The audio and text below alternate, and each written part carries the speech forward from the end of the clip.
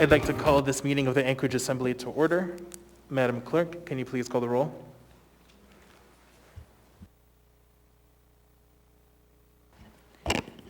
Yes, Mr. Chair.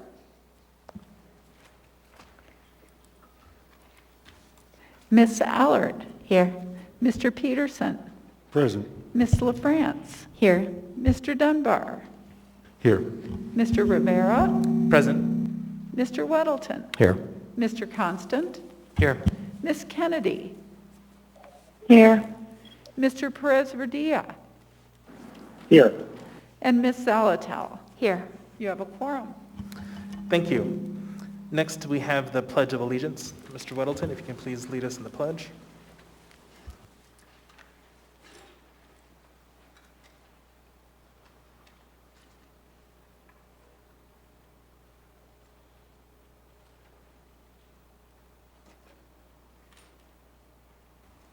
I recruited some help. I pledge to the flag of the United States of America and to the republic for which it stands, one nation, under God, indivisible, with liberty and justice for all. Great, thank you. Next, we have the land acknowledgement. Ms. LaFrance? Sorry, I'm trying to find it. One moment, Mr. Chair. Help me find it.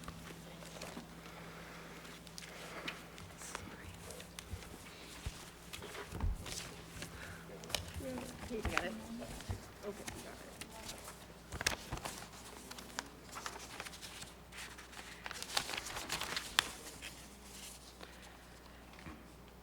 My apologies, everyone, for that. A land acknowledgement is a formal statement recognizing the indigenous people of a place. It is a public gesture of appreciation for the past and present indigenous stewardship of the lands that we now occupy. It is an actionable statement that marks our collective movement towards decolonization and equity. The Anchorage Assembly would like to acknowledge that we gather today on the traditional lands of the Dena'ina Athabascans. For thousands of years, the Dena'ina have been and continue to be the stewards of this land. It is with gratefulness and respect that we recognize the contributions, innovations, and contemporary perspectives of the Upper Cook Inlet Dena'ina. Thank you. Next, we have minutes of previous meetings. Mr. Vice Chair? Move to approve the minutes of, January 12th, 2021, the continued meeting on January 14th of 2021, the meeting of January 26th, 2021, and that continuation on January 27th, and the special meeting of January 28th. Second. Moved and seconded. Is there any discussion on the motion? Is there any opposition to approval? Right. Hearing none, the minutes are approved. Thank you to the minutes clerk for helping us get back on track. Next, we have the mayor's report. Madam Mayor.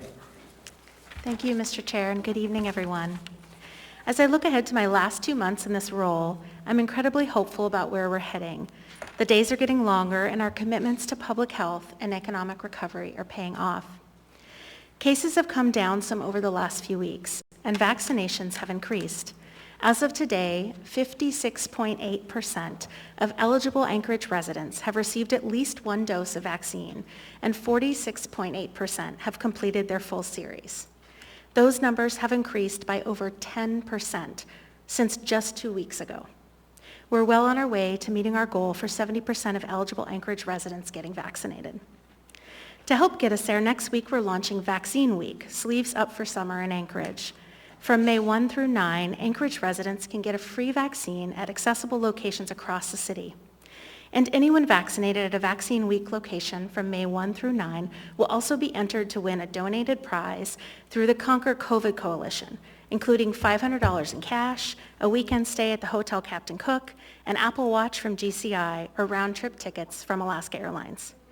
I encourage all residents who are eligible and interested to roll up your sleeves, get vaccinated, and get ready to celebrate next week. I'm also happy to report that rent relief is on the way to Anchorage families. As of Friday, 5,039 applications have been approved.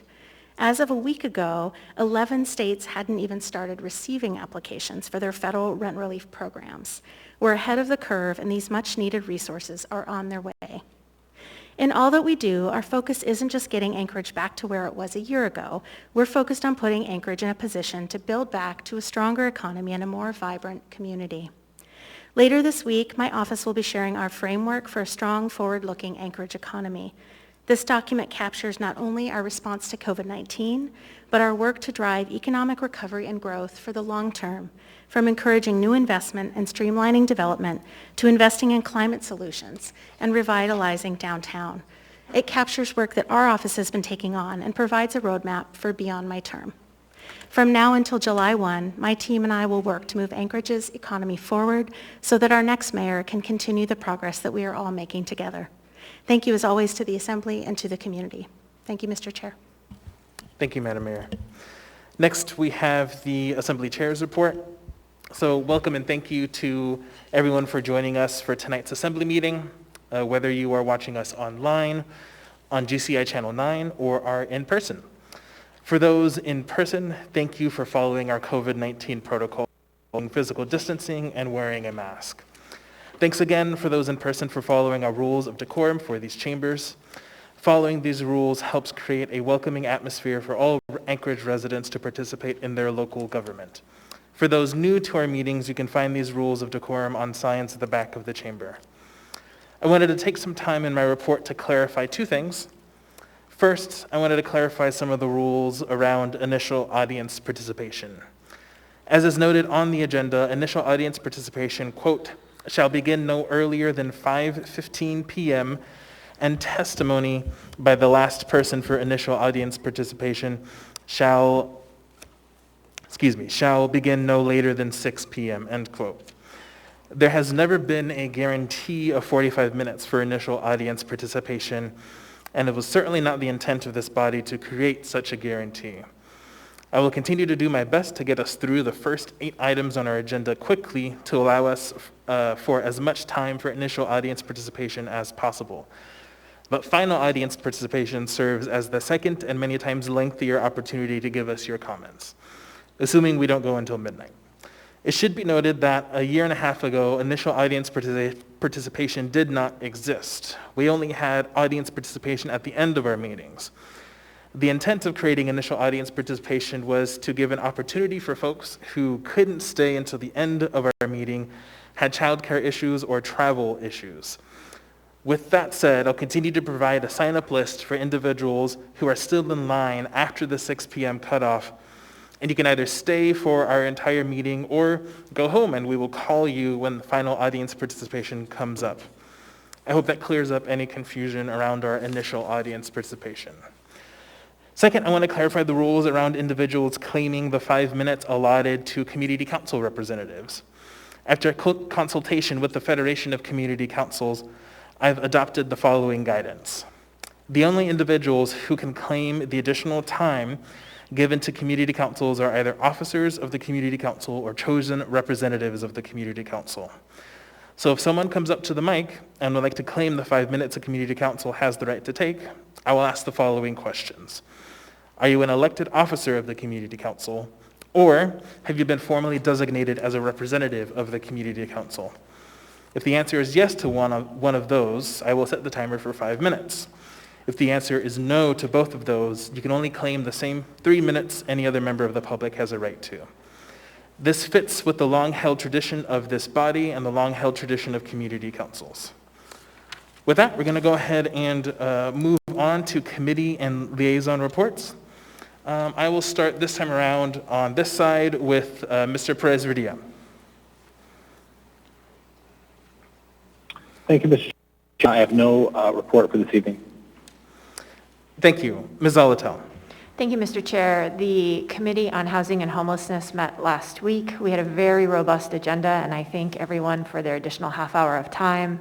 We reviewed the allocations under the Emergency Solutions Grant and Community Development Block Grant CARES Act funds that have been put forward. We also got a quick status update and really just a reminder of where to find transition information as it relates to the transition from the COVID-19 emergency.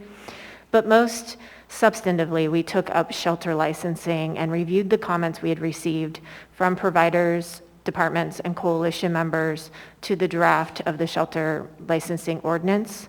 And we will be revisiting that proposed ordinance in the coming weeks. So again, I thank everyone for their input and participation in that meeting. It was a very good discussion.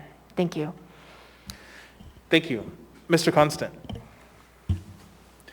So I have no report to make, but I would ask a moment of privilege. Go ahead. Chief McCoy, would you please come to the dais?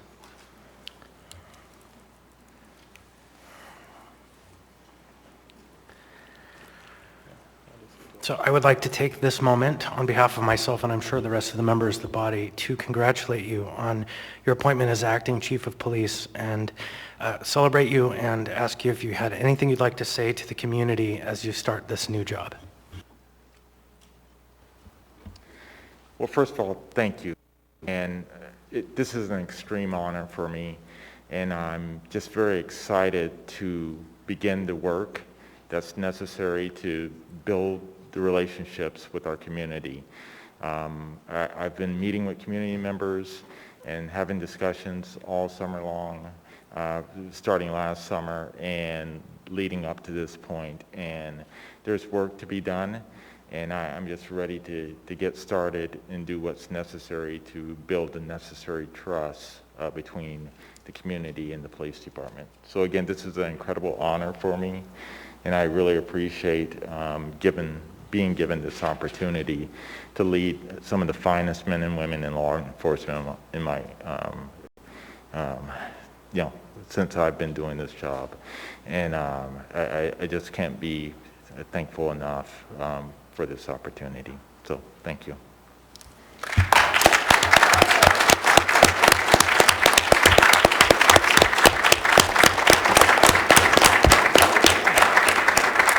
Thank you, Mr. Chair.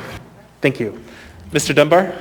Thank you, Mr. Chair. I have no report, but I wanted to ask you a question, if that's okay.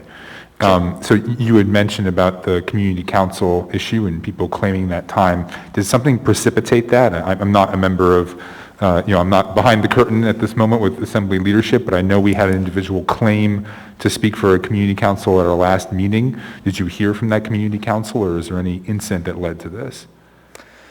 Yeah, thank you. So there have been 2 instances recently where individuals have claimed the time. Because I did not have any sort of specific guidance or hadn't talked to other individuals, I just allowed those. But after that second instance, there were several folks, both from the clerk's office, assembly, members of the public, who reached out to me and wanted me to provide some better and more specific guidance, which is why I went to the Federation of Community Councils and talked to them about it. So the guidance that I spoke to earlier is developed in consultation with the Federation. Well, thank you. And I say, as you know, I came out of the community councils. That's where I started as the vice president of Scenic Foothills Community Council. And I really appreciate you working with the Federation to make sure that that is sort of held sacrosanct. The ability to speak on behalf of the community council is very important. Usually involves the passage of a motion or a resolution before they do it. So I appreciate that. Thank you, Mr. Chair. Thank you. Ms. Kennedy? Thank you, Mr. Chair. I'll just say briefly that the Public Safety Committee meeting that is regularly scheduled for Wednesday, May the 5th, will be postponed. We don't have a new date for that yet, but just so people know, we will be hearing from Chief Benningfield from Chugiak Volunteer Fire Department, and I'm also hoping to have an update from the Public Safety Advisory Committee on their review of the police policies on body-worn cameras. So we will try to get that date, the more confirmed date, out as soon as we can. Thank you. Thank you. Mr. Weddleton? Well, thanks. The Community and Economic Development Committee, after many, many months, finished going through a ordinance proposing some changes to the marijuana licensing and land use codes. So something should be coming forward in the next few weeks, I hope. Thanks. Thanks. Ms. LaFrance? Thank you, Mr. Chair. Ms. Zalatel and I co-chair the Health Policy Committee, which will be meeting next Wednesday, May 5th at 10 a.m. This is a Teams Live meeting, and we will be hearing from different departments in the administration on vaccines and testing, contracts and logistics, and mass care. Thank you. Thank you. Mr. Peterson? Thank you, Mr. Chairman. The Ethics and Election Committee will meet tomorrow, April 28th at noon. This is a virtual meeting, and we are going to get an election update. Thank you. Thank you. Ms. Allard? I don't have anything to report. Thank you, Chair. Thank you. All right, before we get to our addendum, let's go ahead and do late on the table items. Can get through these hopefully very quickly. All right, so I believe we have 3 items just to read into the record and then 1 item to vote on. So first is an unnumbered AM by Assemblywoman Allard, attached to item 10B2, which is a resolution of the Anchorage Assembly regarding the mayor's proclamation of emergency and the mayor's enacting mayor's orders and regulations issued thereunder. That is a supplemental item, so we don't need to vote on that. Next, we have another supplemental item, an S version of AR 2021-94, resolution of the Municipality of Anchorage revising and appropriating funds for the 2021 general government operating budget for the Municipality of Anchorage. Again, another supplemental, so we don't need to vote on that. Next is an S version to AR 2021-113, a resolution of the Municipality of Anchorage revising and appropriating funds for the 2021 municipal utilities enterprise activities operating and capital improvement budgets for the Municipality of Anchorage. Again, a supplemental, so we don't need to vote on that. Last item is a laid on the table resolution for action tonight. It is an unnumbered AR, a resolution of the Anchorage Assembly recommending the people of Anchorage comply with the CDC guidelines on gatherings and public-facing businesses and entities and with the recently terminated regulations 3 and 4 of Emergency Order 20. If approved, this will be item 10B4. I'll say that one more time later. Is there a motion to lay this on the table? So moved. Second. Moved and seconded. Mr. Constant, can you give the rationale, please? Yeah, if the amendment that I propose passes to 10B2, then this would follow on, which would give the rationale for the community to continue on making good, sensible practices. Thank you. Is there any discussion on the motion to lay this on the table?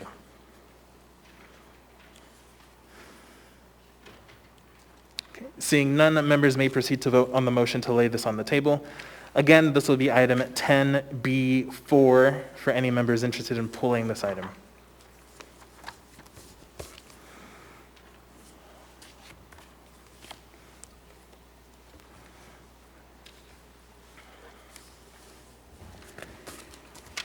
Ms. Kennedy, on the motion to lay this item on the table. Yes. Mr. Perez-Verdia.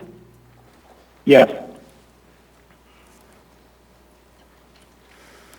That motion is approved 10-0, so that item has been laid on the table. All right, that completes our laid on the table procedure. Next, we'll go to addendum to the agenda. Mr. Vice Chair.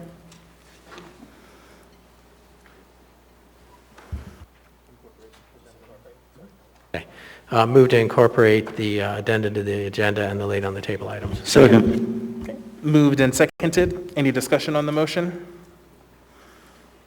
Any opposition to the motion? Okay, seeing and hearing none, then those items have been incorporated. All right, that moves us on to appearance requests and initial audience participation. We don't have any appearance requests today, so for this audience participation, I'd like to prioritize time for members of the public who would like to speak on a consent agenda item, those who cannot stay until the second audience participation at the end of the meeting, and those who would have difficulty staying for a public hearing item already on the agenda due to childcare or travel issues before we open it up to the broader public.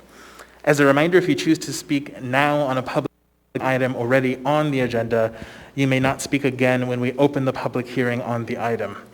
Also, if you choose to speak now, you cannot speak again during the final audience participation. For audience participation, please direct your comments to the assembly or the chair. You will have 3 minutes to speak, and personal attacks are not appropriate. In addition, audience members are asked to avoid clapping or other disruptions during audience participation. Last, during audience participation, assembly members generally do not answer questions or respond to comments. We may talk to you offline during a break or after the meeting to address any questions you have. I will, as chair, work to maintain decorum at this meeting and ask for your assistance. With that, we'll go ahead and open up initial audience participation, and we will start with, we have a single individual for the phone, Ms. Joan Priestley, and then we'll go to in-person for the remainder.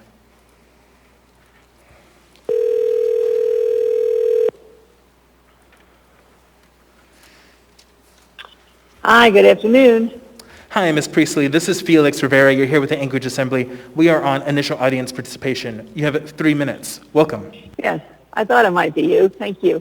My name is Joan Priestley, talking about Memorandum 243, 249, 252, and 253, authorizing money for advertisements. They show up at 10D on tonight's agenda. The Anchorage Health Department has a transfer of responsibilities agreement with the State Department of Transportation. I quote, responsibilities include implementing the air quality public and business awareness education campaign to improve air quality by advertising, targeting a reduction in vehicle emissions. The Alaska Channel gets $50,000, Daily News $25,000, the Anchorage Press $15,000, and GCI $25,000.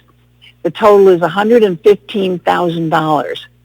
But it gets worse because there are 4 more years of optional renewals included in each bill. So the real total becomes almost $600,000 to make people aware of the air we breathe. Exactly who has the option to renew these ads? Is there any future oversight? These bills do not address that. Are you just handing a blank check for $600,000 to the health department to spend as they alone see fit? And what really are we getting for this kind of money? Consider possible results of these ads.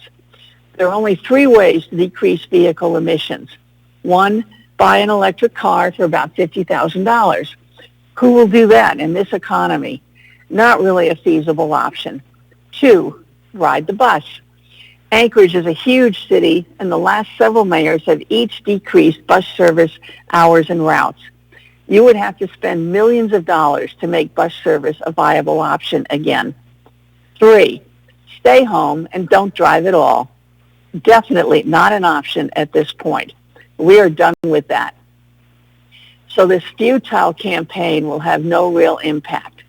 As presently designed, it is an irresponsible waste of our property tax money. Instead, if you must, allow $50,000 total for a pilot project. You and the public can both review the ads and then decide if there is any merit to continuing this expensive project. Otherwise, throwing $600,000 into a black hole with no oversight or accountability is a huge and needless diversion of scarce municipal funds. Please rethink these expenditures. I urge you to reconsider these bills as written. Thank you. Thank you. All right, that completes our phone list, so we'll go ahead and move to in-person. Welcome.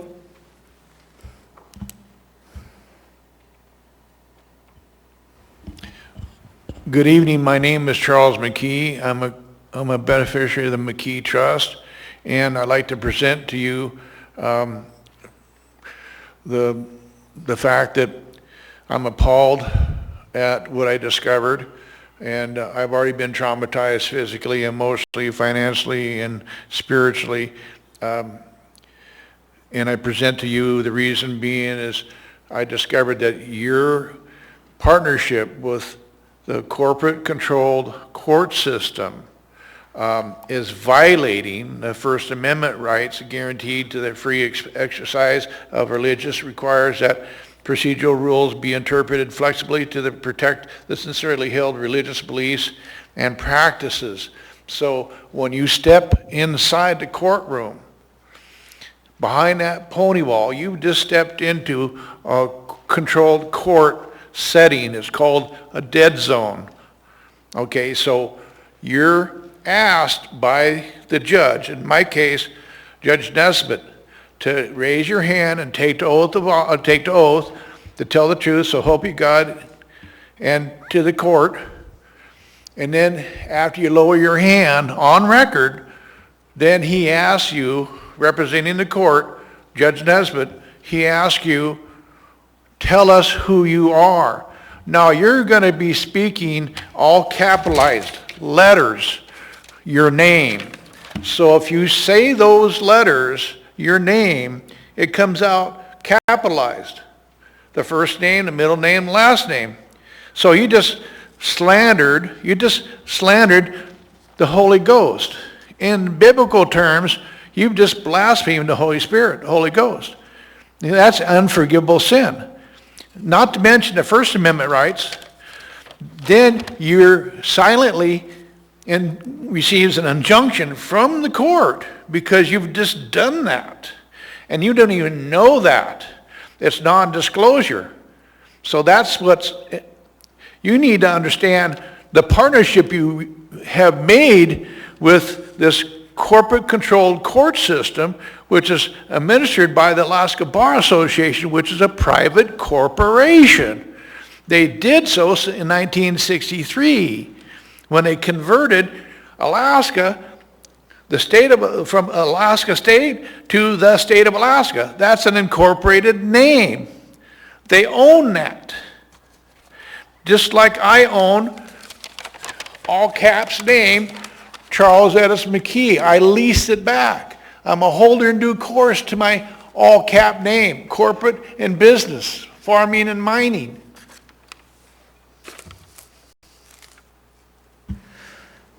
Thank you.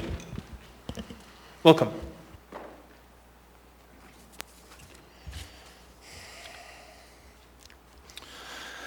Hello, my name is Brian Johnson, and again, let me quote a line from Henry V. Once more into the breach, dear friends, once more.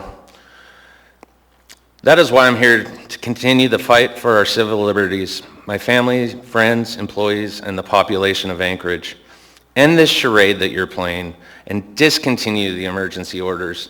It's been a fortnight since I last spoke with you, and cases have dropped by 3%. People that wanted the vaccine have gotten it or are currently waiting for the next shot. Fact. People that don't want it aren't going to get it. Let me sing the song of my people. Madam Mayor, you can end this right now with a signature. End this debacle. Now let's play definition time with Brian. I used some pretty big words there for all those with limited vocabulary, so here we go. Breach, a gap in a wall made by battering. Charade, an absurd pretense intended to create a pleasant or respectable appearance. What pretense, you may say? Words like goals and finish lines, and like our mayor said, a plane landing. Right? Fortnight. That's simple, 14 days. 14 days that we've had no emergency. All right? Skeptical. Not easily convinced, having doubts or reservations. Debacle. A great disaster. A complete failure. To sum it up for all here today, the plane has definitely landed. It's made it to the gate. It's time to disembark and move on to get to where we're going, right? Open the door to the plane, Madam Mayor. Open the door. We all want to get off this plane because it's been a terrible ride. And by the way, since 2 weeks ago, I want to tell you all, 8 is the number. 8 Alaska youth hockey teams made it to Denver today to play in the National Hockey Youth Championships, right? So you all know. I personally got press ganged into being a code compliance enforcer for this assembly. Otherwise, my business or I get fined. Not the people that are offending, not the people that aren't social distancing like you three who aren't physically distanced, socially distanced by 3 feet or by 6 feet. Like our mayor sitting next to the assembly member who aren't distanced 6 feet.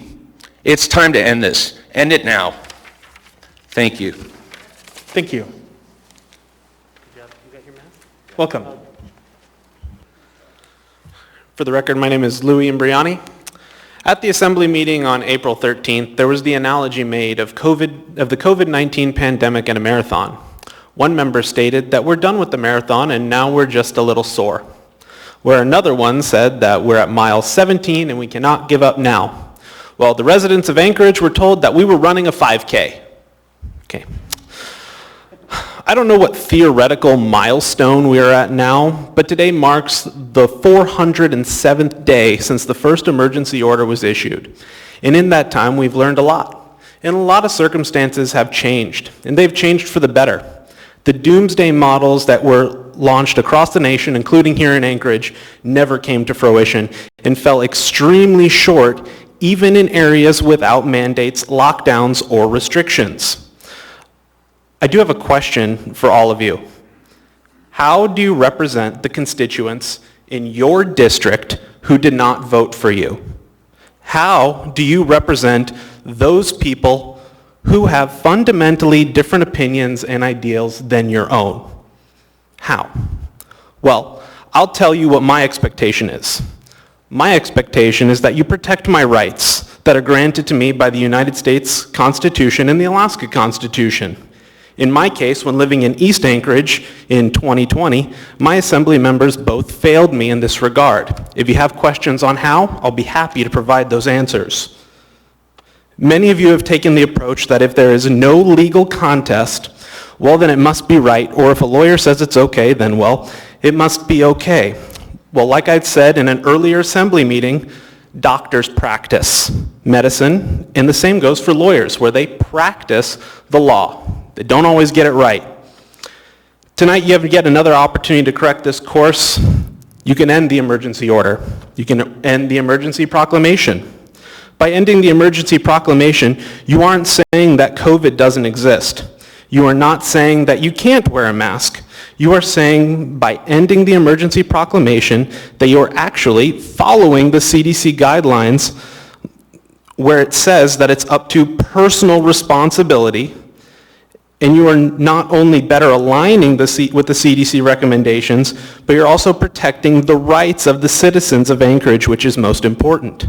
As stated in these laid on the table items, the CDC recommendation is to wear a mask. They also recommend personal responsibility. So if we want to follow the CDC recommendations, let's follow them all and do the recommendations rather than the mandates. Thank you. Thank you. Welcome.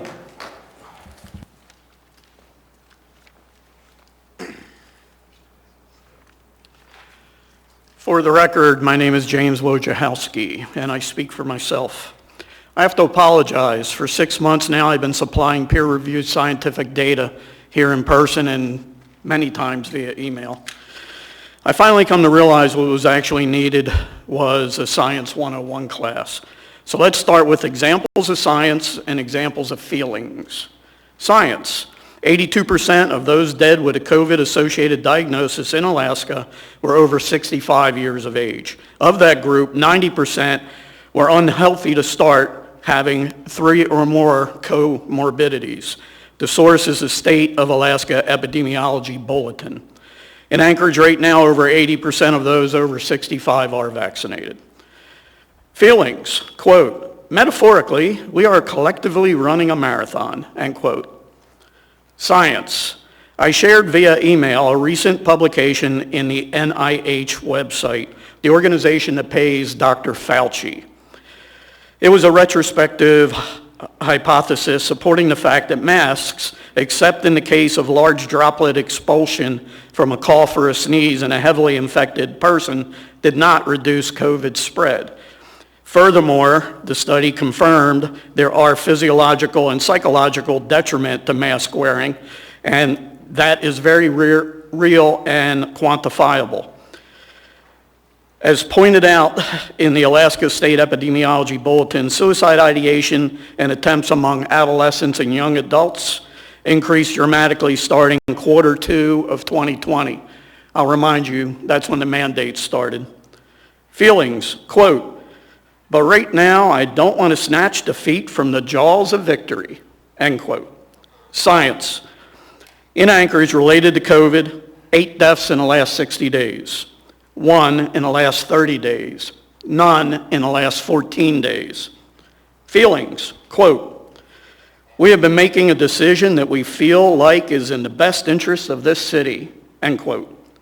Science, on the Brown School of Public Health case count per 100,000 monitor, as of today, there is 1 U.S. state or territory out of 55 in the green zone, the Northern Mariana Islands. There are 9 in the yellow zone of less than 10 per 100,000 cases. I track it daily. States move on and off of that list.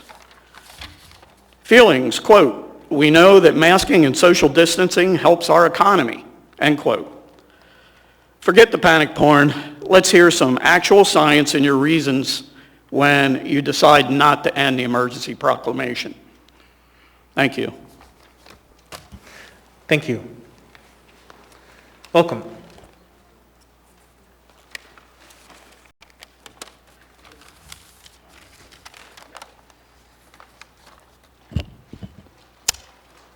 I recently emailed all of you, and the only response I got was one, and the answer was thanks. So I'm going to go over my email again. Can you state your name for the record, please?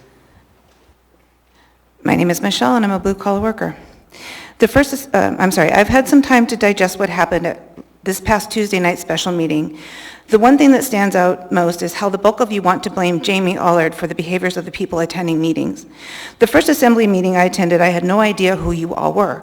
I actually thought you would care to understand your choices for our city, murdering our people financially, emotionally, and mentally. I thought maybe you would care to reconsider these lockdowns and mask mandates. That day I stood in line, absolutely unaware of previous demonstrations and unrest. I stood here in disbelief, of how the members of the body behind the dais were behaving. The recently appointed acting mayor had no interest in what people had to say. She giggled with her neighbor, played on her phone, on her computer, I pointed out wanting them to pay attention to what we had to say. Felix dismissed me and started my time without bringing them in check. Mind you, I had been out in the cold all day driving on a very large vehicle on black ice, worked 10 hours physically hauling freight while being forced to wear a frozen mask to my face. I had no clue who you were that day, but you caused me to take action. You did, not Jamie. I didn't even know Jamie at that point, maybe a week before. After my first experience being so unbelievable, I started attending meetings regularly. I witnessed some of the most dismissive and rude behavior, rude responses to professionals giving you factual testimony. I witnessed constant, always on his phone, which we now know he was texting Dunbar about what idiots we all are. There is proof. I've witnessed endless medical professionals testifying to the facts that do not match your biased medical advisors. I've witnessed people who rock the numbers, regurgitate numbers from your COVID sites to help you understand. It was time to stop this madness. Restaurants closed left and right. Owners showed up. You dismissed them. You overstepped your bounds into our homes, telling us we are not to celebrate our holidays. And you blame Jamie on the tensions at these assembly meetings? This is all on your shoulders. Oh, God. Anyways, I would like to conclude. We really need to get Weddleton on the chair because right now, Riviera, if you really want us to all calm down, Riviera is a catalyst that is spinning everybody out of control. His arrogance and his dismissive behavior towards people just sets it up. So when you're doing your reorganization, I implore upon you, Weddleton has a very calm demeanor. He's got a calm soul. If he was in that seat, I guarantee you things would calm down because people are so frustrated with the arrogance coming from the chair. The dismissiveness, I've witnessed it. That is why I'm here. I don't want to be here.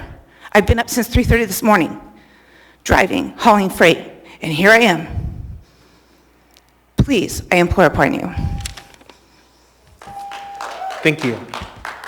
Welcome. Thank you, Dustin Sherman for the record.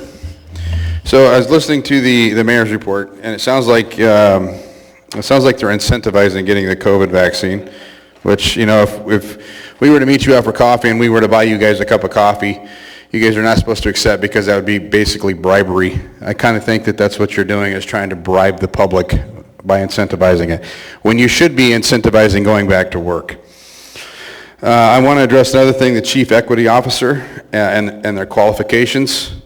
Not all of us know what the qualifications are for that position, so maybe one of the Assembly members tonight might be able to address that. Also, too, someone had mentioned that a few of you are not setting 6 feet apart. I don't know if you guys have paid attention or not, but MIT has now done a study, and 6 feet versus 60 feet makes no difference. Let's see here. What else we got going on? Also, I don't know if you guys have been paying attention or not, but across the nation, not just Alaska, but across the nation, the percentage of COVID vaccinations have dropped off drastically. So again, I wish you luck to get us to 70%. You're creating a class of lazy people, evidenced by the people staying on unemployment and turning in applications. I literally had someone come and apply for a job today. We gave them an application, they put their first name and their phone number on it and asked to speak to a manager for an interview. That's the kind of people we're starting to get in now, so thank you very much. Thank you. Welcome. Thank you. Is this on? Dave Darden, Municipality of Anchorage, Alaska. Don't have a particular spot in particular.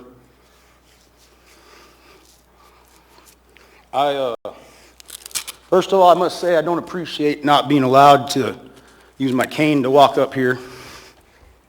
I understand y'all are scared. A lot of people are scared nowadays, but it's not right to do this to somebody, hurt them, and then y'all are hypocrites. And then say I can't. It's a little orange yardstick. It ain't gonna hurt nobody. And I don't appreciate being told that I was going to get kicked out because I set my stuff down like these other people in front of me did, but for some reason, one of y'all wants to go and run up here and say, I want to get kicked out because Dave Darden don't get to talk, Dustin Darden gets arrested, Dave Darden comes in here and he's threatened to kick out. Well, I'm here talking, so I got 2 more minutes. You don't want to come arrest me before then? Go for it.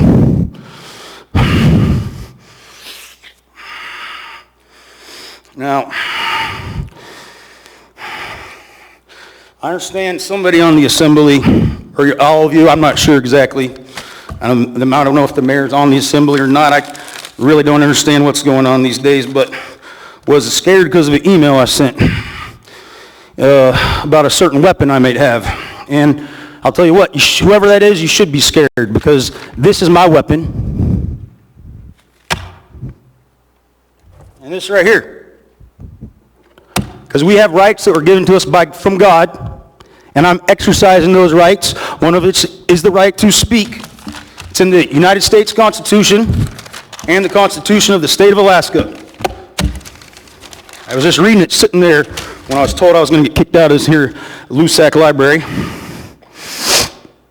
Oh, assembly petition, the right to peacefully assemble. The petition of the government shall never be abridged. Freedom of speech. Every person may freely speak, write, and publish on all subjects, being responsible for the abuse of that right. There's a whole document in there. Y'all, I'm sure some of you, one of you might have read it. So,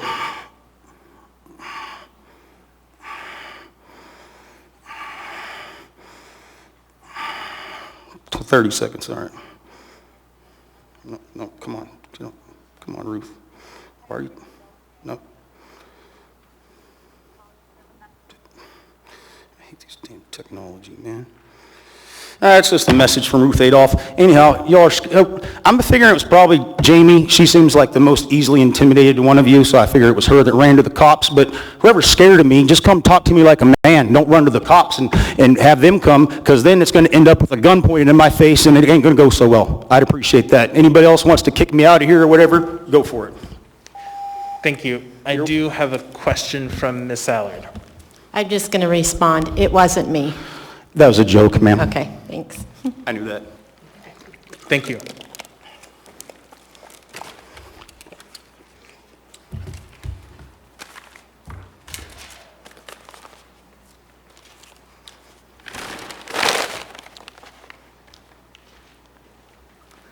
Welcome.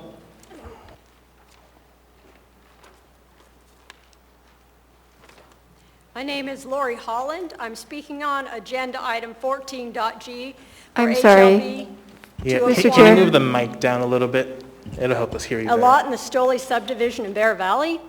This ordinance was developed without any transparency to the Stoley neighborhood or the Bear Valley community and in violation of HLB policy. We were not made aware of this action until the notice was posted to your agenda 2 weeks ago, even though the process started in December and the HLB public meeting was in January.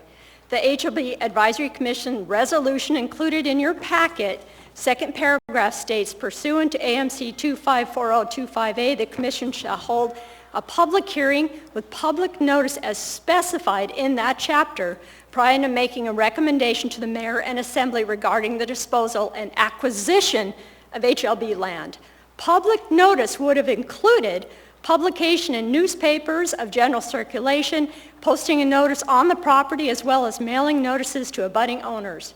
Any reasonable person would expect public notice if a neighborhood lot was being considered for purchase by HLB.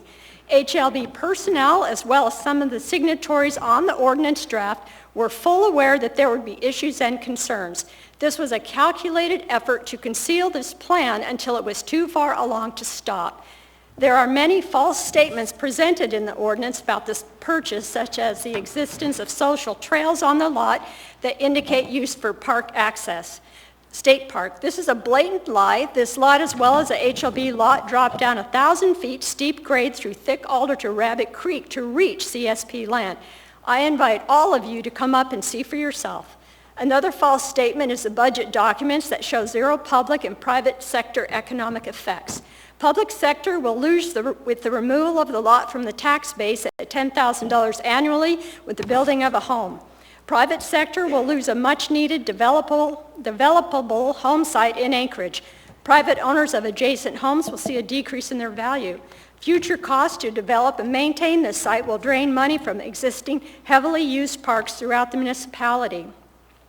This is a special interest white elephant purchase that was not done in good faith under a false premise and will not provide practical additional access to CSP. Mr. Welton offered to defer this agenda item until after HLB can present to the Community Council in May. Now, and only now, that we have raised this concern.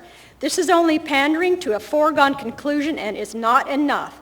Ms. Mayor and Assembly members, I implore you to vote no or require HLB to rescind the offer to purchase this property and start over following HLB guidelines with full transparency and participation of area residents.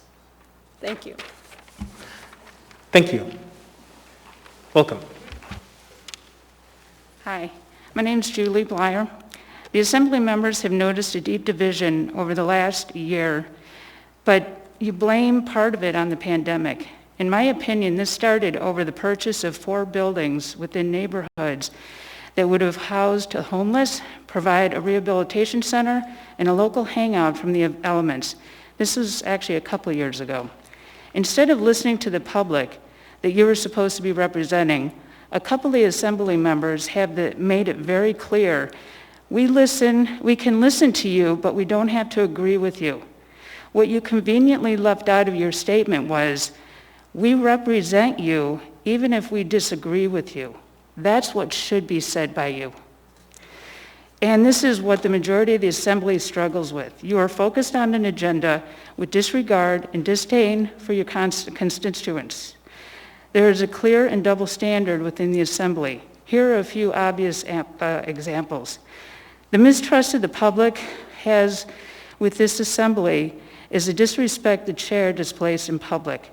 The public outcry to remove the chair was completely ignored by the majority of this Assembly. There was an outburst from a member of an Assembly a couple years ago towards a rabbi giving a testimony over the purchase of these buildings. That member is still on the Assembly.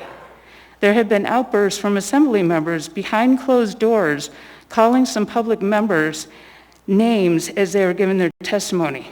Regarding the recent mayoral candidate commercial, you might want to change your commercial that speaks about how you don't call people names. There are examples of outbursts that have not produced any repercussions yet. an assembly member speaks the truth of a crisis happening on our borders, and you feel the need to chastise and condemn. Please explain the values of this assembly. Please explain what you mean by creative solutions. The Anchorage public has provided awesome testimony, creative solutions, and values that would benefit Anchorage over the past couple years. If you were serious about your comments that you have made through the alaskapublic.org, I wouldn't be here today.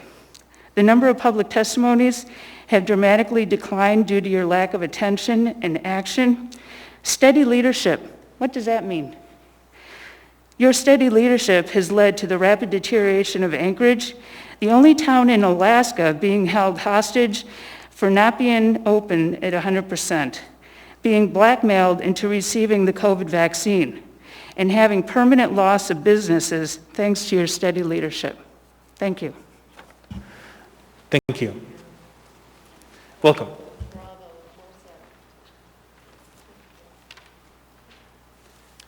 My name is Jordan Harari, speaking on behalf of myself. I didn't really come here with a plan to say anything in particular, but I would like to request the full and focused attention of each and every one of you, please.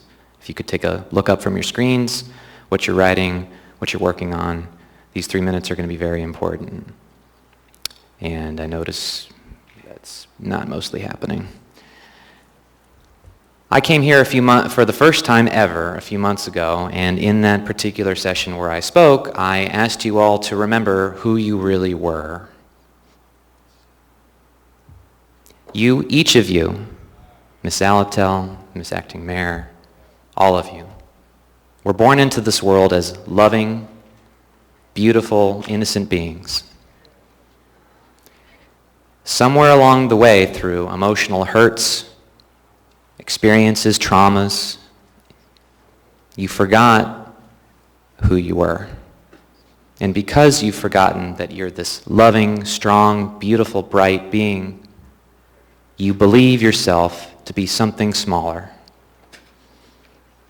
You believe yourself to be a victim of a virus, to be a victim of circumstance, of your environment. You're not. You're so much bigger than this. Every single meeting, we pledge allegiance to the flag, and in that pledge is the words truth, justice. Liberty and justice. Where did that go? As responsible adults, as American citizens, as loving, kind, compassionate beings.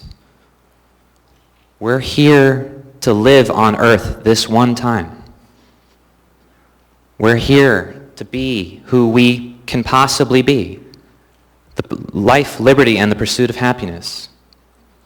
These lockdowns, these mandates, these emergency proclamations are infringing upon those basic rights that each and every one of us are born into.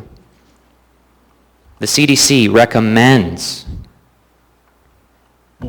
Why are we mandating? The Spanish flu was crazy. Crazy. Recommendations were made, not enforced. No mandates. It's time for individual responsibility to return. Let us decide how we want to live. Let us decide to wear a mask, to stay at home, to engage with people, to go out, to work with whoever, to love whoever. Let's return to a sense of normalcy. Let's end this proclamation. Let's end this emergency. And let's get on with living. Thank you. Thank you. Just want to do a quick time check. We have a little less than 6 minutes left, so that's approximately 2 more individuals. Just like I said earlier in the meeting, for anyone who is in line and when we run out of time, I invite you to sign up for a priority list for final audience participation, but we'll try to get through as many as we can now. Welcome. Good evening. My name is Ruth Mariner, and I am here to address the proposed Heritage Land Bank recommendation AO number 2021-38 to purchase Lot 5, Block 3 of the Stoley subdivision. It's also referenced in 14G5 of tonight's agenda. My fellow HOA member, Lori, did a great job with her presentation, providing with a very strong argument for suspending all action related to this acquisition. HLB did not follow its own stated proper and appropriate procedures for communicating to those most affected by this acquisition, namely the Grandview subdivision and its homeowners. Our own assembly members did not reach out to our HOA beforehand. So therefore, I respectfully request that you postpone any action regarding this acquisition. I have 4 points. I cannot find any development or maintenance cost estimates related to this purchase. The $2,000 purchase is only the beginning, and as Lori has already indicated, the city will lose property tax revenue a home would have created on this lot. The city will incur high maintenance costs during an average year if it pursues developing this lot with partnership with Chugach State Park to provide access to the trailhead. These high maintenance costs, we get snowfall twice what Anchorage gets. We're at 2,000 feet. These higher maintenance costs are going to be passed on to us, the taxpayers. People living on the hillside voted against the expansion of Parks and Rec farther up the hillside. This feels like a little bit of a workaround against the negative outcome of that vote. I realize, number 2, that HLB can choose to do nothing with this parcel. However, the language in the ordinance that mentions Chugach State Park leads me to believe that the Parks and Recs hopes to use this as some kind of an access point to CSP, most likely a parking lot, which creates problems for us because we maintain our own road. We are not on any special agreement with the city, the LURSA, that kind of thing. So we maintain our own road. This will increase pedestrian traffic, vehicular traffic. It's going to add trash. We already deal with all this stuff. So nobody came and talked to us about these kinds of things that involved our neighborhood. We're disappointed about that. Secondly, I believe the language is misleading. Lori already pointed that out to you. It's vague. It mischaracterizes the lot itself. This is not an entrance to Chugach State Park. It's the gorge on the other side. There's no way nobody's going over to Flat Top. We're not close to Flat Top. If there are social trails as indicated in the language, that is also misleading. These are not social trails, they are trespass trails. And I do not believe that illegal behavior should be grounds to make a case that this is an indication of a hot acquisition for state park access. So we're asking you to please postpone any action. Thank you. Thank you. Welcome. Hello, my name is Irene Queetnow, and I want to go back with my testimony to the meeting Wednesday 2 weeks ago and last week's reorganization of the Assembly. I've pointed out before that the majority of this Assembly has a double standard, and I will point it out again.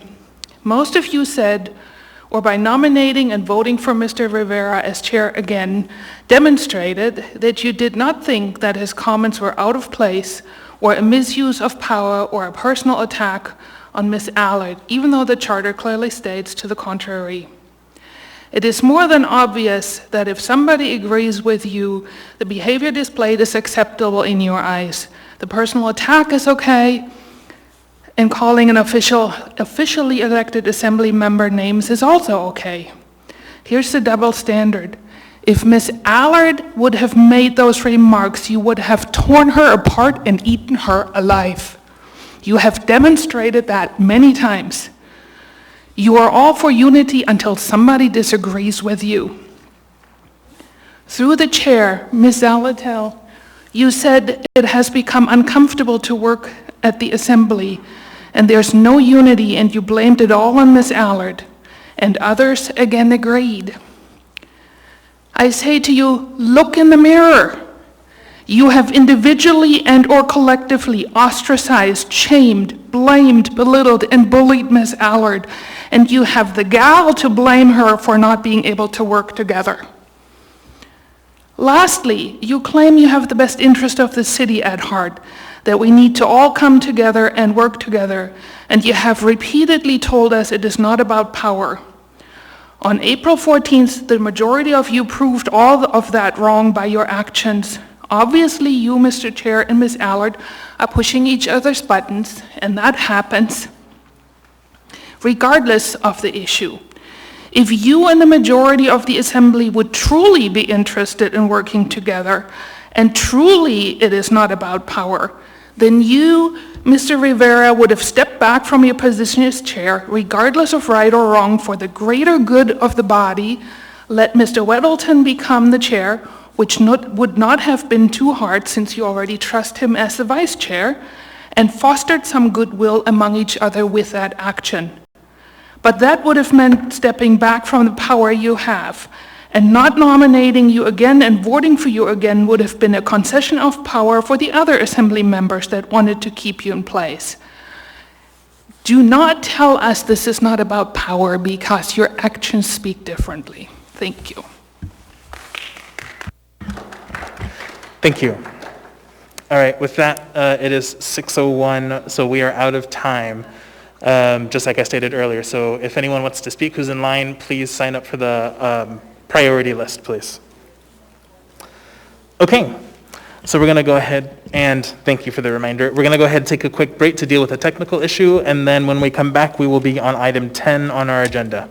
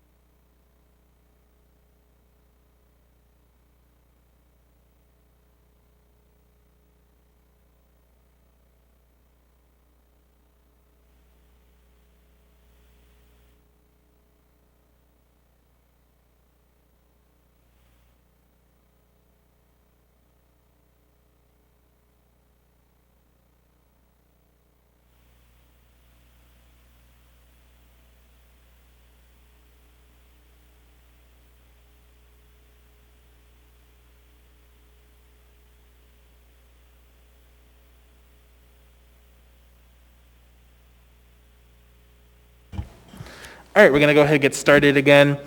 So just for the record, we're having a little bit of a technical issue with both YouTube and GCI, with specifically to seeing all of the content that is on the screens. So what the clerk will try to do is try to scroll down so that everyone watching on YouTube and GCI will be able to see all of I think it's going to be the votes that are going to be the main issue. So we will try to make sure that everyone can see how the members have voted on all of these issues. And hopefully we'll get that issue fixed soon. Okay, so we are now on the consent agenda. Consent agenda items number 10A through 10F are typically routine or non-controversial items such as bid awards, new business, information and reports, and ordinances and resolutions for introduction. The items on the consent agenda may be approved by the Assembly by a single vote on a motion to approve the consent agenda. Prior to approval, items may be pulled by an Assembly member for discussion and separate votes on each of those items. Under the Assembly Rules of Procedure, all ordinances and some resolutions will have an opportunity for public hearing on a future date. With that, we'll go ahead and go down the dais and see what items the members would like to pull. We'll start on this side of the dais with Ms. Allard. Thank you, Chair. Can I please pull 10B2? And that's the only one. Thank you. Thank you. Mr. Peterson. Thank you, Mr. Chair. I'd like to pull 10A1, and I'm going to be presenting that item. Thank you. Thank you. Ms. LaFrance. Thank you, Mr. Chair. No items. Thank you. Mr. Weddleton. 10A3, 10A7, 10 Delta 1. I think it's 1. Yes, 10 Delta 1. Thanks. Thank you. Ms. Kennedy. Thank you, Mr. Chair. Just one item, and that is item 10A5. Thank you. Thank you. Mr. Dunbar. Thank you, Mr. Chair. 10A6 for reading. Thank you. Mr. Constant. I have no items right now. Thank you. Ms. Zolotel. I pulled 10 Bravo 4 as well as 10 Delta 3. Thank you. Thank you. Mr. Perez-Verdia.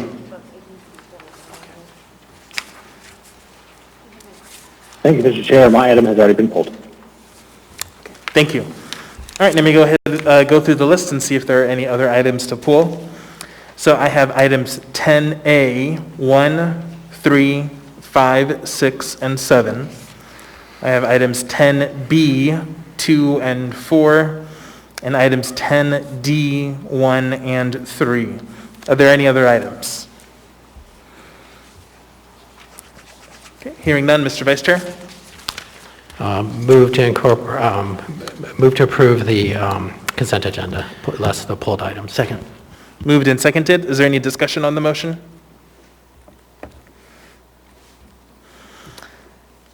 Is there any opposition to the motion? Okay, hearing none, that motion is approved. For the public's information, the Assembly has now passed or accepted all items in 10A through 10F, other than the items that were just pulled, which we will take up next, or that have been introduced for a future public hearing, which are all the items in 10G. So if you're here to see action on an item listed on the consent agenda that was not pulled, those items have been passed or accepted. Quick point of order, Mr. Chair. Yes, Mr. Constant? 10A2, was that intentionally not pulled? I believe there were a couple of the 10As that were intentionally not pulled. I had not heard of any plan to pull item 10A2. So if a member would like to pull it. No, I just would like to say thank you to the clerk and all of their staff. And I don't know that we need to read it because we're short on time, but they're the champions of this municipality. Thank you. All right, I'm going to go ahead and move on. Let's go ahead and start going through these items, starting with item 10A1, resolution number AR 2021-103, a resolution of the Anchorage Municipal Assembly recognizing and honoring Mary Jo Torgensen for her excellent public service to the municipality of Anchorage. What is the will of the body? Move to approve. Second. Moved and seconded. Is there any opposition? Seeing none, that item is approved. Who's reading, who's presenting? I'll be reading. A resolution of the Anchorage Municipal Assembly recognizing and honoring Mary Jo Torgerson for her excellent public service to the municipality of Anchorage. Whereas Mary Jo Torgerson has diligently and professionally served the municipality of Anchorage as the director of the Anchorage Public Library since 2012. And whereas in her tenure as director, Mary Jo has overseen tremendous transformation of our library into a vibrant and active community hub that is known nationally for its innovative programs, strong community engagement, and top-notch customer service. And whereas the library's accomplishments under her direction include a major renovation to the Lusac Library, elimination of library overdue fines, creation of the Library Community Resource Coordinator Program, and the launch of technology initiatives like automated materials handling, the Diamond Transit Center book locker, and laptops and MiFis for checkout.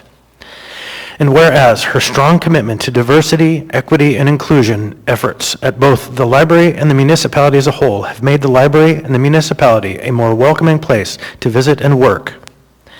And whereas Mary Jo has cultivated a professional, caring, and top-performing staff that includes several Employees of the Year, an Executive of the Year, several Supervisors of the Year, and many Workgroup Departments of the Year awards. And whereas Mary Jo's dedication to creating a better community is exceptional, her vision and passion for the library will be difficult to replace, and she will be missed by all who know and have worked with her. Now, therefore, the Anchorage Assembly hereby recognizes and honors Mary Jo Torgerson for her dedication to the municipality of Anchorage and its citizens, passed and approved by the Anchorage Assembly this 27th day of April 2021.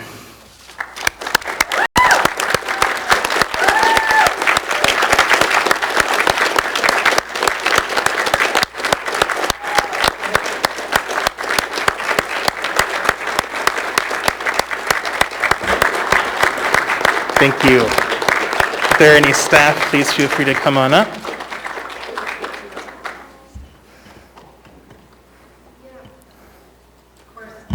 Can you turn the mic on? Can you turn the mic on, please? Bingo, there you go. Okay. You know, I always have to get the last word in, and I'd like to invite some of my crew, and I'm really proud of the work that's been done the last 9 years, and I didn't do it. It was done by the folks behind me and so many more. You know, we survived and have done a great job because of the support of a great staff, some of our library advisory board members, our friends, the library, the foundation, and really all of you, and certainly the mayor and the administration for supporting us and not cutting our budget. And so let's hear it for 2021 and 2022. So thank you. We needed your support. Thank you.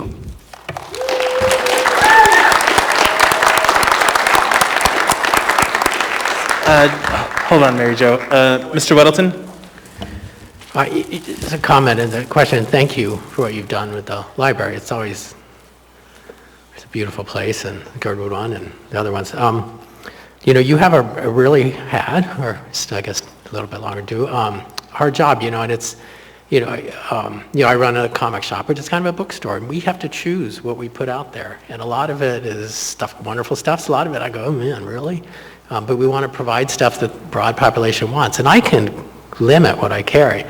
The library, you should carry everything, things that can offend you and other people, things that are amazing to so many, and it's got to be a challenge. And I know there's been some over the years where people are like, how could you do this? How could you carry this? How could you have this event? But you really, as a library, it's almost your duty to bring all ideas out, and it puts you, the top person, in a tough spot. So thank you for handling all that as well as you have. Thank you. Mr. Constant? Thank you. Mary Jo. So many years ago, first decade of my residency in Alaska, the librarians led the charge at a parade downtown to defend the First Amendment against a bad administration. And it was at that time I realized the importance of the library in a community. I'd used it as a kid and as a young adult, but then I recognized the value of a public place and a place filled with ideas, which is so dangerous to people who don't think ideas are valuable. And so, I would offer that the work that you have led since then has been to help us as a public and us as a leadership to understand that the library isn't just a place for books, but it's a place for people. And it's the last place for people that's open, that you don't have to pay to be in, that someone isn't going to tell you you can't be here because you don't have $1. It's the last place in Midtown I can find a toilet in, unless you have $1. And you have led the charge to make sure that the people in this building recognize the humanity and support the people who need the public library. In the Depression, the libraries expanded because it was the only place that people could go when they were struggling, needed a place to be. And in this last 10 years, since you started, we had the Great Recession, and we had the nightmares of a lifetime that no one would ever ask for, and you have served with grace through those hard times. So thank you for making a place for the people. Thank you. Ms. Zolota. Mr. Constance stole my thunder, so thank you. And thank you for always being so welcoming and gracious to all the people who cross the threshold of the library's door at any branch, at any location. To be welcomed in a public space when maybe you aren't otherwise is a tremendous thing, and you have cultivated that environment and culture of caring. So thank you. Thank you. That is a legacy that can't be it can't be underscored enough. Thanks. Thank you. Thank you. All right, I don't see anyone else in the queue. Thank you so much, Mary Jo.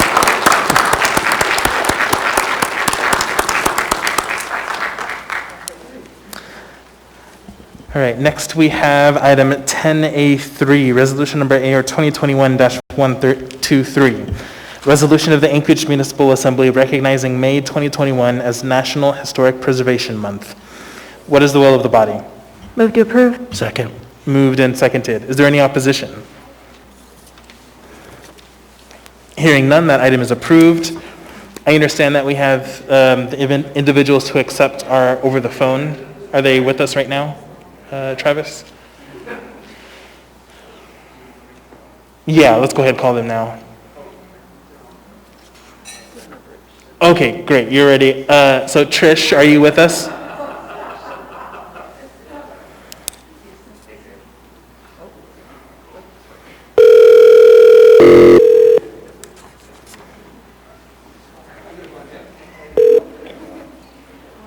Hi, this is Trish.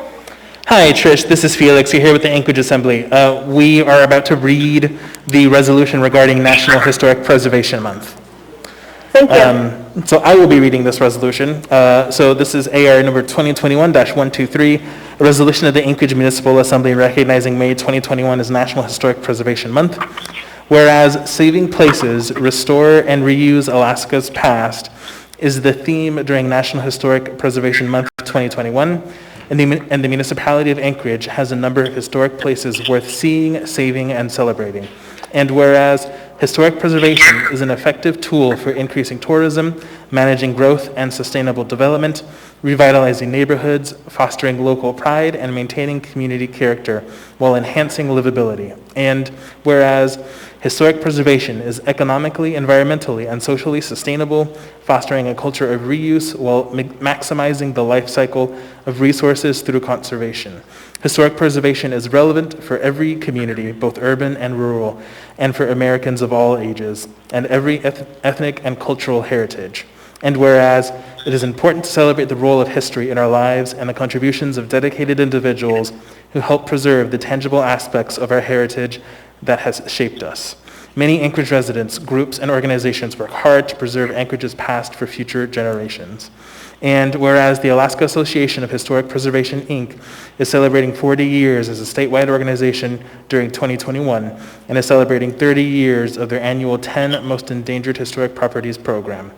And whereas the Alaska Association for Historic Preservation, Inc. and the municipality of Anchorage are supportive of National Historic Preservation Month. Now therefore, the Anchorage Municipal Assembly recognizes May 2021 as National Historic Preservation Month in the municipality of Anchorage and encourages the community to join individuals and organizations across the nation in participating in preservation-related activities.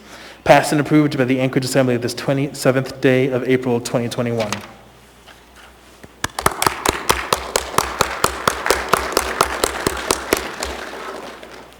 Ms. Neal, would you like to say a few words?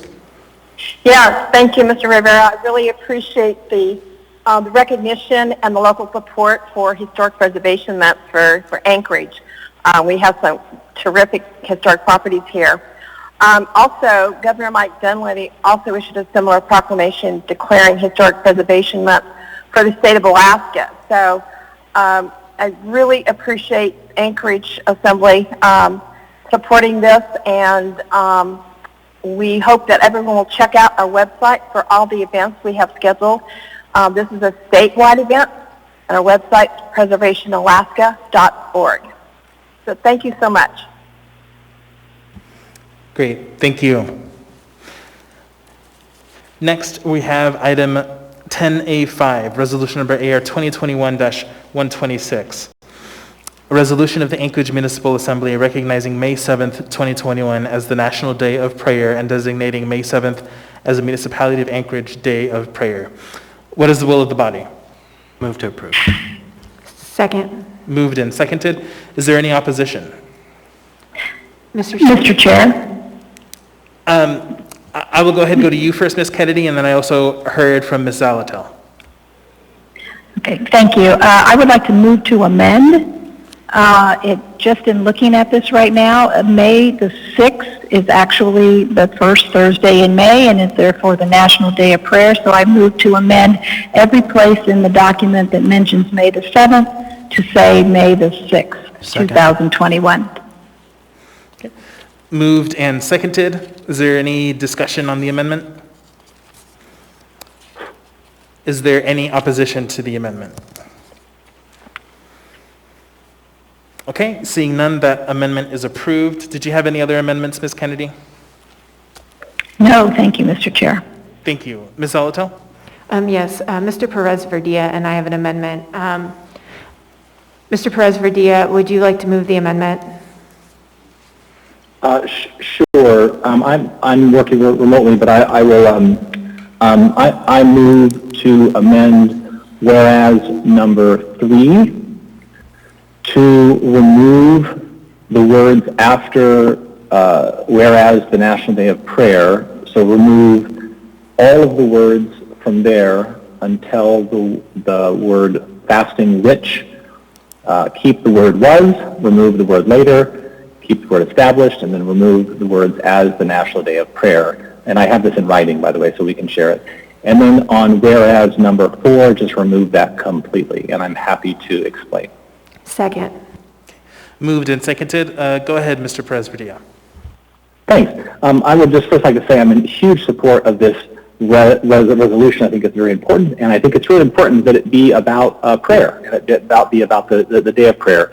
So my corrections or changes to the first whereas just simply removes its linkage to the holiday of Thanksgiving, which I don't feel like is A, necessary for this, and B, I don't think it's, I think it is a bit of a flashpoint. So I think it's just helpful to remove it so that it's mainly about sort of how the National Day of Prayer was established by the Congress in 1952. So that all remains.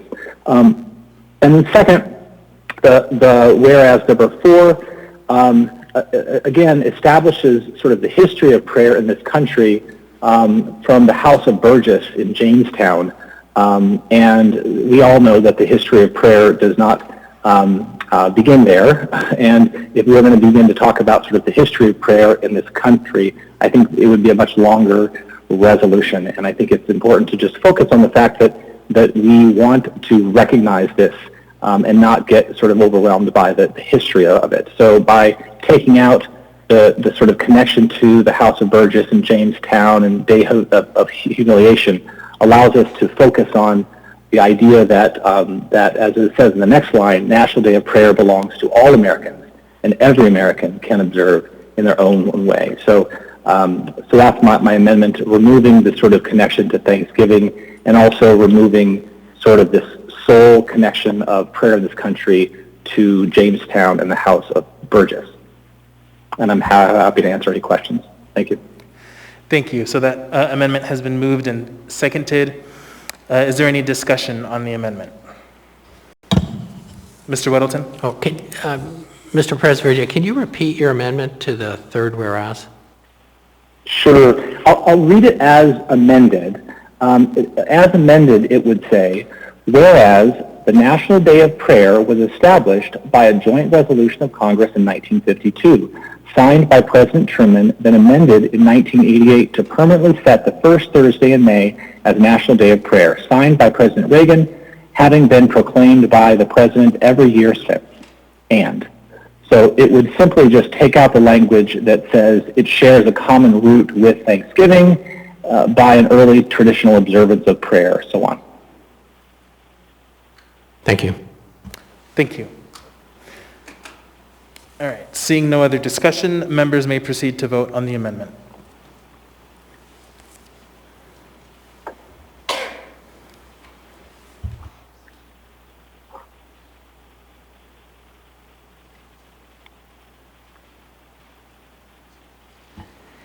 Ms. Kennedy on the amendment. Yes. Yes. Mr. Perez-Verdia? Yes.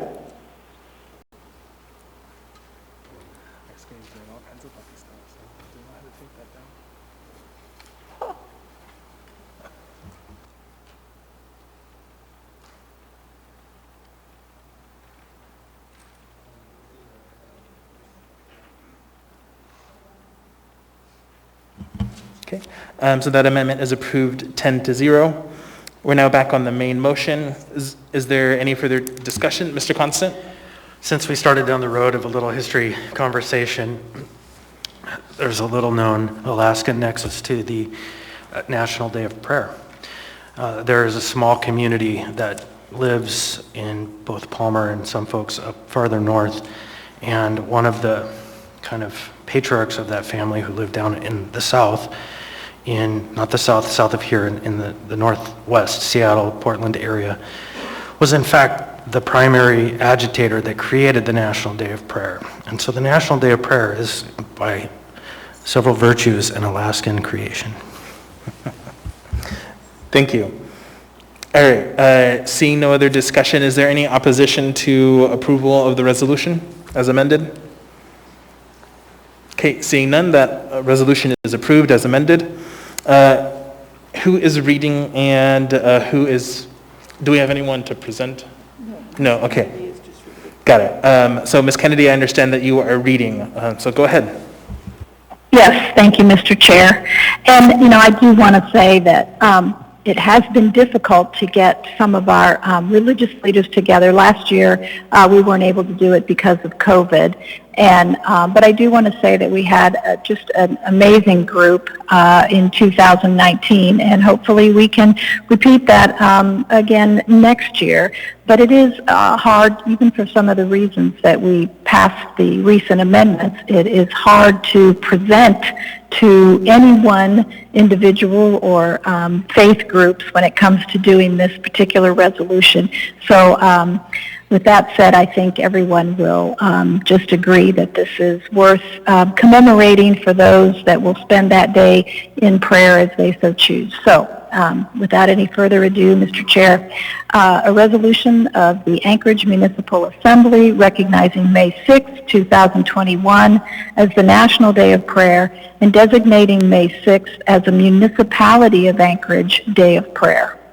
Whereas National Day of Prayer is an annual observance day when Americans are encouraged to give thanks, meditate peacefully, or take time out of the day to visit their church, synagogue, temple, shrine, in nature, or mosque, and to pray according to one's personal practice. And whereas every year the National Day of Prayer calls on millions of Americans of different faiths across the U.S. to be unified in public prayer, to pray for the nation and its leaders. And whereas the National Day of Prayer shares the National Day of Prayer, which was later established as the National Day of Prayer by a joint resolution of Congress in 1952, signed by President Truman, then amended in 1988 to permanently set the first Thursday in May as National Day of Prayer, signed by President Reagan, having been proclaimed by the President every year since. And whereas the National Day of Prayer belongs to all Americans, and every American can observe in their own way, expressing unity, love, and respect for each other. And whereas in Anchorage, many individuals, institutions, and religious groups pray for Anchorage daily and will celebrate the National Day of Prayer.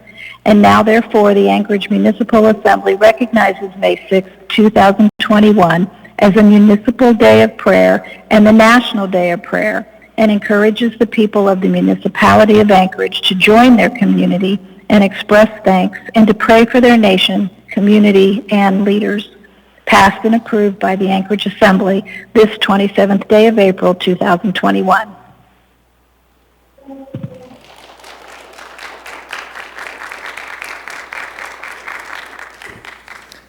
Thank you.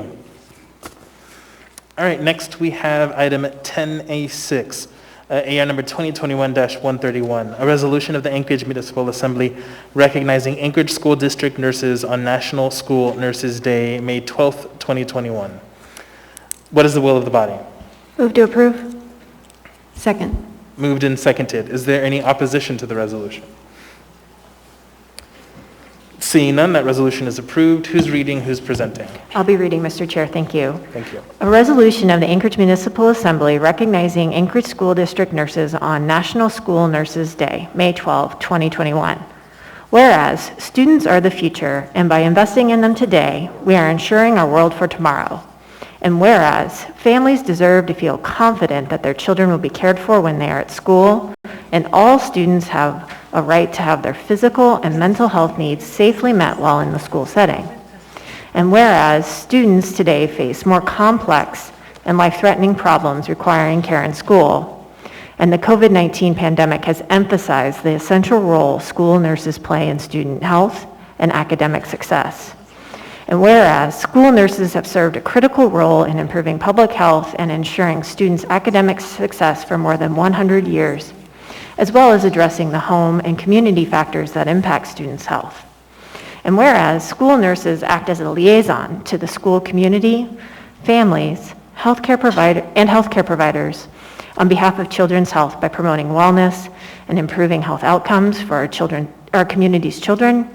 And whereas the Anchorage Municipal Assembly celebrates and acknowledges the accomplishments of school nurses in Anchorage and their efforts of meeting the needs of our students by improving the delivery of health care in our schools, and offers gratitude for these school nurses who can contribute to our local community by helping students stay healthy in school, ready to learn, and not just on National School Nurse Day, but every opportunity throughout the year. Now, therefore, the Anchorage Assembly does hereby proclaim Wednesday, May 12, 2021, as School Nurse Day in Anchorage, Alaska, passed and approved by the Anchorage Assembly this 27th day of April, 2021.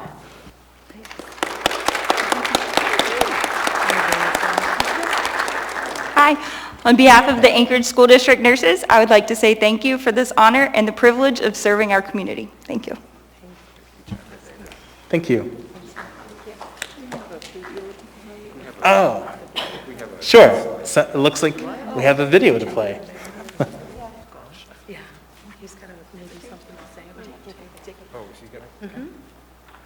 Yeah. We'll let him explain what he did. Thank you. Yeah, thank you. And Jacob, do you want to explain maybe?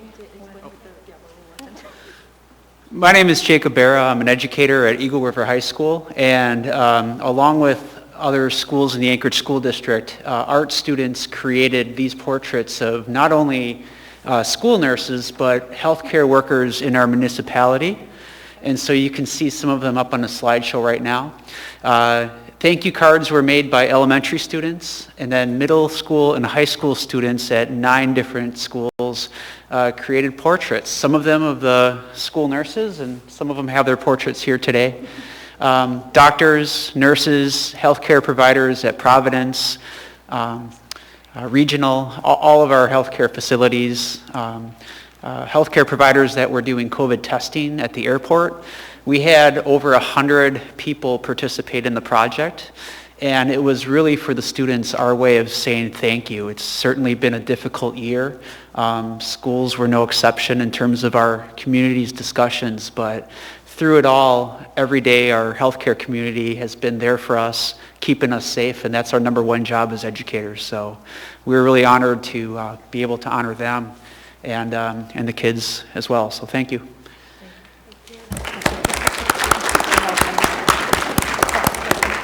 Thank you all.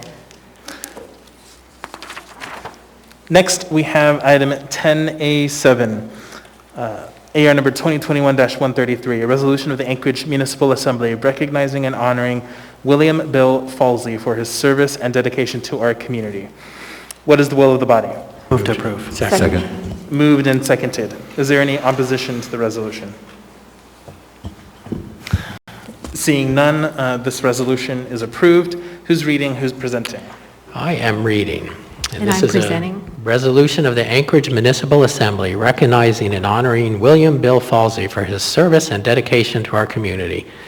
Whereas William Bill Falsey began working at the municipality of Anchorage on July 6, 2015 as a municipal attorney in the Department of Law. And whereas, while as the municipal attorney, Mr. Falsey drafted the state's first healthcare transparency law, AO 2017-26, and a first-of-its-kind ordinance to prevent persons from defrauding the municipality, AO 2016-48, worked with the municipal prosecutor to draft new laws to address the misuse of synthetic cannabinoids, AO 2015-123S, and a rise in vehicle thefts, AO 2017-131, drafted an ordinance to address vacant and abandoned nuisance properties, AO 2016-81S, such as the former Northern Lights Inn, drafted the ordinance that governs local regulation of the marijuana industry, AO 2016-16S, drafted the ordinance to restore police services to the Seward Highway, AO 2018-16, and Turnagain Armed Communities, AO 2017-38S, and the contract for Whittier to provide police services in Girdwood, AO 2016-11, after the Alaska State Troopers withdrew. He assisted MLMP with its purchase of ConocoPhillips' share of the Beluga River Unit oil and gas field, AR 2016-127. Drafted the ordinance to codify a more fiscally responsible method for declaring local utility dividends, AO 2017-97, and as president of Civic Ventures recommended the installation of the state's largest rooftop solar array on the Egan Convention Center, AR 2018-26. And whereas on October 15, 2017, Mr. Falsey was appointed as a municipal manager. And whereas, because old habits die hard, as municipal manager, Mr. Falsey drafted a municipal charter change to enable the municipality to step up its enforcement of junk and abandoned vehicle laws, AO 2019-7. An ordinance to construct needed life safety access roads, AO 2019-136, and ordinances to incentivize the construction of residential units in downtown Anchorage, AO 2019-12, and affordable and workforce housing and transit supportive development corridors, AO 2020-103. And whereas, as municipal manager, Mr. Falsey further participated in the efforts to return the Anchorage Police Department headquarters to downtown, to provide officers with cell phones, and to launch 311 to better align the Anchorage Fire Department to its emergency medical services mission, and to upgrade AFD's EMS equipment, and to construct a new central transfer station for the solid waste services utility.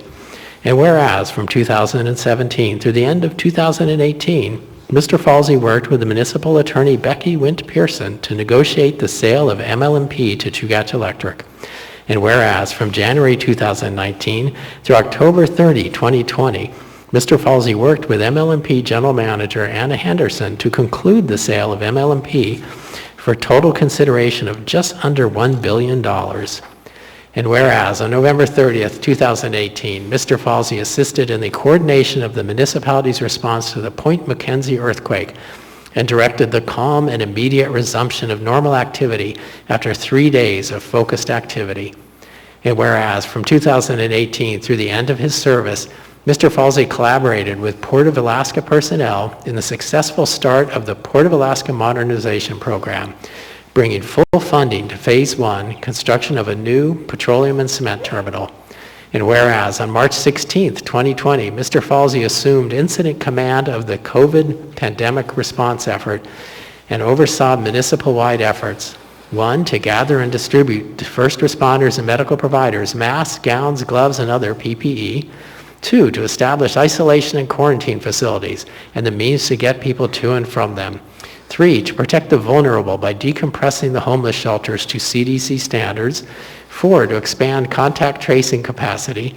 5, to stand up community testing sites. And 6, to communicate clearly about what the municipality was doing and why. And whereas in December 2015, Mr. Falsey demonstrated unknown medical skills in the unplanned home delivery of his son, who recently celebrated his 5th birthday. And whereas Mr. Falsey's renowned eloquence on all things municipal led to the bestowing of the honorific title of Senator Farsley. And whereas after 5.5 years of dedicated public service and leadership, Mr. Falsey officially resigned his position on December 1, 2020. Now therefore, the Anchorage Assembly resolves that William Bill Falsey is recognized and honored for his contributions and leadership with the municipality, for his service and dedication to the municipality and residents of Anchorage. Passed and approved by the Anchorage Assembly this 27th day of April.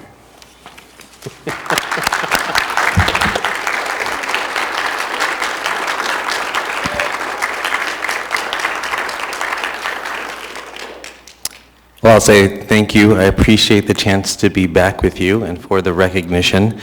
I have told others that the city attorney and municipal manager jobs were the most demanding, often most thankless, best jobs I have yet had.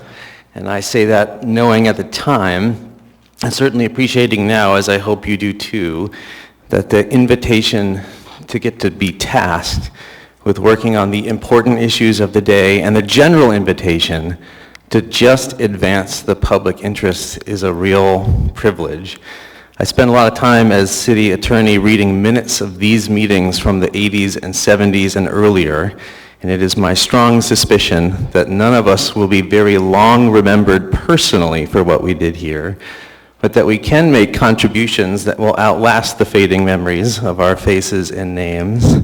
And I hope that when in the future they look back on the time that we had, that we can say, they will say, that we focused on important problems, that we did good work, and that we made the most of the time that we had. I'd like to conclude by just saying thank you. It was a genuine privilege to get to work with so many talented coworkers. Municipal service is for certain a team sport. And to especially say a note of thanks to my family and to my wife, Jeanette, who in a very real way were also pressed into municipal service for the last 5 years, and to whom I owe a tremendous amount of gratitude. I have a few folks in the queue for you. We'll start with Mr. Constant. Thank you. Mr. Falsey, you know, all of this incredible list of accomplishments, and nobody really mentioned how you did it. And the way you did it, in my experience, was you were the most effective communicator I've ever worked with, able to break down very complex concepts into very simple ideas as best as possible, and did it through the very powerful tool that you have managed to master, which is the PowerPoint or slide deck approach to communicating. And so I would just offer many thanks to you that you have an unusual talent for helping people to understand. Well, thank you. I will say in response to that one of my proudest accomplishments, which did not make the list, is getting the projectors replaced so we could finally see what was on the screens. Thank you. Ms. LaFrance. Thank you, Mr. Chair. It's nice to see you again here, Mr. Falsey. And for, I think, many of us, this resolution in itself would be an impressive accomplishment for a lifetime, all these things that you've done. And I noticed actually that the Life Safety Access Road may not have been on there.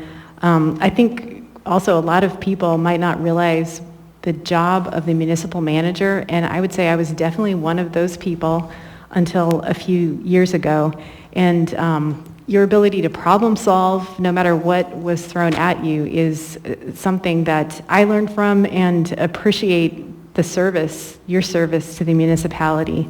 And you have done all that with not just PowerPoints, like Mr. Constant said, but remarkable good cheer and I believe compassion and concern for all the residents of the municipality. So thank you so much, Bill. Thank you. Thank you. Mr. Weddleton? Thanks. As a resolution goes, this says no poetry in it and lack of flowing prose with every AO in it. This was the hardest ever to be read. Thank you, John. That was point one. But what was missing here is I have heard it been said of this man that he can beat ways and means from sullen things, and he has the valor of a gammon. And I believe that's true. And we could have just said that, skipped all the AO stuff here. But, and one last thing, you're very young. There are a lot more thankless jobs out there. Good luck with that. Thank you, John. Thank you. Thank you so much, Bill.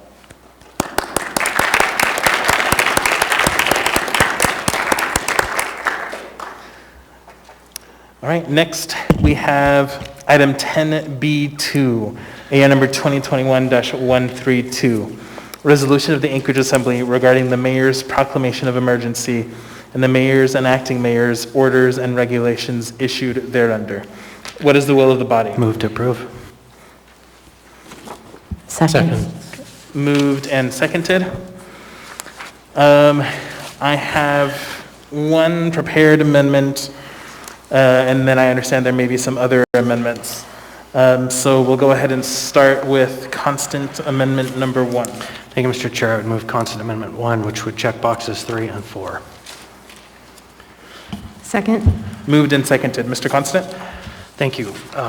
Over the course of the last month, I've been closely monitoring instances of death and hospitalization in relationship to the COVID-19 pandemic, and also the access to vaccines that have been available.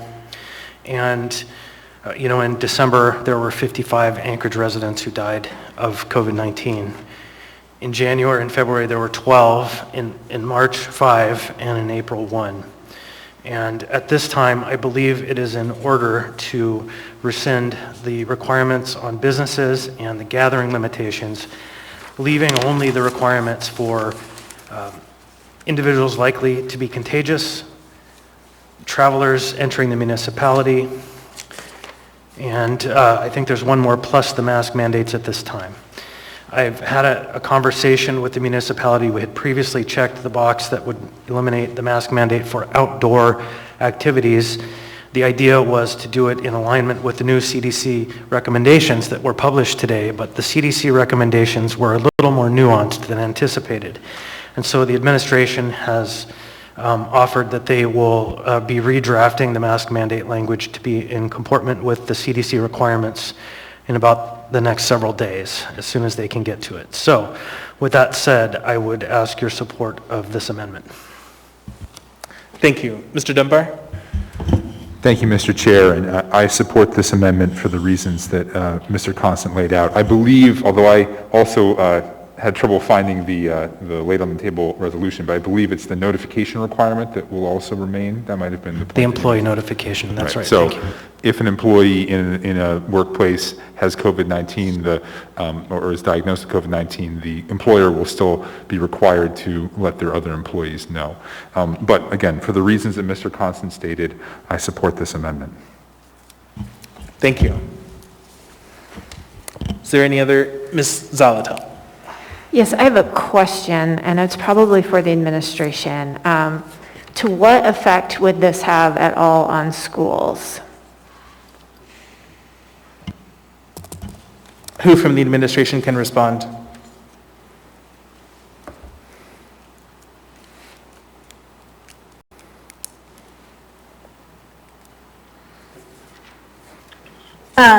Through the chair, this is Kate Vogel. Go ahead.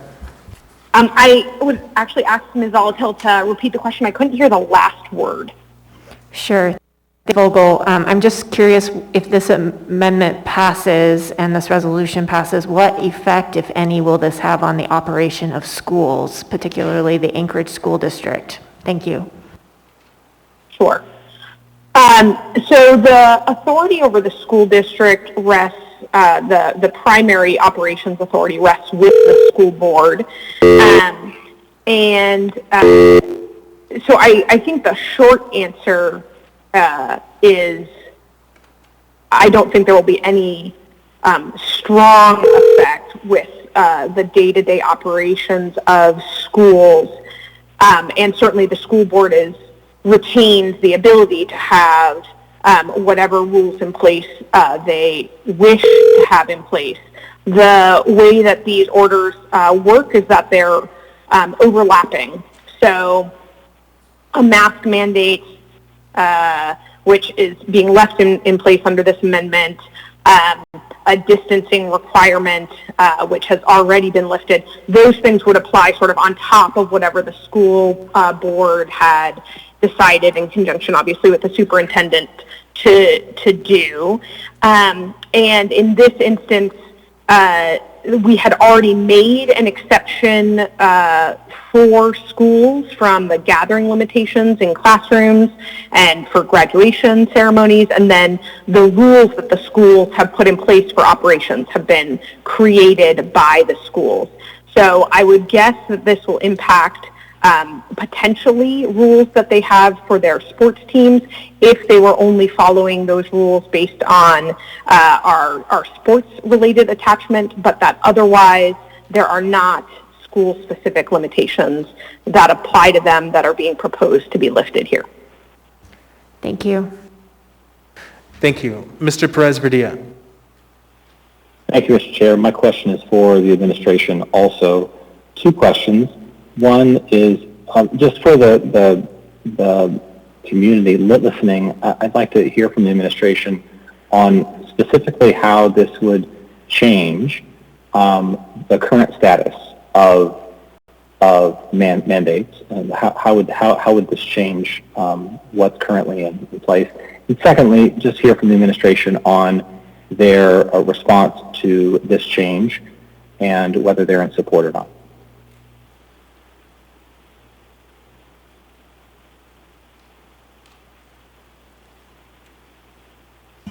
Who from the administration can respond?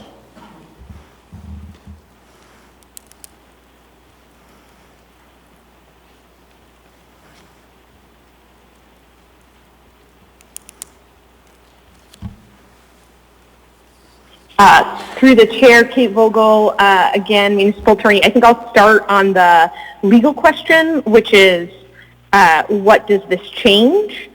And the answer is there are gathering limitations that are currently in place, and this would propose to remove those. Those gathering limitations impact indoor events currently. There are no outdoor gathering limitations, so this would permit additional people to gather.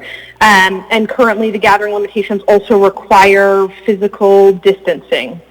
And this change would eliminate the requirement of physical distancing.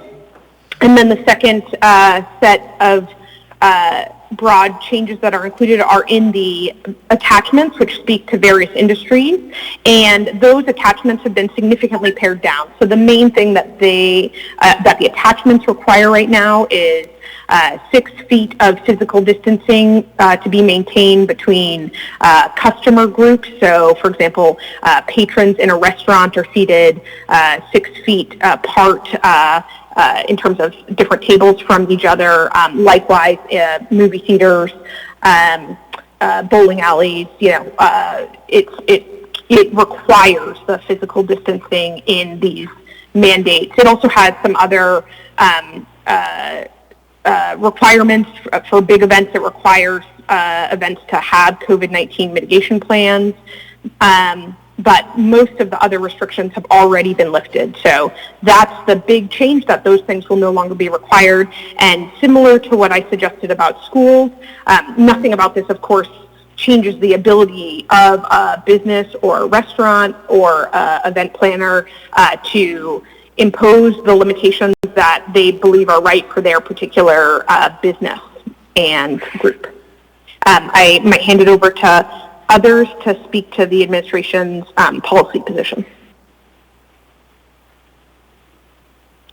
This is Heather Harris, Director of the Anchorage Health Department, and I'd just like the opportunity to share that from a health department perspective, we definitely prefer these in the emergency order form. We have seen just a great reduction and a lack of compliance when these types of recommendations or orders are turned into advisories, which has a dramatic impact on our overall success as a community. From a health department perspective, it feels like we're getting quite close to a space of reaching our goal of a 70% vaccination rate, and our case counts, our case rates are a bit lower right now, and we're concerned that this is going to increase those rates.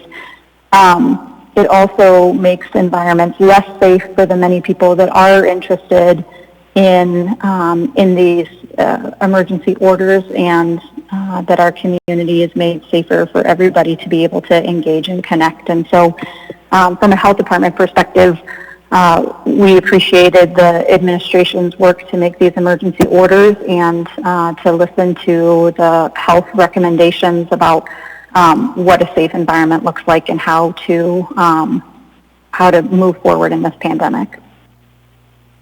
Thank you. Thank you. Did you have anything else, Mr. Perez-Padilla? No, I think that was fine. Thank you, Mr. Chair. Thank you. Ms. Zolotel? Yes, thank you. I have a question for the sponsor.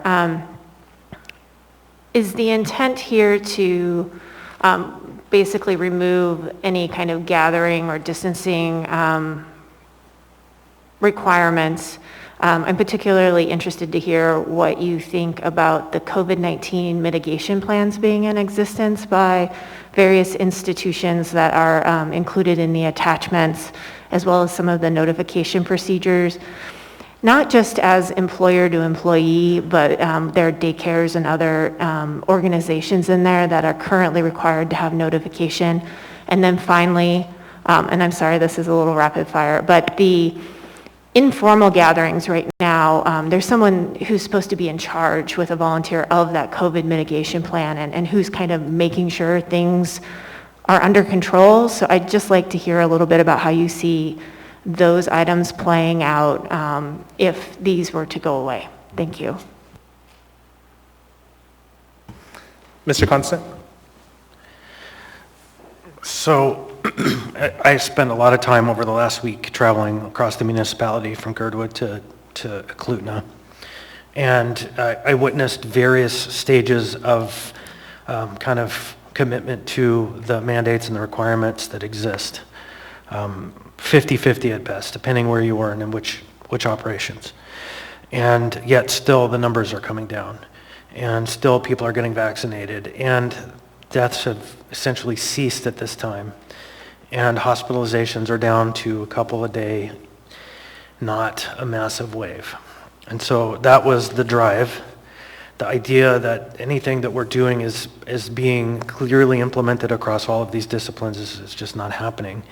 And so those who are willing and interested are going to continue, and that kind of gets to the resolution that I've laid on the table, which then converts all of these mandates to recommendations. Businesses that have been serious about taking care of their clients, their customers, their participants, their stakeholders will continue to do so as long as we continue to be in this posture. And I want to be really clear that if we do this move today, which I recommend that we do, there's nothing to stop the mayor from issuing a new order if we do return to 4 deaths next month or 10 deaths the following month, create a trajectory towards massive hospitalization. And so this is a practical test on this system to see if we're ready, and I believe that we are. And so I don't have a very specific answer toward the mitigation plans. I think most entities now understand, and those who don't care, and those who do have proven it. And the results are in the case rates and in the hospitalization rates and in the death rates. Thank you for that response. May I just go ahead and thank you. So I would support this if the effective date wasn't immediately.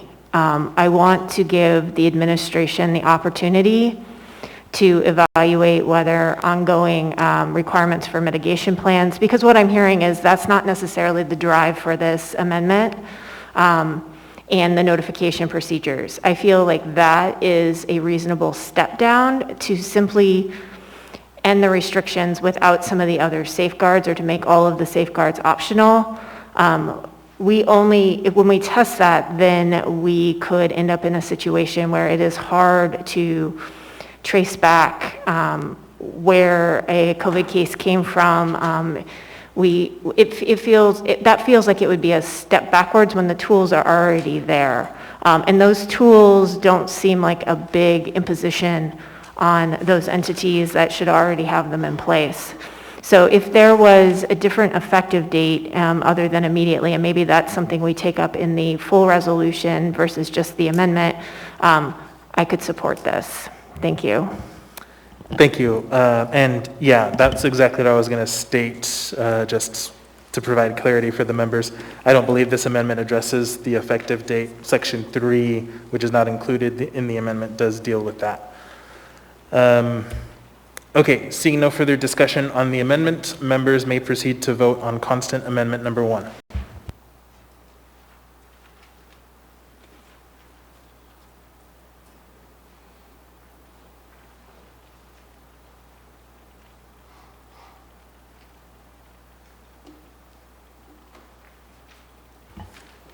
Ms. Kennedy? Yes. Mr. Perez-Verdia? No.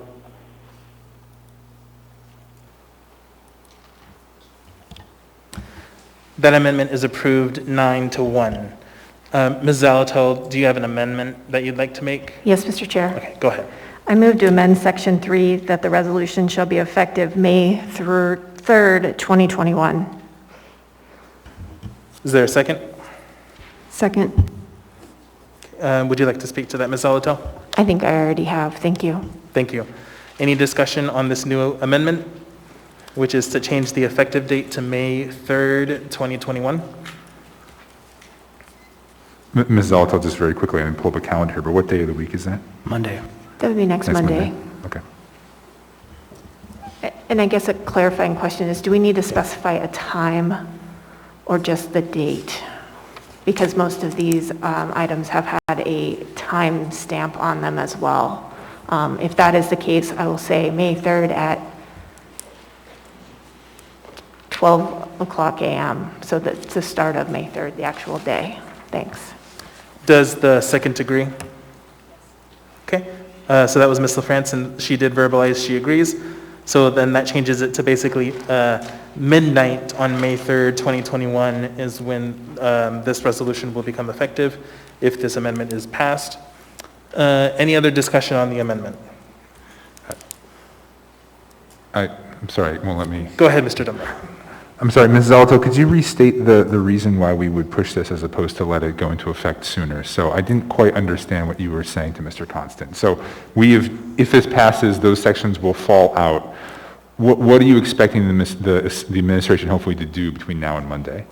Sure. Thank you, Mr. Dunbar. I think the intent of the amendment isn't necessarily to get rid of mitigation plans or notification, particularly in those instances where employees aren't involved, so childcare settings, organized sports, to give them a chance to go back, look and analyze those two questions in particular to see if they would like to make any amendments to the emergency order to address those specifically. Because if they simply become voluntary, I'm a little bit worried. We protect employees outright in the emergency order, and that remains. I think we need to go and take that look, particularly as we're moving from school into summer camps and other kind of less organized opportunities for the summer, particularly for kids, because they are not vaccinated over 16.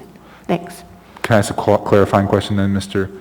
Chair? So essentially what you're saying is it's a week in which the administration can prepare either what they might call EO20 V2 or EO21, because they can't directly amend this, but they could potentially issue another emergency order. Is that what you're saying? Yes. Okay. I'm sorry. Thank you. Thank you. Seeing no further discussion, members may proceed to vote on this amendment. Ms. Kennedy? No. Mr. Presverdia? Yes.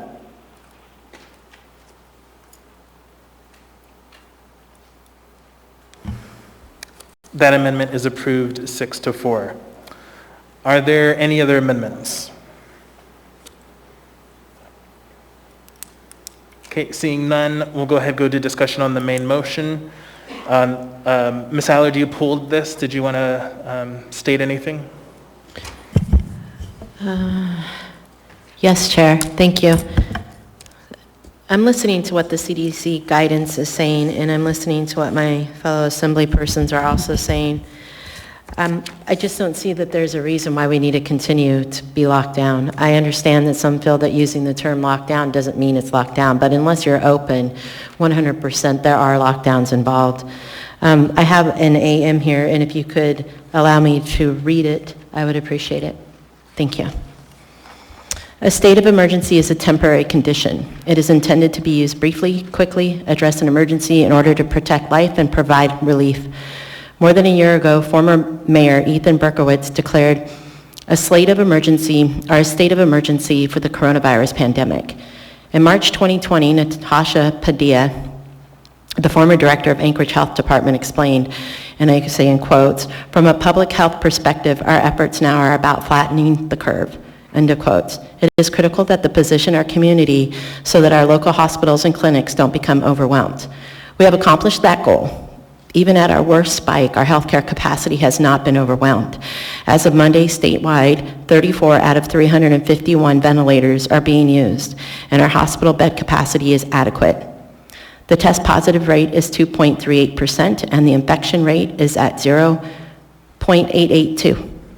We have administered 3.38 tests per person. We have surplus supplies, treatments, and therapeutics. Vaccines are available to any eligible adult. Lifting the emergency declaration recognizes the tremendous progress our city and our state has made in protecting the most vulnerable, preserving hospital capacity, and making it safe. Effective vaccines available to every eligible resident who wants one. 75% of the Anchorage residents over 65, the most vulnerable population, are fully vaccinated, and 80% have had at least one dose. Anyone under the age of 65 has 1% or less chance of death if they become infected. A large percentage of that population is also either vaccinated, has had the disease, or has natural immunity. It is time to move forward with the confidence in the systems that state and the municipality have put in place over the past year. The municipality can access any necessary relief funding without a state of emergency in place. If there are any other mitigation strategies that are needed, we can go through the legislative process to implement them, as we have done with our curbside services for alcohol and marijuana in AO 2021-12. As amended, it is time to restore the checks and balances to our government. Finally, importantly, the public has overwhelmingly opposed the continued state of emergency and moving the goalpost. Their testimony, both written and verbal, has weighed heavily against the restrictive actions of the municipality. They are willing and ready to be responsible for themselves. It is our duty to serve them. Thank you, Chair. Thank you. Mr. Constant? Thank you. I'd spoken with council on this memo. It is just a personal memo. It's the statement of policy of Ms. Allard, and I disagree with only one item on this, and I just want to make sure that's clarified for the record. Everything else is, I think it's right on point, and that's lines 4 through 7 on page 2, which make the assertion that written and verbal testimony weighed heavily against the actions of the municipality. I will agree that the testimony in this chamber has. My constituency continues to tell me they are no longer coming to this chamber because it is not a safe environment for them because of the attitude and the behaviors of the people who have continued to be here. And so, but I have consistently heard from my constituency in written and verbal communications outside of this chamber that they do and have supported the mandates and the process that has brought us to the point where we are today, which is where we have case numbers down, hospitalizations down, we have deaths down, and we are ready to move forward. And so with that said, I would agree with everything in that memo except for those lines. Thank you. Ms. Allard? Thank you, Chair. Thank you, Mr. Constant. I just wanted to add that these were written testimonies and these were in-person testimonies, so I stand by this. And thank you for your, I don't know. Thank you. All right, seeing no further discussion, members may proceed to vote on the main motion. Ms. Kennedy? Yes. Mr. Perez-Verdia? Chair, Yes. can I do a point of order, please? Sure, let's go ahead and pause the voting. Ms. Allard? I forgot to add, I'd like to move to terminate the emergency orders, or the emergency proclamation, please. Okay, I will go ahead and allow that amendment to proceed, so if we can go ahead and roll back the clock. Okay, so there is a motion to check the box in section 1 to terminate the emergency proclamation. Is there a second on that motion? Second. Okay, moved and seconded. Ms. Allard, did you want to speak to that? I just did in my AM. Thank you, Chair. Thank you. Seeing no further discussion on the new amendment, members may proceed to vote on Allard Amendment number 1. I just need a little time to catch up because...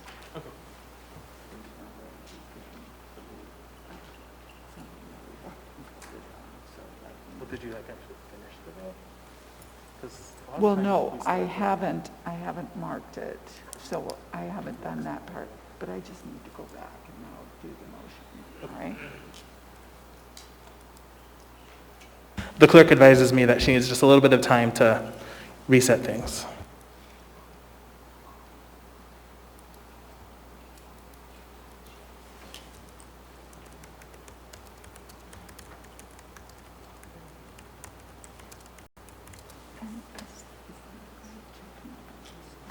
Yes, it's checking basically the terminate. Okay, section 1.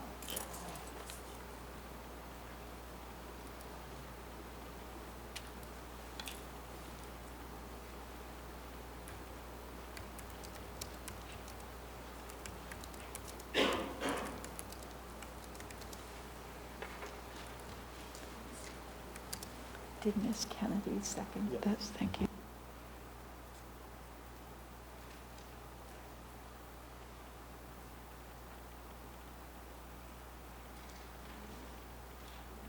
Members may proceed to vote on this amendment to terminate the proclamation of emergency.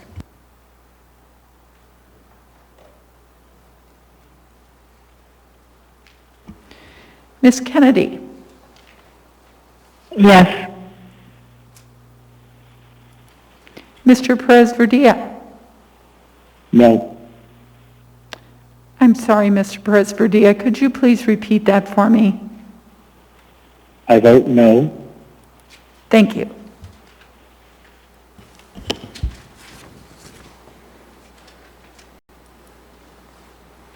That amendment fails 6-4. We're now back on the main motion. Is there any other discussion?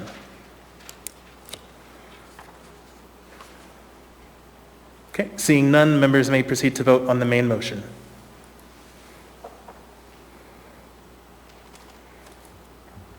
Ms. Kennedy? Yes. Mr. Perez-Verdia? Yes.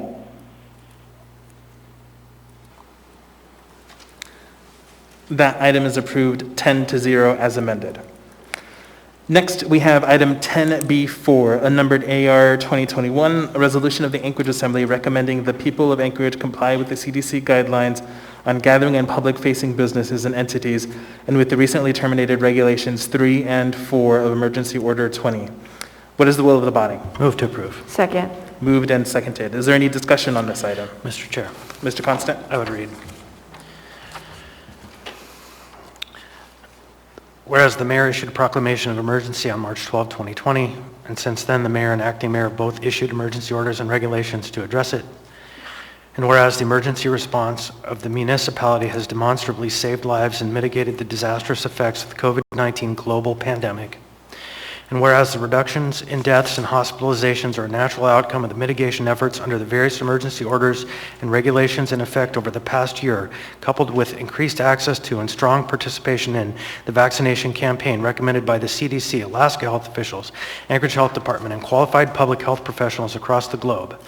And whereas in accordance with AMC Section 380085, the Anchorage Assembly terminated the following regulations issued by the acting mayor that were part of Emergency Order 20, Do It for Summer, at its April 27, 2021 meeting. That's gathering limitations and requirements for businesses, clubs, and other entities open to the public.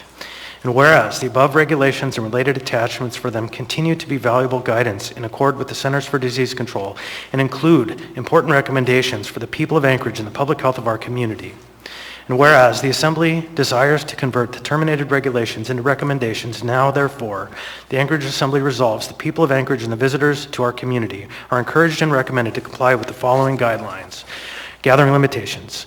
All individuals are recommended to wear masks or face coverings and to maintain 6 feet of physical distance between household groups at public gatherings. All indoor gatherings involving consumption of food and drink should be limited to 25 people where possible. Indoor gatherings without food or drink should be limited to 35 people.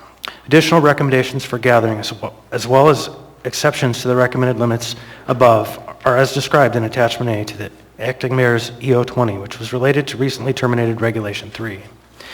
Recommendations for all businesses, clubs, and other entities open to business. Businesses, clubs, and other entities that serve the public in person are recommended to maintain 6 feet of physical distancing between groups of customers.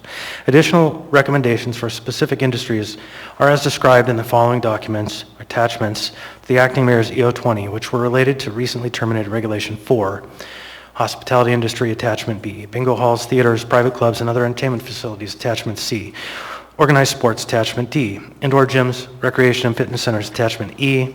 Salons and personal care service providers, Attachment F. Hotels and other lodging, Attachment G. And childcare, Attachment H. Recommendations are not enforceable. Any portion of the attachments incorporated by reference above that state specific requirements, limits, or mandatory action or inaction shall be deemed to be stating recommendations. None of the recommendations of this resolution shall be enforced under EO Emergency Proclamation, COVID-19 powers, or otherwise legally enforceable. Really, the purpose of this is to set a message to the community that we recognize it's time to do what we've heard from a number of people, which is trust the people to do the right thing. We also recognize that the CDC has come out with new guidance for outdoor activities, and the administration is committed to codifying a change to the mask orders that exist still so that we can continue on this trajectory toward a community that has reduced the level of COVID-19 to the point where we can progress forward into the future. So I ask your support. Thank you. Ms. Vogel?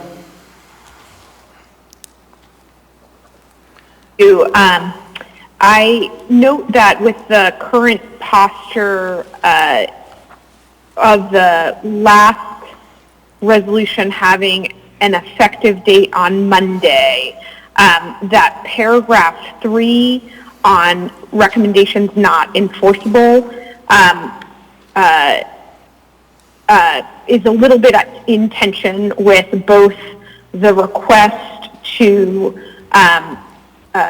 incorporate potentially some portions other than the physical distancing requirements, namely the notification requirements and the COVID mitigation plan requirements into the orders. And and this is a strange posture because this is a resolution that seems to be saying the above attachments, which are or have not yet been terminated are no longer in effect. So my recommendation would be to strike the first sentence of Section 3, and then which essentially is describing the attachments and saying that they are just recommendations. But you could still leave the second sentence there. None of the recommendations of this resolution shall be enforced under the emergency proclamation. So then it's saying this resolution, which if it passes is intended to remain in effect past the provisions being terminated, and so it's the attachments would then become recommendations, and it's indicating that those shouldn't be enforced with emergency powers. But I see a conflict if this passes as is. Mr. Chair. Thank you. I have some other folks in the queue. I would love to make that a motion to amend. So I'm going to ask, so Mr. Weddleton is okay. Ms. Zalatel, are you okay with that? Because you're in the queue. I actually have an amendment I'd like to move first. Okay, Ms. Zalatel, go ahead. Sure. I move to amend Section 2 that the resolution shall be effective May 3, 2021. I believe that if I get a second, I would address it. Second. I believe that addresses Ms. Vogel's concern and is consistent with the other action taken. Thank you. Thank you. Mr. Weddleton, did you want to speak on this amendment? Yeah, actually, that's what I was thinking of, but do you want to say 12 a.m. so it matches the other one? Sure. Thank you for the suggestion. Does the second agree with that?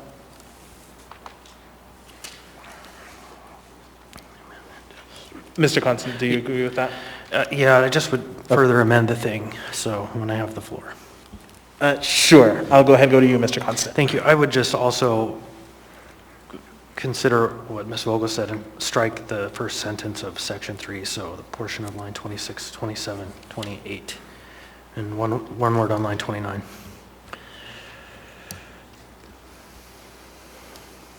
Okay. If there's a second.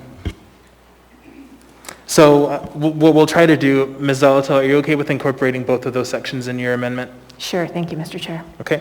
And Thank Mr. you. Constant, you're okay with that? Okay. All right. So this is a new amendment. We'll do as Ms. Vogel suggested, which was to delete that first sentence under 3, recommendations not enforceable, and then change the effective date under Section 2 to 12 a.m. May 3rd, 2021. Mr. Weddleton, did you want to speak on this amendment? Okay. I'll keep you in the queue for the main motion. Any other discussion on the amendment?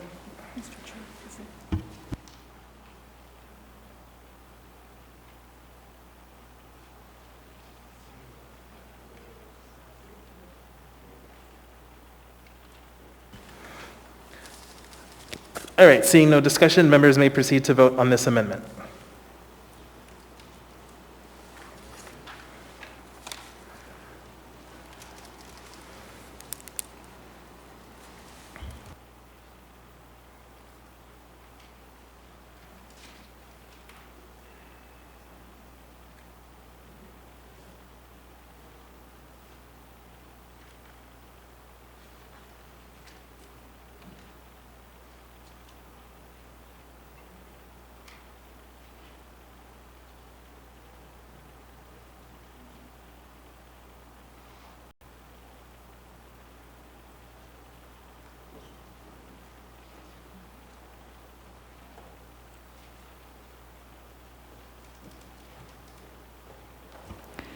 Ms. Kennedy?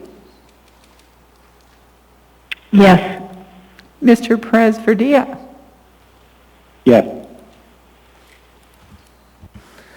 That amendment is approved 10-0. We're now back on the main motion. Is there any further discussion? Ms. Zalatel? Thank you, Mr. Chair. I thank Mr. Constant for bringing both the previous item and this resolution. This is, I think, a great way to see what happens. And I will say, I hope these recommendations are wholeheartedly followed, because if we start to see an unfavorable trend, I will be one of the first asking for action from this body or from the acting mayor. So I am hopeful and I am confident in the community that we can do this along with increasing the vaccination rates. But I am very mindful there's a segment of our population who is not eligible to be vaccinated or cannot receive the vaccine. And we should always keep those who are most vulnerable in our community at the forefront of our thoughts when we are making policy decisions. So if there are unintended consequences as well to these actions, to those groups in particular, I will be back before the body to try to problem solve those because I really want our community to be open for everyone in a very safe manner. Thank you. Thank you. Seeing no further discussion, members may proceed to vote on the main motion. Ms. Kennedy? Yes. Mr. Perez-Verdia? Yes. That item is approved 10-0. Next, we have item 10D1, Assembly Memorandum number AM 240-2021, Executive Appointment Confirmation Hearing, Clifford Armstrong III, Chief Equity Officer. What is the will of the body? Move to approve. Second. Moved and seconded. Mr. Weddleton, you pulled this one? You did. Is he here? We haven't met him except by phone. Do you have to come up and say hello briefly?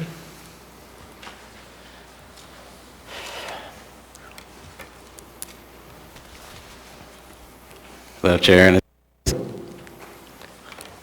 want me to? Welcome.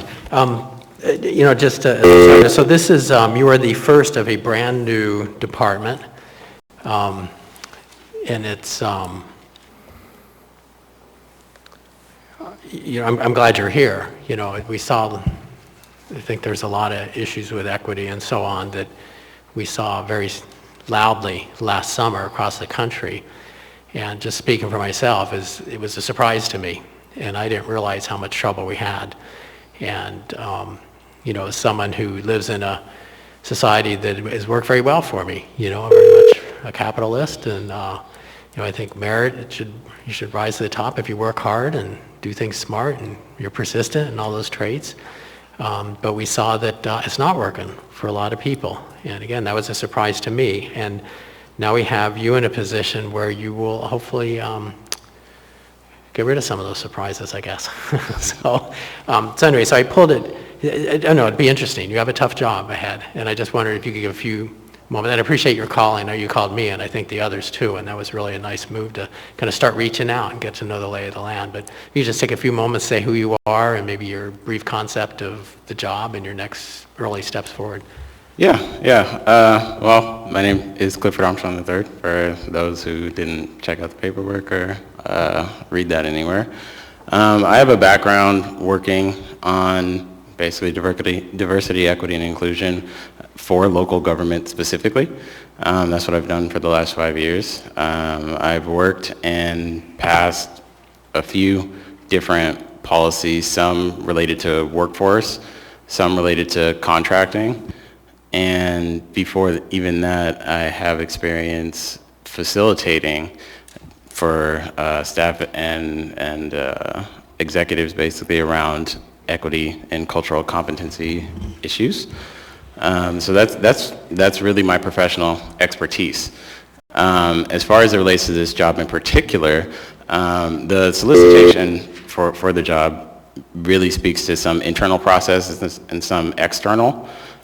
As it regards the internal, obviously I'll be working with folks who are already present at the meeting to kind of see what it is they do and what work needs to be done. A big part of that will be data. Data will be the key thing actually. Figuring out exactly what inequities there are, if any, and for each of those, what are the specific subpopulations which they relate to, and what are the specific actions we can do to remediate whatever those disparities are. On a community level, I think that I've had the fortune of speaking with community members already a little bit, and a lot of folks in the community want to figure out, I think maybe they have similar experiences to you, where some of this information is new to them and they're kind of, you know, feeling it out, wondering what their role is in it, how can they educate themselves. If you're an employer, how can you make sure that you're not discriminating either like on accident basically through no knowledge of your own, or through through no fault of your own. And then there's people in the community who are looking at the municipality, looking at the large companies, looking at the larger organizations, and they have specific questions that they'd like to be answered as well. And so I think as regards to the community, my role is really going to be educating people who need that portion of it, but then also trying to just elevate work that some organizations are already doing in the community, and trying to help them be very actionable with whatever the tasks that they set forth are, as there are very long kind of a history of case laws of things that you can and can't do, and a lot of expectations on one side of the aisle or the other don't necessarily match up with the case law and what options are available to a local government or to a business. Thank you. Yeah. Thank you. Mr. Chair. Oh, could I be in the queue, please? Yeah, I was about to state, so as I understand it, there are some technical difficulties that we are dealing with, so if you want to get in the queue, please text me and I will add you into the queue. Mr. Perez-Verdia? Thank you, Mr. Chair. Just want to welcome Clifford, and I wanted to share with some others that I had a chance to sit down with him and talk about his vision and his priorities, and I was very impressed and feel very confident that he is going to come into this position and begin to make progress for us. And I also just wanted to share that I'm also impressed by the fact that he is experienced and interested in working across all aisles and making sure that he's intentionally looking at the different perspectives that all of us bring. So I just wanted to thank you for being here, and I look forward to working with you and feel very confident that you're going to do the job that's necessary. Thanks. Thank you. Ms. Zolotel. Thank you, Mr. Chair. My comments aren't about Mr. Armstrong. My comments are actually about the process that was utilized to hire this position. I have concerns about it. I have concerns from the job description that placed an emphasis on higher education beyond someone's simple experience, an experience in this community working in systems that are often inequitable. I'm also concerned that we don't have basically a local individual in front of us tonight. Again, this has nothing to do with Mr. Armstrong. I think that we need to take a look, and maybe this will be one of the roles for the Office of Equity and Justice, but how we recruit and how we reach out for these positions. I think we have lots of great locally qualified candidates who could do this work. So I wanted to express those concerns because, one, Mr. Armstrong, who is likely to be our new Chief Equity Officer, should hear those concerns, and I haven't had a chance to talk with him one-on-one, as should the community, that we that we have room for improvement. So I just wanted to share those, and thanks. Thank you. Mr. Constant? Thank you. I have another thought that's kind of the opposite of that, but equal. And, the reality is you are stepping into a community new and fresh, which brings a clean slate and an opportunity to see many things that we as a community may not be able to see collectively because we've been in it for so long. And so, I spoke to some folks who were part of the process to move this appointment forward, and I heard similar concerns, but I heard the opposite concerns too, that it's probably wise, that the group that made this selection was very wise, and their experience led them to you and you to us. And so I'm looking forward to a fresh perspective, not bound by the politics of the past. Thank you. Thank you. Ms. Allard? Thank you. And I know you reached out to me, and I apologize. It's just been a little bit crazy, so welcome up to Alaska for your visit. I would also like to state I am very surprised that we are in one of the most diverse cities in the United States. And here we stand, we bring someone up from the lower 48. No offense to you, this is to the administration and my fellow assembly members. We're fighting for equality. We're fighting for people to have those equal rights. And yet we have plenty of qualified individuals. We are one of the hardest hit communities economically. We've lost 12,000 to 14,000 jobs that are still coming that we're going to be losing. Yes, we're going to rebuild our economy. But it's really, really unfair to have people who have the qualifications for this position to be just, I guess, in lack of better terms, ignored. Whether their applications came through, I know that we had, I think, 13. We could have reached out further if we felt those persons weren't qualified. I am just astonished. We have the largest Native community of 125,000 Native Alaskans, and you're telling me we could not find anybody to fill this position. We have people who know our community. We have connections throughout the state, and sometimes in certain positions, and I respect what Mr. Constant said about thinking outside the box, and sometimes we don't know how dirty our own house is until somebody else comes in and tells us. I understand that, but our house has been dirty for a really long time. And bringing someone on the outside in when we have very qualified individuals, I'm just not on board with it. Thank you. Thank you. Ms. Kennedy? Thank you, Mr. Chair. I just want to echo the comments from Ms. Zolotel and Ms. Allard.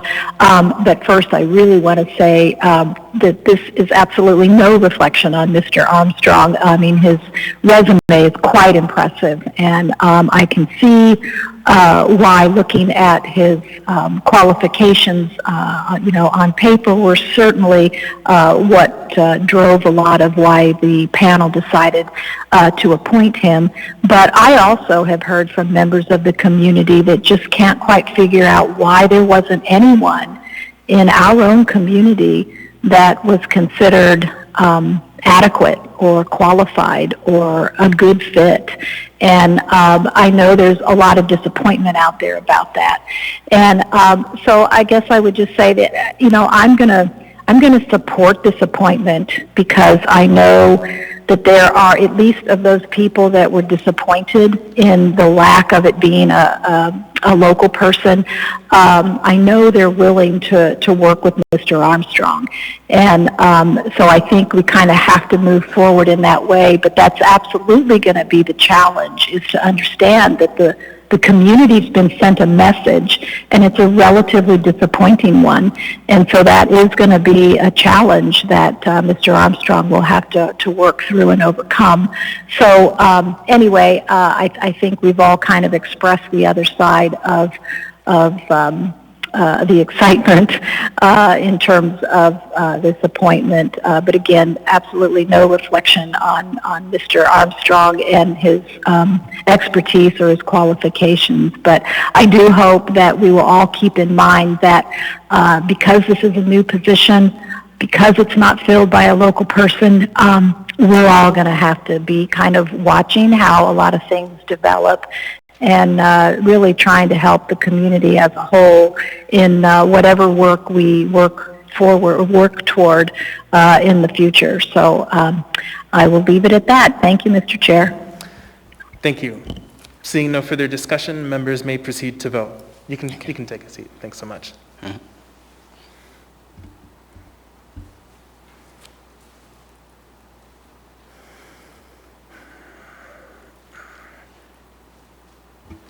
Ms. Kennedy? Yes.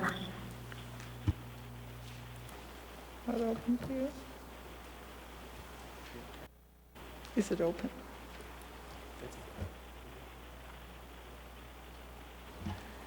Cameron Perez-Verdilla? I vote yes. I just...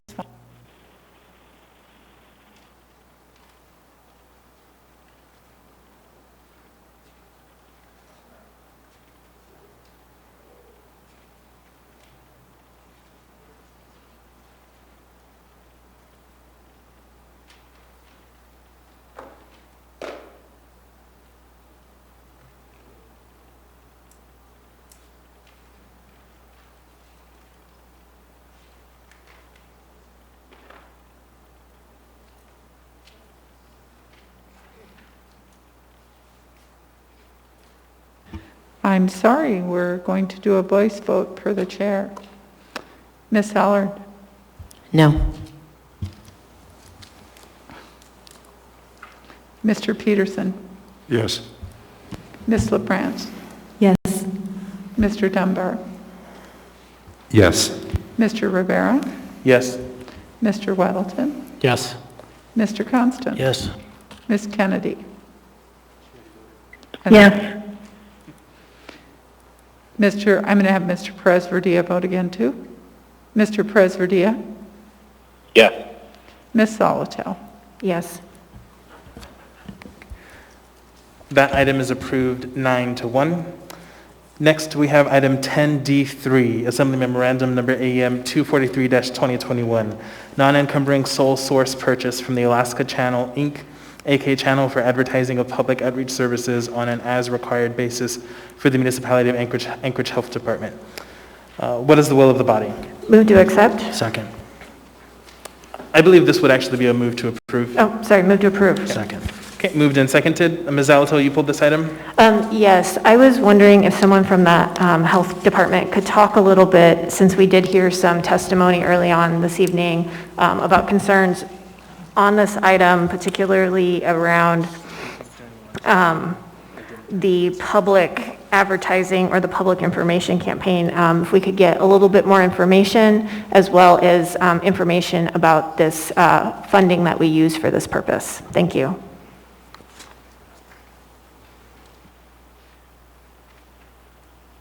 Yes, this is Heather Harris, Anchorage Health Department Director, and happy to share some information about this. These funds are granted to us from the state, and we have requirements around advertising and sharing information about the work being done. And so this is an opportunity for this to be in front of the Assembly to share these sole source purchases for the Alaska Channel, Alaska Daily News, Anchorage Daily News, Anchorage Press, and GCI. And they're in front of you because they are a multi-year contract, which will meet the threshold of needing to be in front of the Assembly. Again, these are connected specifically through grant funds from the state and dedicated specifically to media efforts and in coordination and connection to the plan set forward on the federal and state level. May I ask a follow-up, Mr. Chair? Go ahead. Thank you. Thank you, Director Harris. Do the state grants cover the full costs of what's being requested on a year or total basis?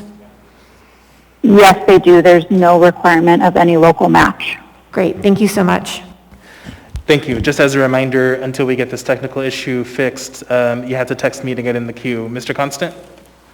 Yeah, I could get out what Ms. Harris answered the question that I was going to try to get on the record. We had a testifier speak to the idea that this was costing the Anchorage taxpayer. It is in fact not.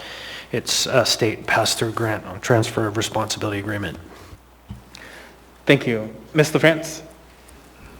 Thank you, Mr. Chair. Same with me. I just had wanted to make the point that it was grant funded. Thank you. Mr. Weddleton?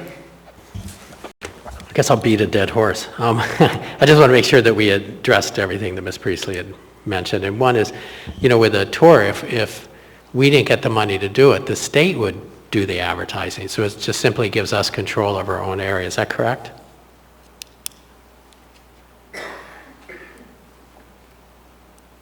That's to Ms. Harris. Sorry about that. Took a moment to get off of mute. Yes, that is correct. Okay, one more. And then there was a comment that, since it can be extended up to 4 years, is there any oversight? But, were you to extend this, what would happen? Well, if we were to extend it, one, it's important to know that we're only charged for the services that we utilize, and so we would be receiving direct services for the funds being spent, which would continue to be supported by the state. And it's in coordination, we're in coordination with the state plan in these efforts as we move forward as well. Follow up. Okay, just to be clear, so would this come back to us each of those 4 years, or is this the last time we'll see it for 4 years? It's my understanding that you would see it again in 4 years. All right, thank you. So when these funds, this is a new grant stream and time period to start these sole source contracts again. And so when that grant gets re-upped, we would be back in front of the Assembly again. Thank you. Seeing no one else in the queue, members may proceed to vote on the main motion.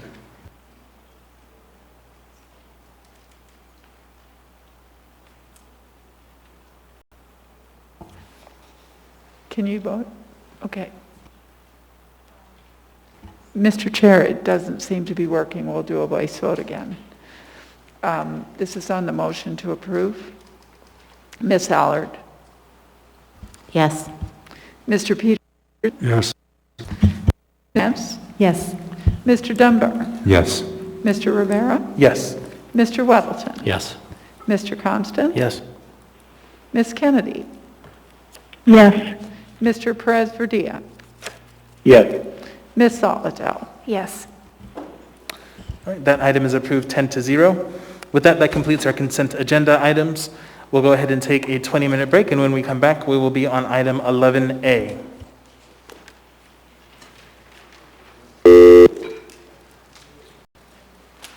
So you guys can't get into the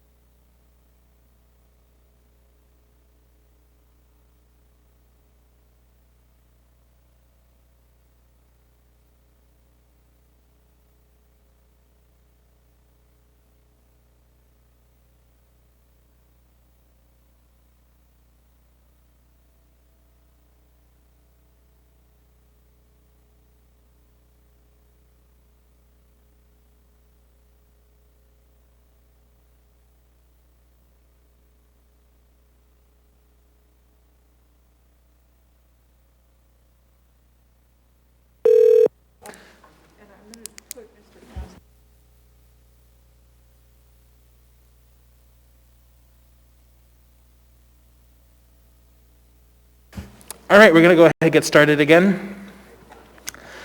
So we now have before us item 11A, Assembly Memorandum Number AM 225-2021, Urban Design Commission appointment. There is no motion pending on this item. What is the will of the body? Move to approve. Second. Moved and seconded. Is there any discussion on this item? Seeing none, members may proceed to vote.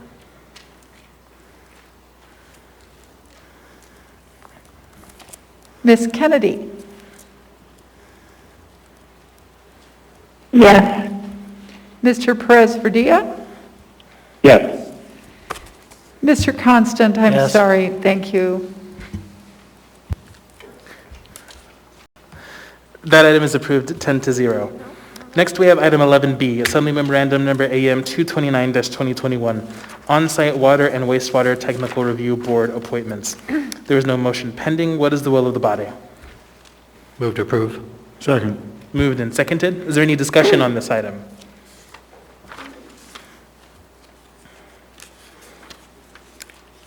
Seeing none, members may proceed to vote. Ms. Kennedy? Yes. Mr. Perez-Verdia? Yes. Mr. Constant? I believe I'm in the machine now. Sorry, I didn't. Can you see me? No, Mr. Constant, you're not in from here. Okay, so that's a yes. I've got green, but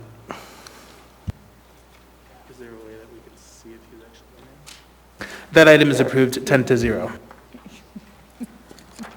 He's not in. All right, next we have item 11C, Assembly Memorandum Number AM 230-2021, Board of Building Regulation Examiners and Appeals appointments. There's no motion pending. What is the will of the body? Move to approve. Second. Moved and seconded. Is there any discussion on this item? Mr. Weddleton? Yeah, I just on this one and the previous ones want to thank the administration and the volunteers here for the various boards for getting on this. We have a lot of vacancies, and I know this meeting and the previous one, we've made a lot of headway in filling those, so thanks to everyone involved and definitely to the volunteers. Thank you. Seeing no further discussion, members may proceed to vote. Ms. Kennedy? Yes. Mr. Perez-Verdia? Yes.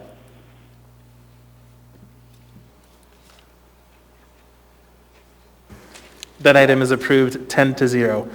Just as a reminder for folks on the line, please make sure that you are muted.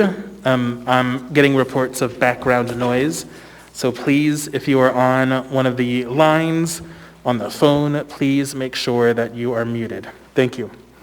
Next, we have item 11D, AO 2021-33S, as amended, an ordinance of the Anchorage Municipal Assembly amending Anchorage Municipal Code Section 7.20.090 to allow temporary suspension of procurement rules in order to timely expend federal and state funds, including emergency and disaster relief funds.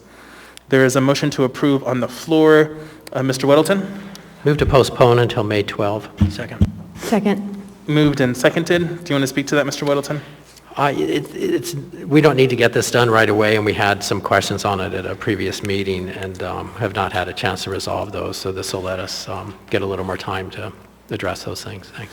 Thank you. And as I understand it, there should also be a work session on this item, I believe, for May 7th. Thank you. Okay. He did, May 12th. Yep. Okay, so moved and seconded. Is there any discussion on the motion to postpone this to May 12th? Is there any opposition to the motion to postpone this item to May 12th? Okay, seeing none, then that item will be back before us on May 12th. Next, we have item 14A, resolution number AR 2021-94, resolution of the Municipality of Anchorage revising and appropriating funds for the 2021 general government operating budget for the Municipality of Anchorage. Public testimony is now open on this item. For testimony on public hearing items, please direct your comments to the Assembly or the Chair. Please give your name at the start of your testimony. You will have 3 minutes to testify. Your comments must remain on the topic of the matter before us, and personal attacks are not appropriate. I may interrupt you if you do not follow these rules for testimony. In addition, audience members are asked to avoid clapping or other disruptions during public testimony. Last, questions asked in your testimony may be addressed during deliberation. I will, as chair, work to maintain decorum at this meeting and ask for your assistance. With that, public testimony is open. We don't have anyone on the phone list, so we'll go ahead and go to in-person. Would anyone like to testify? And then if anyone else would like to testify, please line up.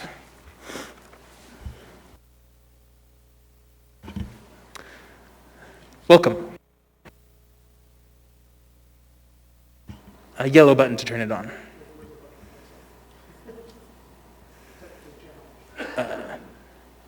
Travis, can you? There you go. It's on. There we go.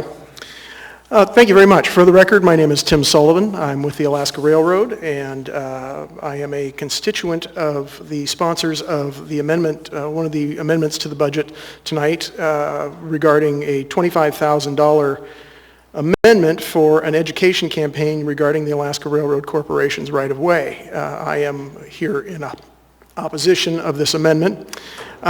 Would certainly be happy to discuss the merits of this case for however long that would take, but since it's something that the municipality has asked to be involved in a federal court case that is currently ongoing, is probably something that is better decided in a court of law than in a public court of opinion.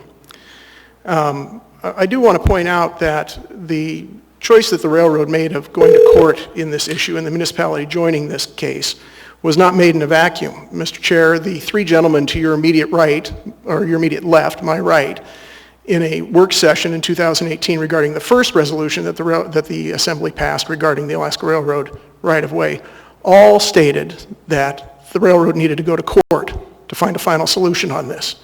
And we're taking that to heart from not just these members, but from members of the legislature and other members of the public.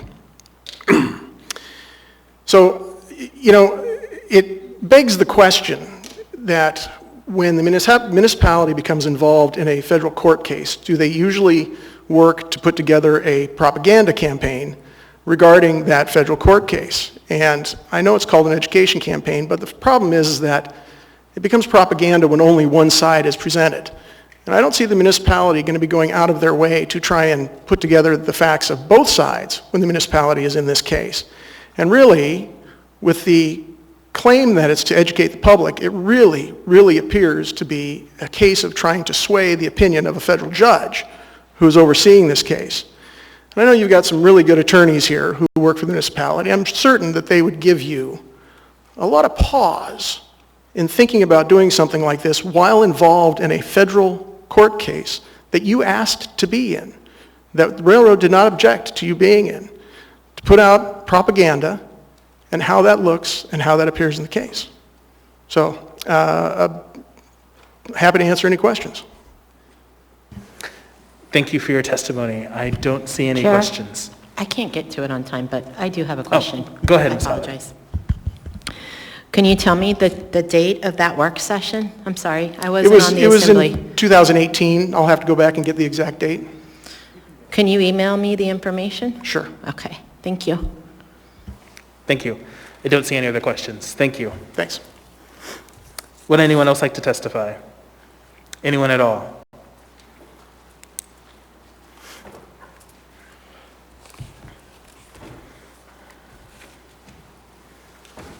Welcome.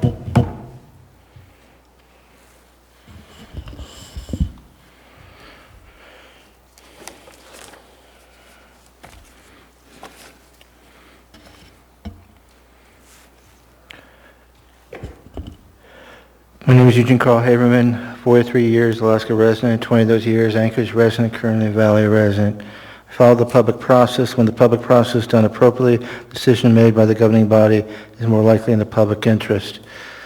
First, I'd like to ditto to the remarks that was just said by the previous member of the public.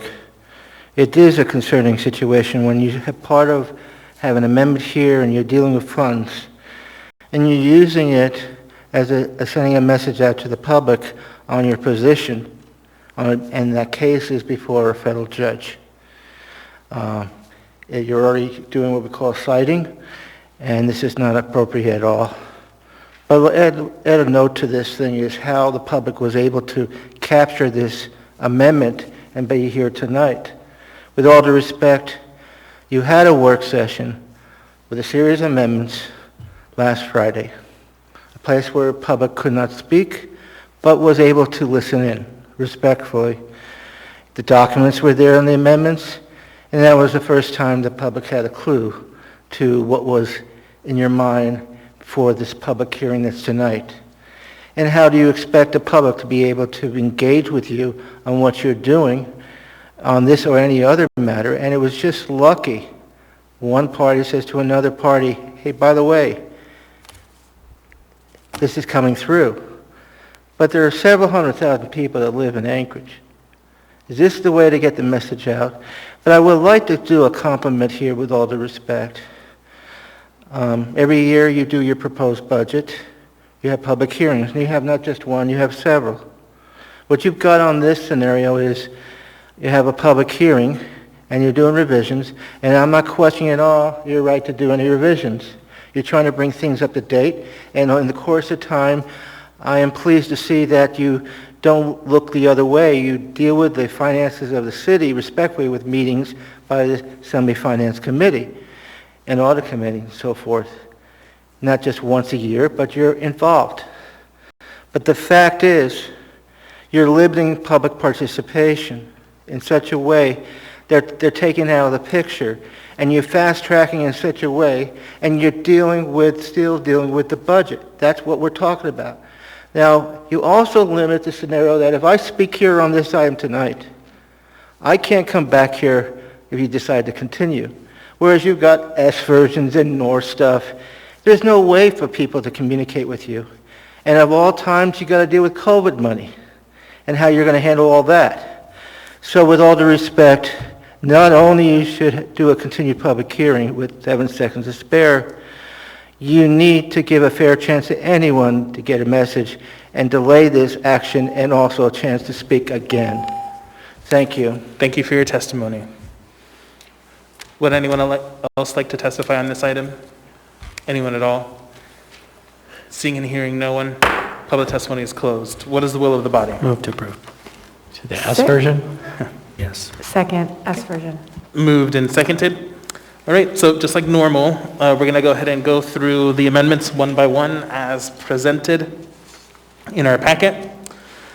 So we're going to start with Kennedy number 1. Is there a motion? I move Kennedy Amendment Number 1. Second. Moved and seconded. Ms. Kennedy? Thank you, Mr. Chair. This is somewhat similar to what happened last year with the Chugach Eagle River Senior Center, where their expenses exceeded their revenues. 2020 obviously was an even worse year in terms of revenues. So this is an effort to try to make sure that some of their expenditures will be met. They had a significant higher insurance cost this year. The municipality pays about $320,000 to pay for workman's comp and insurance costs. And that number, because more employees decided to opt into the insurance program, was actually up to $391,000. So there's really a bigger shortfall, more to the tune of about $71,000 than the $20,000 that's being asked for. So this was to take money from the assembly account, which really amounts to the amount of funding that I will not be using for my assembly aid and travel account, if you will, whatever other expenses that we're allowed as assembly members. So there's $9,000 to go toward that. And then the other $11,000 would come from the health department directly. And this is actually, I really even hesitate to say that it will come from the health department, because the idea here is not actually to do any reduction in the expenditures or the services that the health department supplies, but it would actually be a kind of a mechanism, if you will, of making sure that the senior center has a funding stream for the needed funds, and that the Anchorage Health Department could actually backfill that with the funding that apparently, according to what we know at this point for the American Relief Plan funding, that we would be able to backfill revenue losses for governmental entities. So essentially, we would use the funding from the rescue plan to replace the funding in the health department. But this is kind of a way of making sure that this funding cost, this shortfall, actually stays on our radar. Like I said, there could very well be a need for additional funding to make sure that the costs are met.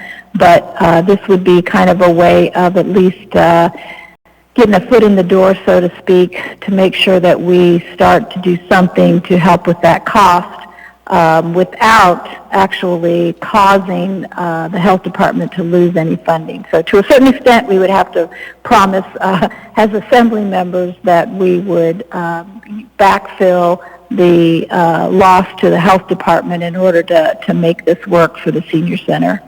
And I'm happy to answer any other questions. I've been talking also to Mr. Wilbur, who still has a couple questions too about how this would work in terms of backfilling with American Rescue or Relief Plan funds. But that might be a detail that we can't quite answer specifically yet. But certainly people should confer with Mr. Wilbur if they have more questions. Thank you, Mr. Chair. Thank you. Ms. Zalatel?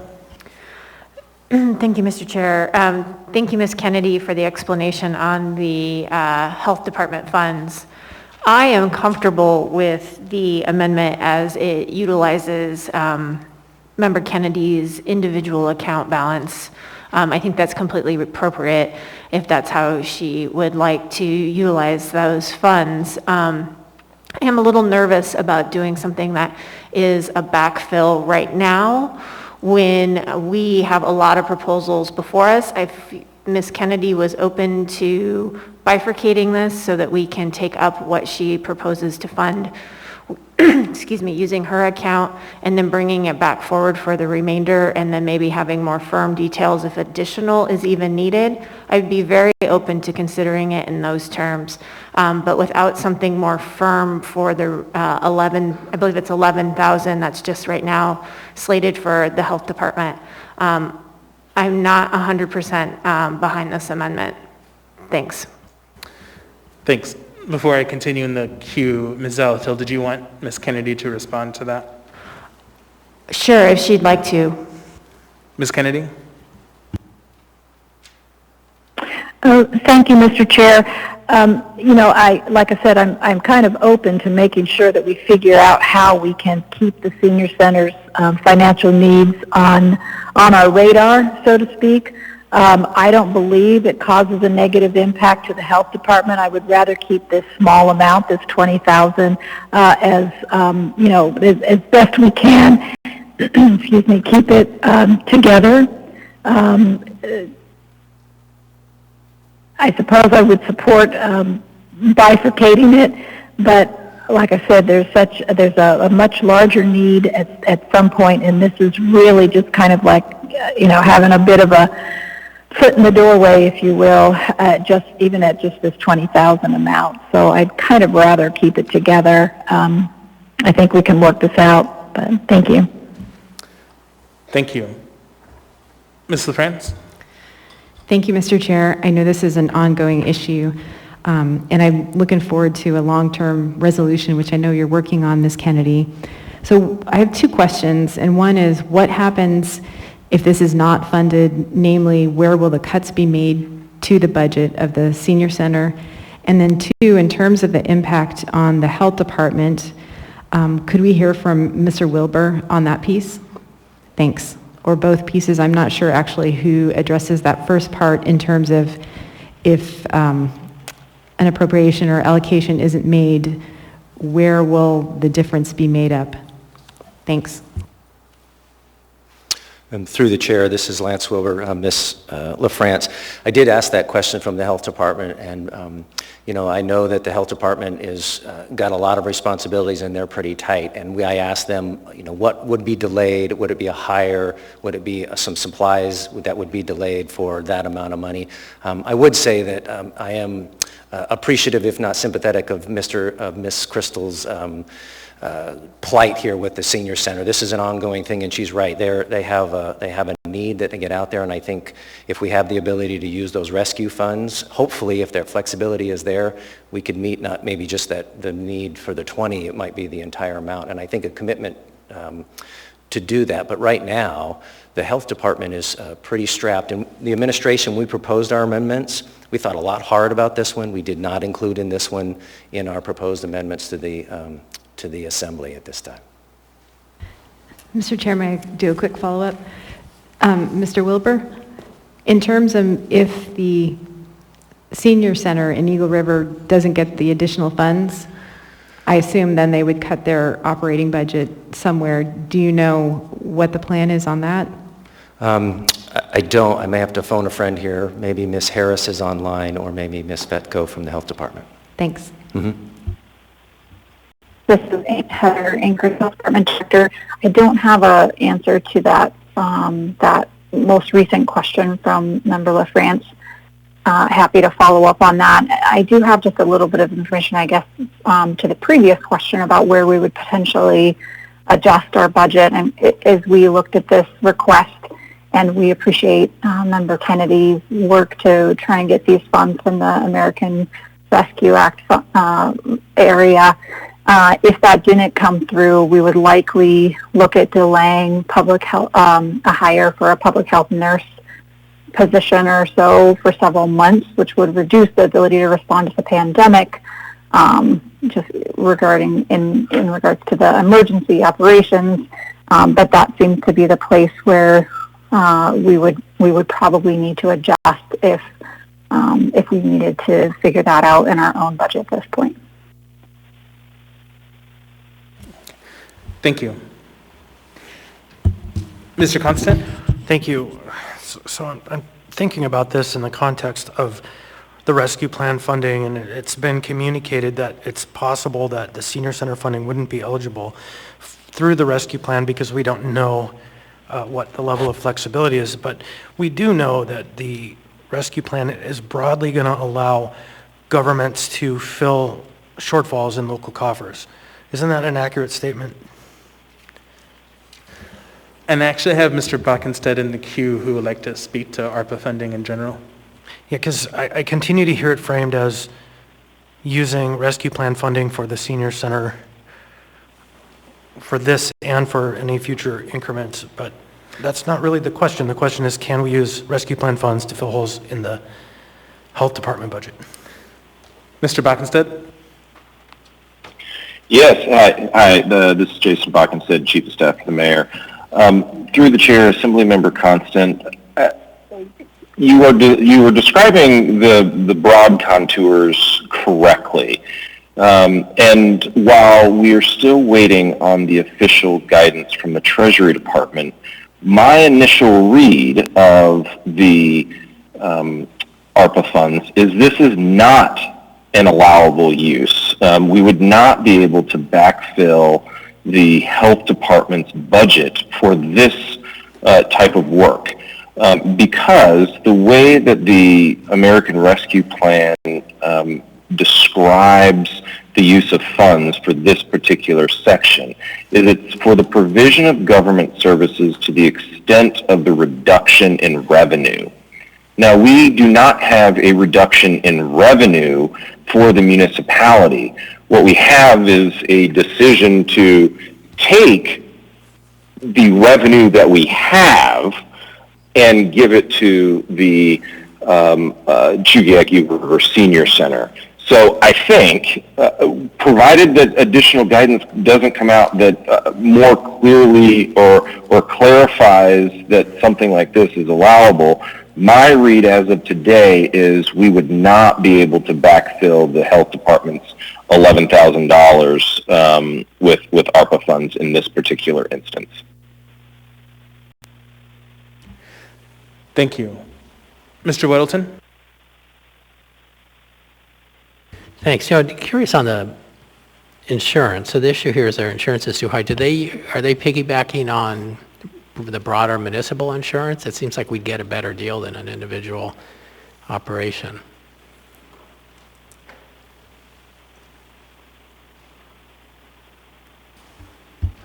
Through the chair, this is Lance Wilbur, Director of OMB. Mr. Weddleton, I don't believe they do. I think they manage and negotiate their own workman's comp and general liability insurance. I'm not sure on that. I had a question to the Health Department and Ms. Kennedy with that very same thing, because it's a cost, whatever the cost may be, up or down. The municipality is not involved in negotiating that. We just have to do our best to work with the result of it. Could I follow? I mean, is it possible that they could just become part? I mean, they're part of the municipality, right? I'm going to have the Health Department address that, but basically they're a separate entity that we do support. Yeah, in part we do support them within our general government operating budget, yes. And we have some capital responsibilities to a point. Okay, kind of follow up just a little more on that. Well, just maybe to about that, so like are the water utility and solid waste services, do they do entirely their own insurance, or do we make it part of the whole municipality? I think they are part of our workman's comp general liability within the municipality. The utilities would be, yep. Okay. Did the Anchorage Health Department want to add anything to those responses? I'm happy to follow back up. Oh, actually, my teammate actually did just share with me that the senior center is a separate entity, and so that does not actually answer the question, though, about whether they are part of our insurance or not. So if I get that answer response shortly, I'm happy to share that. Otherwise, I'm happy to follow back up. Thank you. Ms. Kennedy? Thank you, Mr. Chair. That does bring up some other good questions, and I think what's very interesting is the financial arrangement between both senior centers and the municipality. And my understanding is that the facility is a muni facility, so there are some responsibilities there. Also, the muni contracts, if you will, with the senior center to provide some of these services. So it is an interesting relationship that I think we probably don't all, at least I don't completely understand all of the that entire connection there. But that makes me question brings up another question, and that is, excuse me, if we're talking about what the rescue plan funds will cover, we do know that the revenues have been greatly diminished. They were about $286,000 short of typical revenues last year because of COVID and the fact that they couldn't do the catering, they couldn't operate some of the services that were provided in the center, so they did lose revenue there. So the question becomes then, is the senior center acting enough as a government entity that they would be eligible for any kind of government revenue backfill?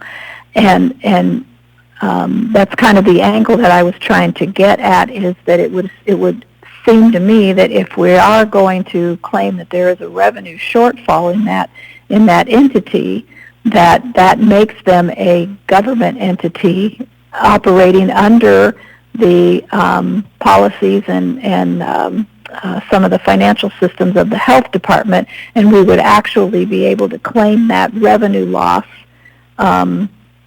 through the health department on behalf of the senior center. So I guess what I'm saying is we really need to make sure that we understand what the connection is so that we know how to move forward, because the bottom line is there are seniors that live there who have to have services, and certainly in the assisted living component.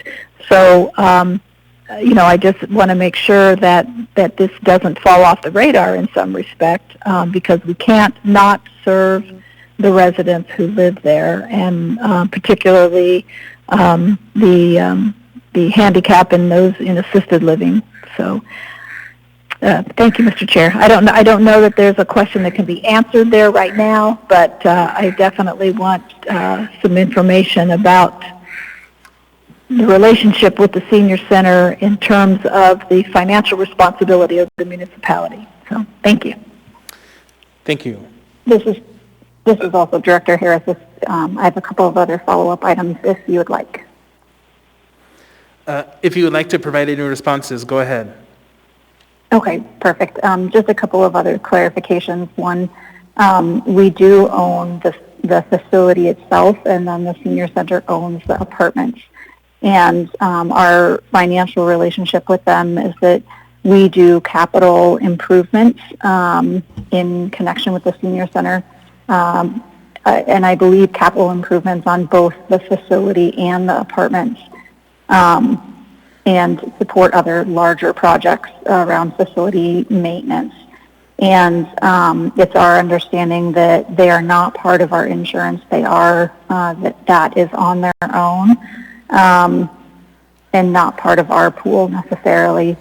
And we also financially contribute to them annually at $320,000 a year. But I'm happy to follow up with more information and a larger response about what additional connection and relationship that we have with the senior center as well. Thank you. And I understand Mr. Bockenstead also wants to address this. Yes, thank you, Mr. Chair. Through the chair, Assemblymember Kennedy.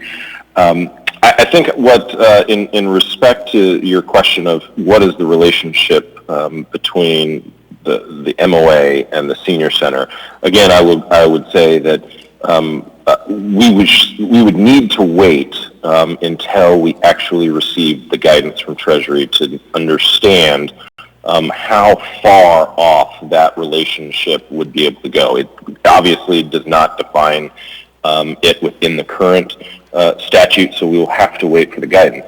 What I will say, though, is when you look at one of the other sections of the use of funds, it does allow us to essentially respond to the public health emergency or its negative economic impacts, including assistance, and they list a whole bunch, but they say nonprofits. My understanding is the senior center is a nonprofit. So it would surely qualify for funding, I believe, under the American Rescue Plan, but not necessarily through the general government budget process that we're going through right now, unless and until we see what the guidance is. So I just wanted to share that. I do believe that they would be eligible under a different section, but there will be an entirely different process that we will go through, I think, to allocate those funds. Thank you. Mr. Weddleton?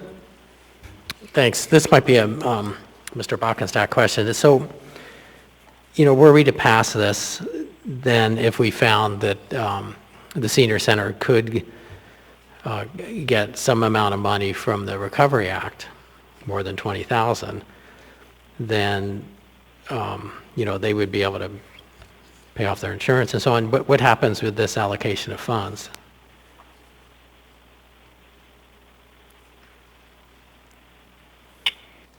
Through the chair, Assemblymember Weddleton, I would assume that at that point we would likely need the Assembly to reappropriate this $11,000 back to the Health Department. So I would assume that there would need to be a kind of a supplemental, but I'd maybe defer to Mr. Wilbur if I've gotten any of that incorrect.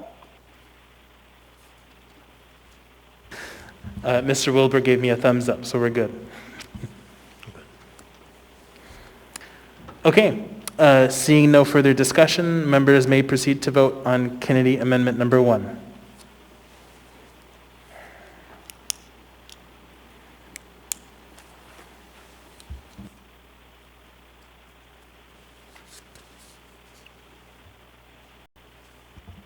Ms. Kennedy? Yes. Mr. Perez-Verdia? Yes.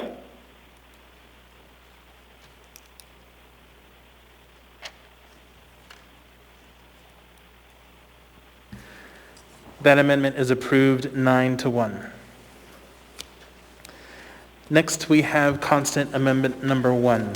Is there a motion? Mr. Chair, I was asked to move constant amendment 2 first, so I'm going to move constant amendment 2 first. Sure. Second. Thank you. And the purpose of this amendment is to make a one-time appropriation to Victims for Justice and a handful of other grantees to be determined who lost funding due to federal budget cuts in the sum of $250,000. Thank you. Ms. Alatel? Thank you. I would move to amend the source to pay for the cost to be specifically in the alcohol budget as passed, evidence-based grants to providers for child abuse, sexual assault, domestic violence prevention programs. $1 million was appropriated in the original budget. Second. Moved and seconded. Do you want to speak to that? Sure. Thank you, Mr. Chair. I think this is an identified need.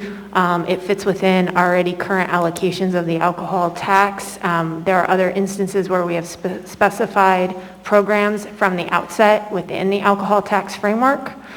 So this just does that work. And again, it's one-time funding. So if there's an RFP process for these funds in the future, these will be freed up for that competitive process in the future years. And hopefully we see really great return on investment on these. We know these organizations do a lot of really hard work. Thanks.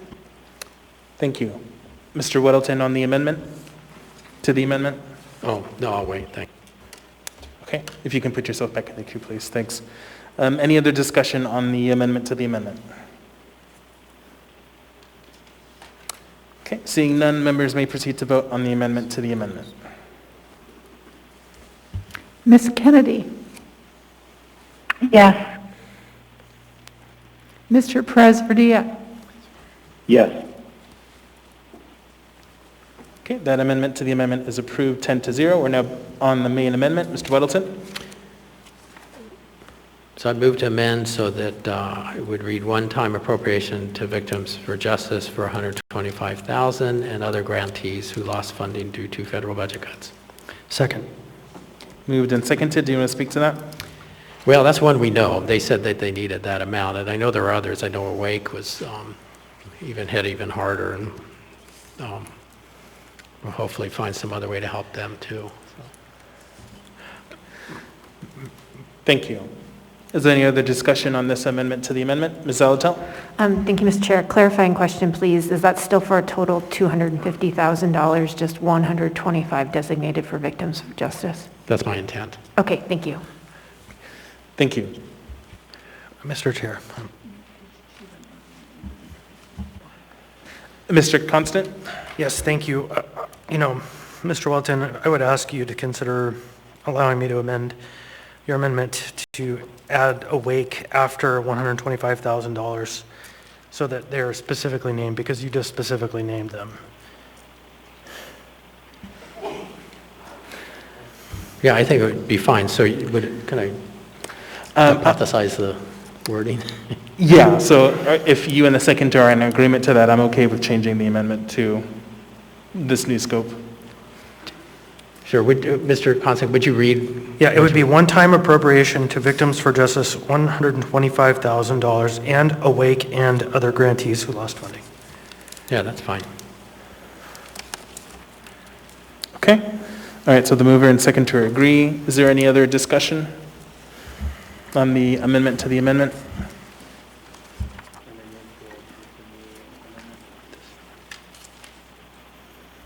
Yes.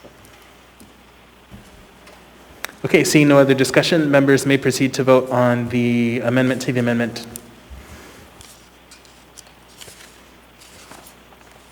Ms. Kennedy? Yes. Mr. Perez-Verdia? Yes.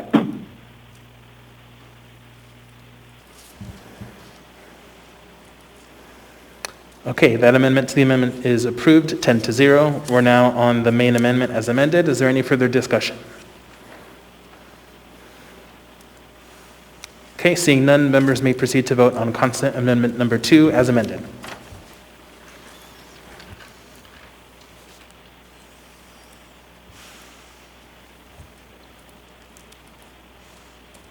Ms. Kennedy? Yes. Mr. Perez-Verdia? Yes.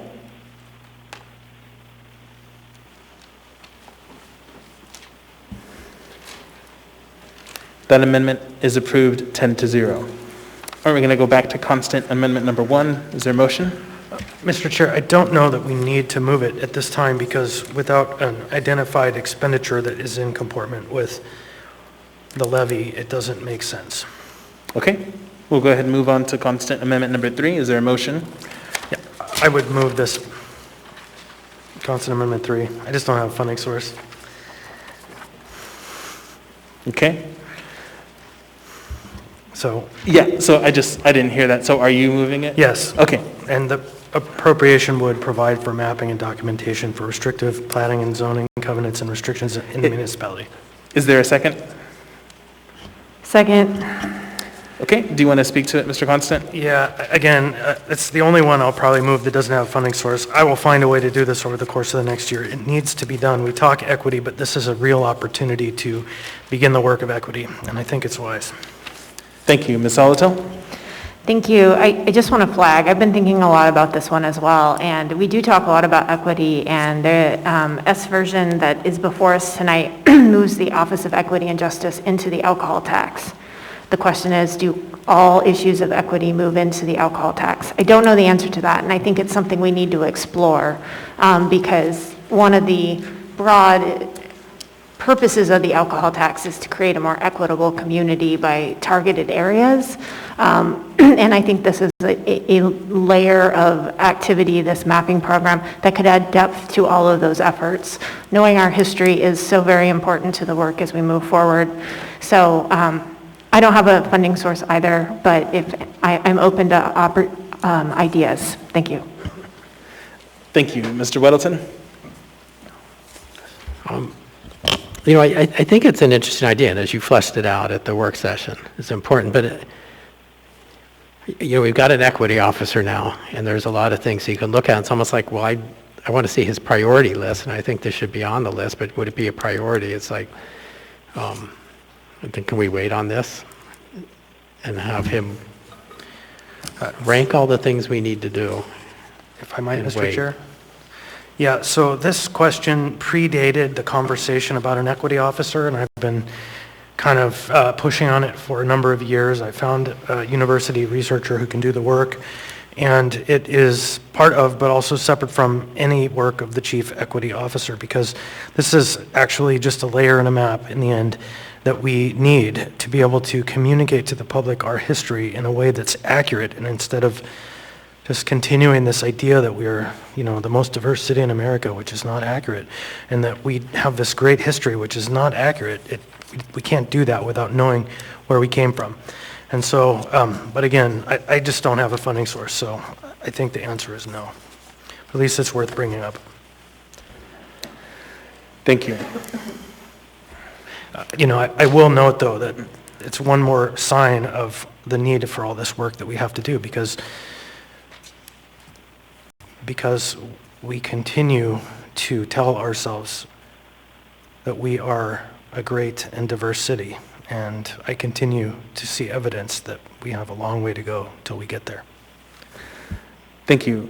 Seeing no further discussion, members may proceed to vote on constant amendment number 3.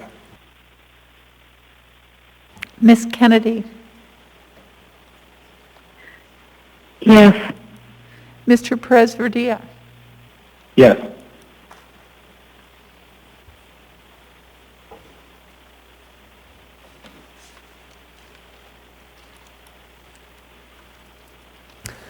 That amendment is approved 8-2. Next, we have constant amendment number 4. Is there a motion? It's not needed. The administration has addressed this issue. Next, we have Rivera and Weddleton amendment number 1. As I understand it, this is incorporated into the S version. Next, we have Constant and Zolotel Amendment Number 1. Is there a motion? So move. Second. Moved and seconded. Who would like to speak to it? I will, Mr. Chair. Thank you. This is an amendment to increase the Anchorage Fire Department's budget, particularly through the mobile crisis team, by $436,089.73. This would allow the mobile crisis team to move from 12-hour, 7 days a week operation, which is its current funding, to begin that 24/7 operation starting October 1st, which is the fourth quarter of 2021. The timing also aligns with the expected approval of the state of Medicaid, our state of Alaska Medicaid billing. Medicaid reimbursement for Medicaid eligible recipients or service recipients does require 24/7 operations. And it was so timely this week. I don't know if you all caught it in the news, but the use of force study by the Alaska Justice Information Center came out, and it was released last Friday.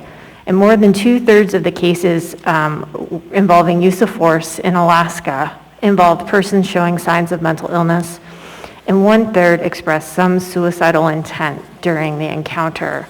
This work is timely, it's poignant, and it was always the intent of this body, if I'm remembering correctly, to put this into the alcohol tax budget and then look to bring it on 24/7. The grant funds would be an allocation of any program that's been delayed for implementation due to RFPs not having yet been issued.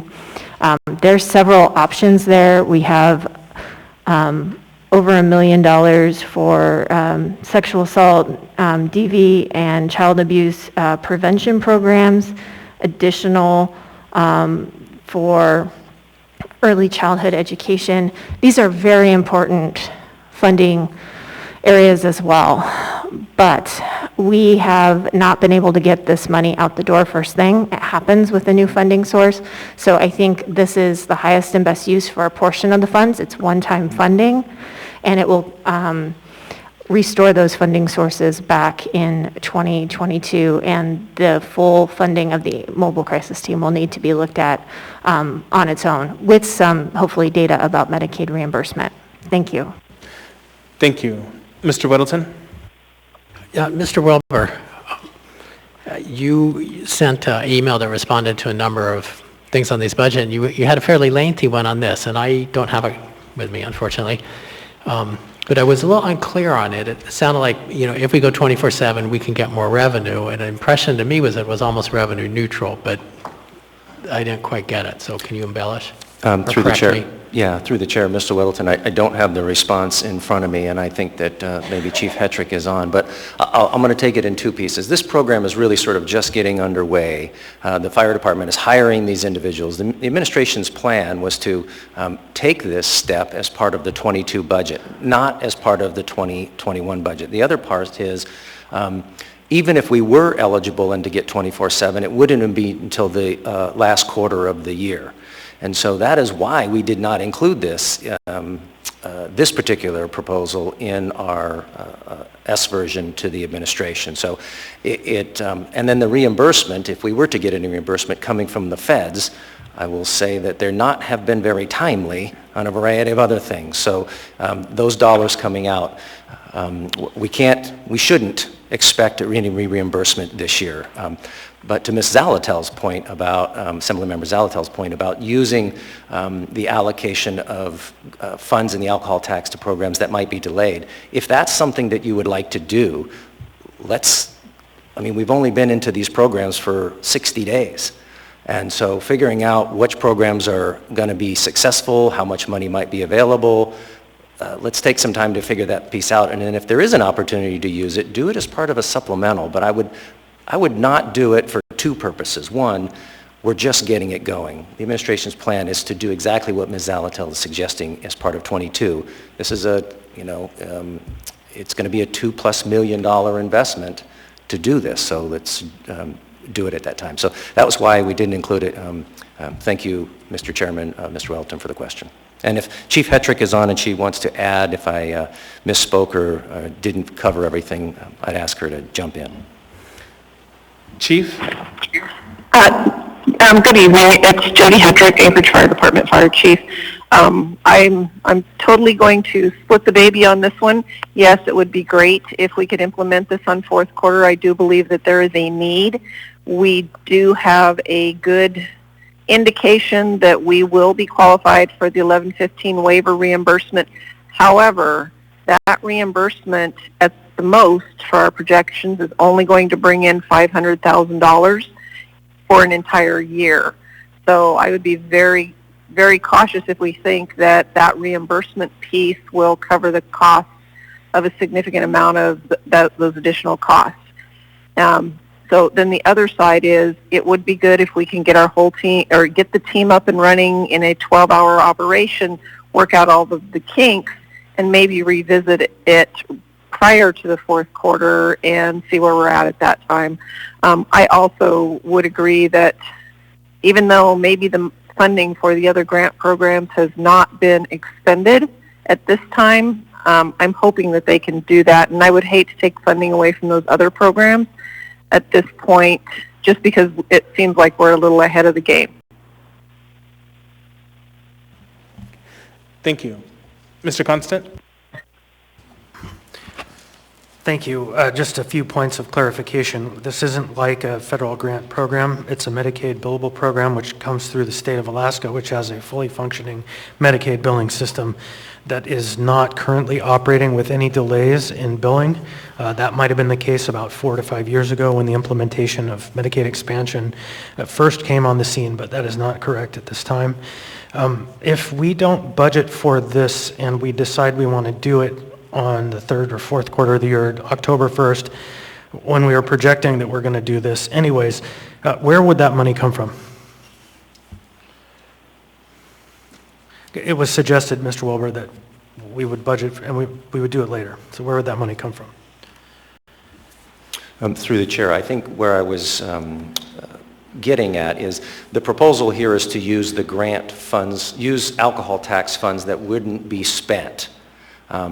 And that in the fourth quarter of the year, we're going to know the programs that we've implemented, the ones that you've approved that are spending that alcohol tax. Since we're only 60 days into all of those programs, my thought was is if that is the path the Assembly wanted to take, let's do it as part of a supplemental when those programs mature, as those spends happen, and take that up for consideration at a later time because, again, I think the Chief has brought up some interesting points that they're really getting started and putting more money into it until we can get the bugs worked out, I think would be a better approach. Thank you. Mr. Dunbar? Thank you, Mr. Chair. And, I think I've been persuaded by the administration that this is better taken up at a later date. And obviously, myself, Ms. Zolotel, and a number of other members, Mr. Constant, very strong advocates for this program, and I do hope that we can move it in this fashion in the coming months and years. But again, I am persuaded that we need to allow some of these other grant programs to start running as well.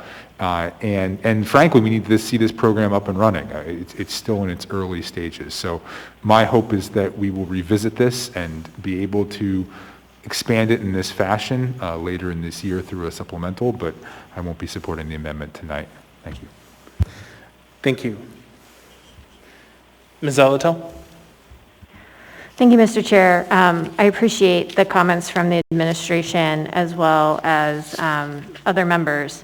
I think the last thing I'd like to leave everyone with tonight to think about is it does take time to get these programs up and running, and putting forward a cohesive team, that builds upon itself.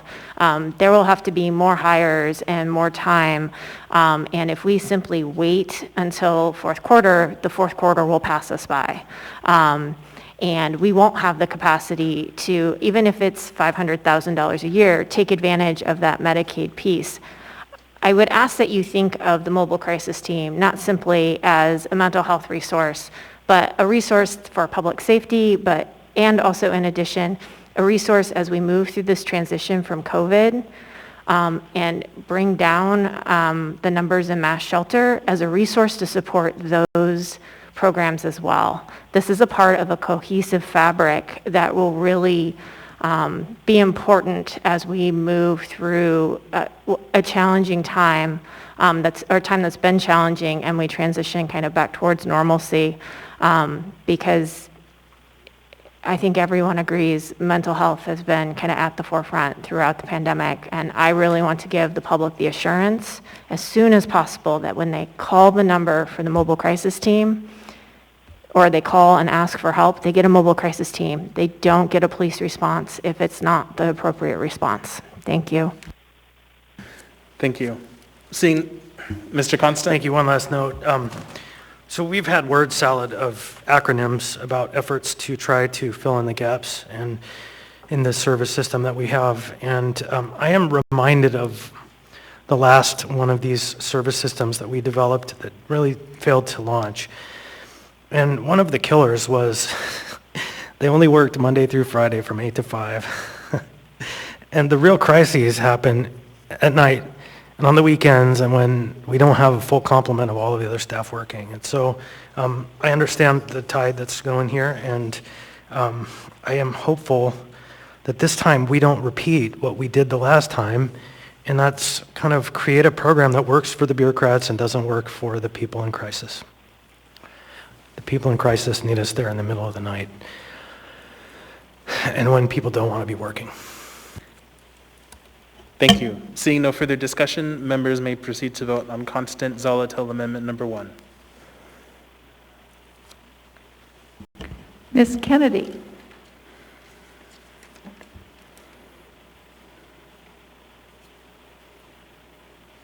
Ms. Kennedy? No. Can you hear me? Yes, I can hear you. Thank you. All right, thanks. Mr. Perez-Verdia? Yes.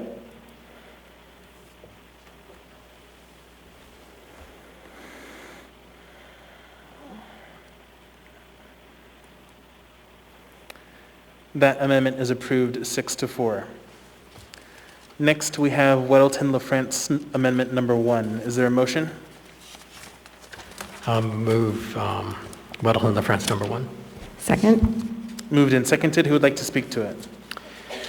I will start off on this. At our work session, we had a pretty good discussion. I think the need for this is clear. This corrects somewhat, makes a big step forward in correcting a at least decade-long, maybe 2 decades-long imbalance where, a contract with fire department in the city with Girdwood Fire and Rescue no longer even comes close to covering the EMT, emerging EMS costs that Girdwood faces. So it leaves Girdwood, which taxes itself for its fire department, subsidizing area-wide emergency medical service costs. So what they did, to the credit of Ms. Hetrick, Chief Hetrick, and Chief Weston and Girdwood, is came up with an agreement and said, okay, well, $300,000 more a year would get us close enough. It makes Girdwood happy and the city can handle it.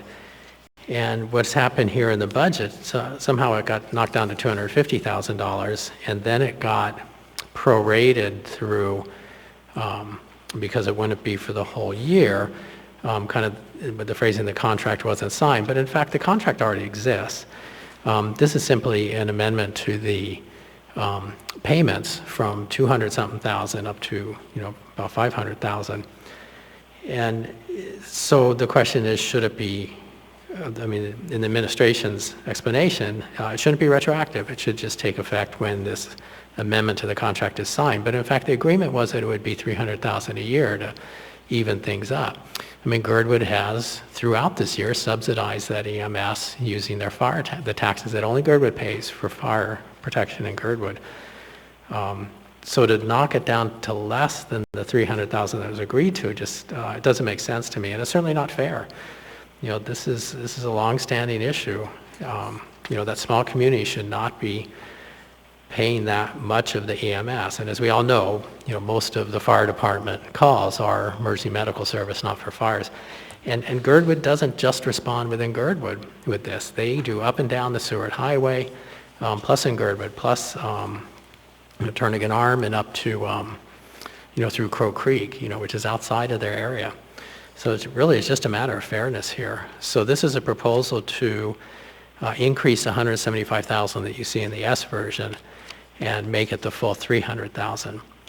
And we look for the money partly from the chief equity officer, which is, was obviously he just started, so for a quarter of the year, but was not funded. And then whatever is left of that is look to mayor's office, labor budget for special administrative assistant, 2 positions after July 1. So you have a new mayor in there, and my guess is we will probably get $40,000 from the chief equity officer, and that would be a decrease of 1 administrative assistant. Thank you. Ms. LaFrance? Thank you, Mr. Chair. And I just wanted to point out that the memo that was attached to the S version of the budget states that on line 16 fire, reduce funding for Girdwood Volunteer Fire Department, proposed contract costs for services that may start mid-2021. And as Mr. Weddleton pointed out, the Girdwood Department has already been providing those services for the entire year. And to reduce it overlooks that piece to prorate it. And actually, we have Chief Weston and also Mike Edgington, the Girdwood Board of Supervisor, co-chair on the line, and if it's okay with you, I would ask that they could address this issue of why prorating is a problem. That's fine by me. Who would like to start? I'll let Mike Edgington go first. Hi, it's Mike Edgington here. I'm co-chair of Girdwood Board of Supervisors. I think the main issues have already been covered fairly well, but I'll just reiterate. So this is a long-standing problem we've had, where the citizens and taxpayers of Girdwood are subsidizing an area-wide service. We're paying something like 80% of the cost of the fire department, and only about 20% for fire service, and only about 20% of service costs are for fire service. The rest is EMS, and should say EMS and rescue. The rescue is primarily out on the highway, where there are often, high speed and very expensive and very time-consuming rescue work. So this isn't just it definitely isn't something which just starts when the contract gets renewed in June. This is something which we've been actively working on since I've been on the Board of Supervisors, which is about 4 years, and I think at least a decade or so before that. So it seems unnecessarily petty, I think is the word I would use, to reduce a very modest request further for reasons which really are totally irrelevant to our needs and our ask. Thank you. And would someone from the Girdwood Fire Department like to speak? Sure. Hi, it's Michelle Weston. I'm the Girdwood Fire Chief, and I'm a past Deputy Chief of Anchorage Fire Department. First, I want to thank all the Assembly members and Girdwood Board of Supervisors and community members that recognize the important rescue work we do on the Seward Highway and providing EMS service in the southern portion of the municipality, often in extreme weather for the past 60 years. As my perspective, I was one of the few people that were here in the 90s, late 90s, when we switched from being auxiliary AFD to the nonprofit and the original contract was signed. And at that time, we were provided actual labor costs for both fire and EMS, as we had been when we were auxiliary to AFD.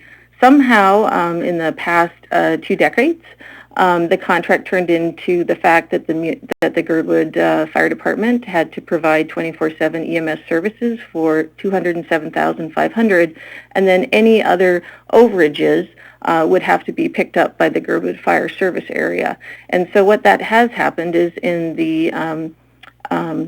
at least for the last 3 years that I've been the chief here, is in the last quarter of the last fourth quarter, we are desperately trying to move money around and taking money from our fire capital accounts to try and pay for the EMS services. So for this year, we've had so far 155 calls, 83% of which were EMS. We often don't have fire protection in Girdwood because of EMS, because we'll send people out for EMS, but then that limits the fire protection we're able to have. And I don't think that's really been a fair service to the Girdwood residents to pay for fire taxation since, I think we should have both fire and EMS staffing. And so the purpose when we started this whole process in August of 2018 on the contract renewal or renegotiation, if you will, of the terms, was to look at making sure that we had minimum staffing in the Girdwood Valley for both fire and EMS.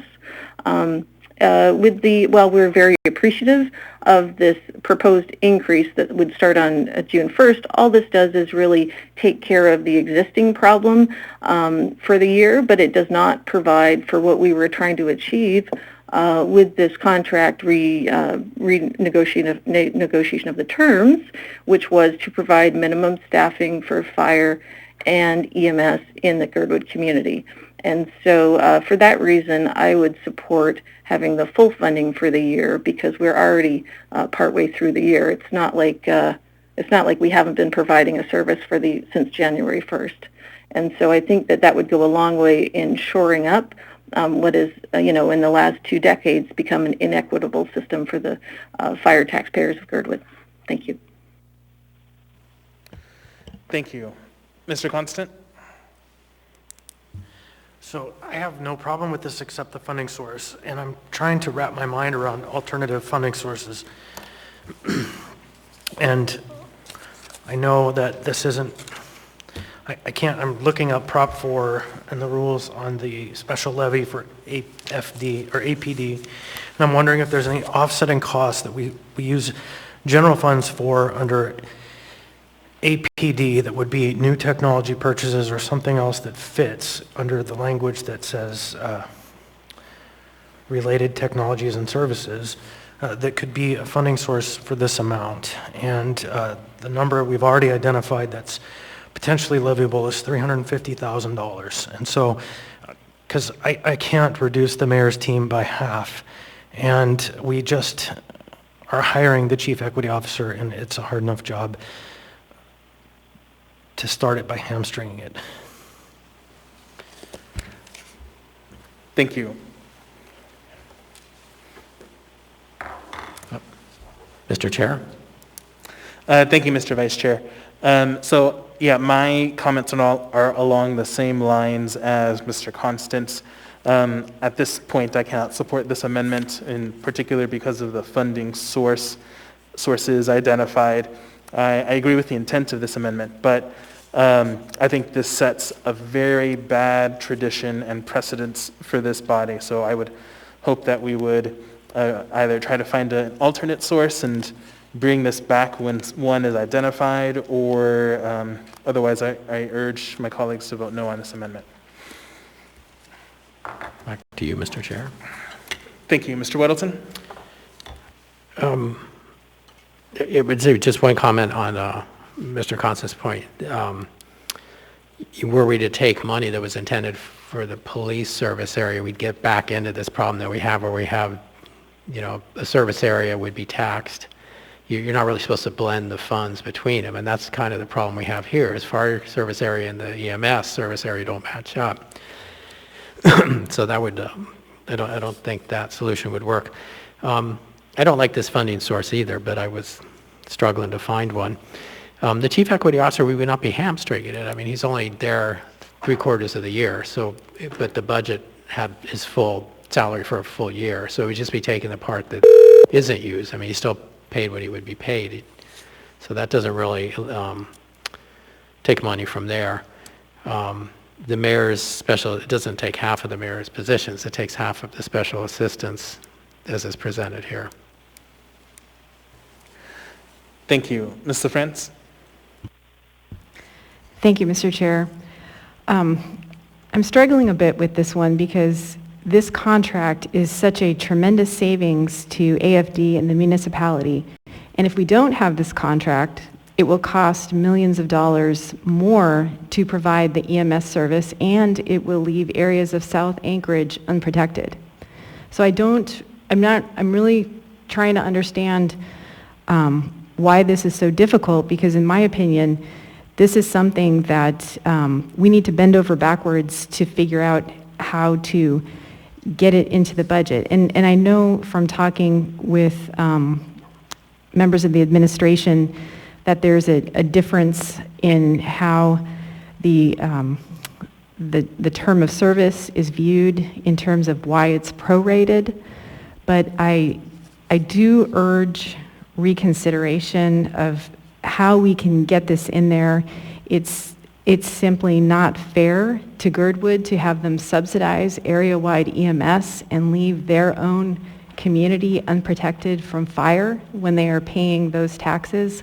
So I ask the members of the body and the administration that we come up with a way to fully fund this for this S version tonight, because it's so important and it's so critical, and we all know what a tremendously vital transportation corridor the Seward Highway is, and how terrifying it can be, and how critical EMS response is. I mean, this is a matter of extreme public safety. So I ask that we do come up with a solution tonight, and that perhaps the administration might be able to figure out a way where we could work this in. Thank you, Mr. Chair.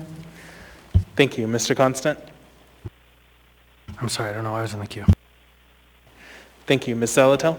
Thank you. I think with the S version of the alcohol tax budget, having the full chief equity officer in there, that's no longer an eligible fund source. However, I would raise, and I would like to hear from the administration about this idea, we have CARES Act fund balance.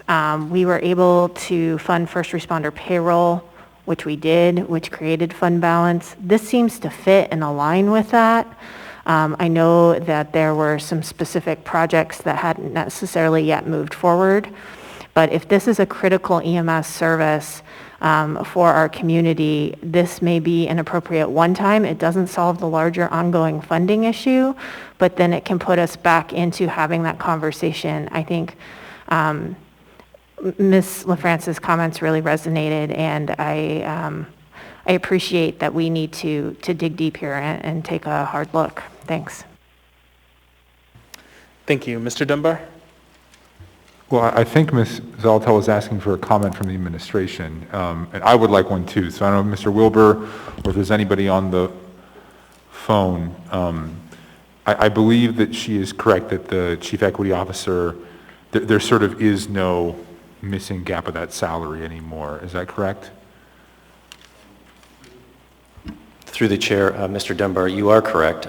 And what we did in the administration's proposal is we did consider the reduced labor of the chief equity officer as a result of their late start. We reallocated the savings to that to two other projects that were on the Assembly's list, a couple planning projects that we had proposed. One was for Girdwood and one was for the LRTP. That was where we thought, and because those are one-time expenses, those two planning documents, we thought that would be a better approach. The other thing I would suggest is to Ms. LaFrance's comment about, maybe another option or another opportunity to look at this. I was going to give Chief Hetrick a call. I think philosophically, from the administration's perspective, we would have to respectfully disagree with how the needs of, or the timing of this, not the need. I think the need is there, as Chief Weston managed, but I think it seems, our approach is that when the contract is signed, that's when the money is available. You don't spend money before you have a contract. Even if the process is that they have been covering those things with dollars that they have to address the need there. But we have needs like that all across the municipality, and we don't have departments basically betting on the come. And so what we did is we proposed to make sure that the $300,000 would be the equitable annual amount. That would be the amount that would be in the 2022 budget. I've confirmed with Chief Hetrick, that's what they should do. And then I've also, what's the earliest opportunity we could actually turn this contract on? And Chief Hetrick suggested that, the best we could probably do, if we're done in April, we could start it at the beginning of June. And so that's how we came up with that reason. And that logic applied to this proposal would be the same logic we would apply to any contract that came to our office to say, we want to get this underway. when does it start, how much is it going to cost, and then we'll budget from that point forward. So that is what we've presented to the Assembly in our proposal. We have already taken into the account for the equity officer. I don't know if Mr. Weddleton knew that when this is being drafted, so he might not have been aware. And then, so that's kind of where the administration is on this matter. Again, we have to create a balanced budget, and I'm concerned that we just want to make sure that we're keeping track of all of it. So, and I think I think Ms. LaFrance and Mr. Weddleton, Chief Weston, and the folks at Girdwood, I mean, they have a legitimate need, and we're trying to get it addressed in a most timely manner with the limited resources we have. And so I would hope that you would support the administration's proposal. Thank you. As a follow-up, Mr. Chair, Mr. Wilbur, could you speak to the idea that Mrs. Zolotel had? Are there any one-time funds that we could potentially use that would be appropriate for this? You know, something from, fund balance, for example, insofar as it exists. Through the chair, Mr. Dunbar, I don't have any one-time dollars different than what we've already proposed in the administration's, and what we've proposed, I've run by the mayor and chief of staff, and so I would have to just continue with that unless they have a different approach. So again, to Mr. Weddleton and Ms. LaFrance and the folks in Girdwood, I really think that we should invest when the contract is ready, and all we need is money, and that's what we're proposing to give them.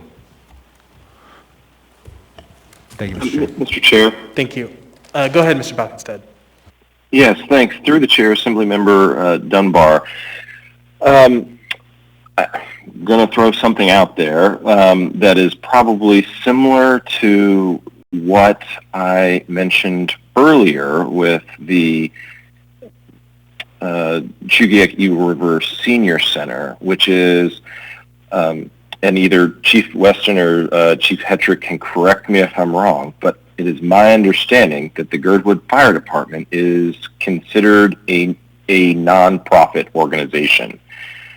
So that means, based on how I read the American Rescue Plan use of funds requirements, that is a source of potentially one-time funds that would make up the difference, as nonprofits are eligible to receive those funds.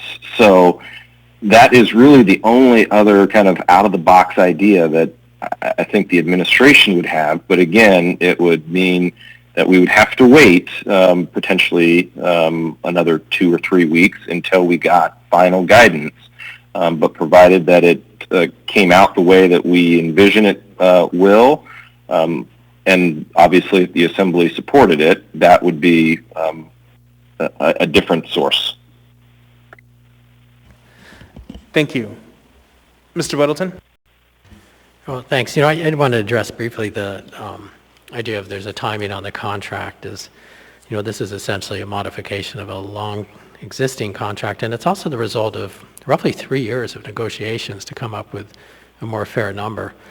And we see very often collective bargaining agreements that, extended beyond their deadline, because it took a while to do negotiations. So we've been very tolerant of that, and they very typically are retroactive to the beginning of the year. So people who, the raises go back that far, or bonus or whatever it might be in the new CBA.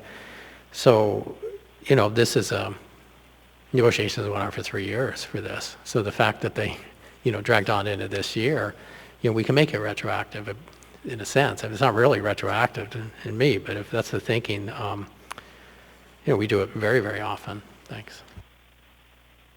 Thank you. Mr. Constant? Thank you. I have now a couple questions. So we just heard that the fire department is a nonprofit and therefore eligible for rescue plan funding. I'm trying to wrap my head around the difference between them and the senior center in Chugiak Eagle River. Second, I'm afraid if we appropriate these funds now, then they won't be eligible for rescue plan funding because it would be an expense that's already in our budget and wouldn't allow us to backfill. So I have a little concern there. And then the third issue is At the root of the question, I think I heard that there's a misalignment between the EMS service area and the fire service area. Is that correct? Yes, and so why wouldn't we, at least in the long haul, contemplate aligning those boundaries to allow for the funding to effectively cover the need? If you can put yourself in the queue. So before I go to that one, just going in order, did you want the administration to address any of your other points? Let's go backwards. Mr. Weddleton. Sure. Go ahead, Mr. Weddleton. Well, thanks. Well, EMS is area-wide, all through the city, tip to tail. You know, people pay property tax into EMS. Fire service area is not. It is, you know, Chugach, Birchwood have their own. That's not in ours. Part of Eagle River is not in the fire service area, kind of the eastern part off Eagle River Road, and perhaps more. Ms. Aller would know better. And then the very upper easternmost part of the hillside is also outside of the fire service area. Turnagain Arm and also Girdwood are out of, not in the Anchorage fire service area. Girdwood has their own fire service area. So, you know, we essentially have 3 fire service areas and some areas that aren't covered by fire service area at all. And EMS is area wide. So aligning those would be very tricky. So it's kind of a colloquy here, and I'm just trying to wrap my head around. We're talking about, though, the need to provide services into the areas that aren't really Girdwood, but are kind of Anchorage, but they're not really because they're out there in the middle of nowhere. And this seems to be along the line of the question we need Mr. Falsey for, because he squared the question on the highway policing and not the Girdwood policing, but the highway policing. And so this is a distraction, a rabbit hole, maybe. I think we have to start getting to the root of the question as opposed to biting off the apple every year, trying to figure out how to make up the difference. So that's one. Coming back to the administration, it's really the question of how is this different and is there a risk if we appropriate and then want to use rescue plan funds? How is this different from the senior center? Who from the administration can address those 2 questions? Through the chair, Assemblymember Constant, I guess what I would say is, if I understand your question correctly, is that I don't think it's that different potentially from the senior center. I think that's why I was throwing that idea out. My understanding is that they are both considered nonprofits and they would both qualify for rescue plan funds based on their status as a nonprofit. So, but I agree with your other point that if we funded it in the budget now, I think it would be entirely difficult and potentially not allowable to go back and retroactively apply rescue plan funds in a few weeks.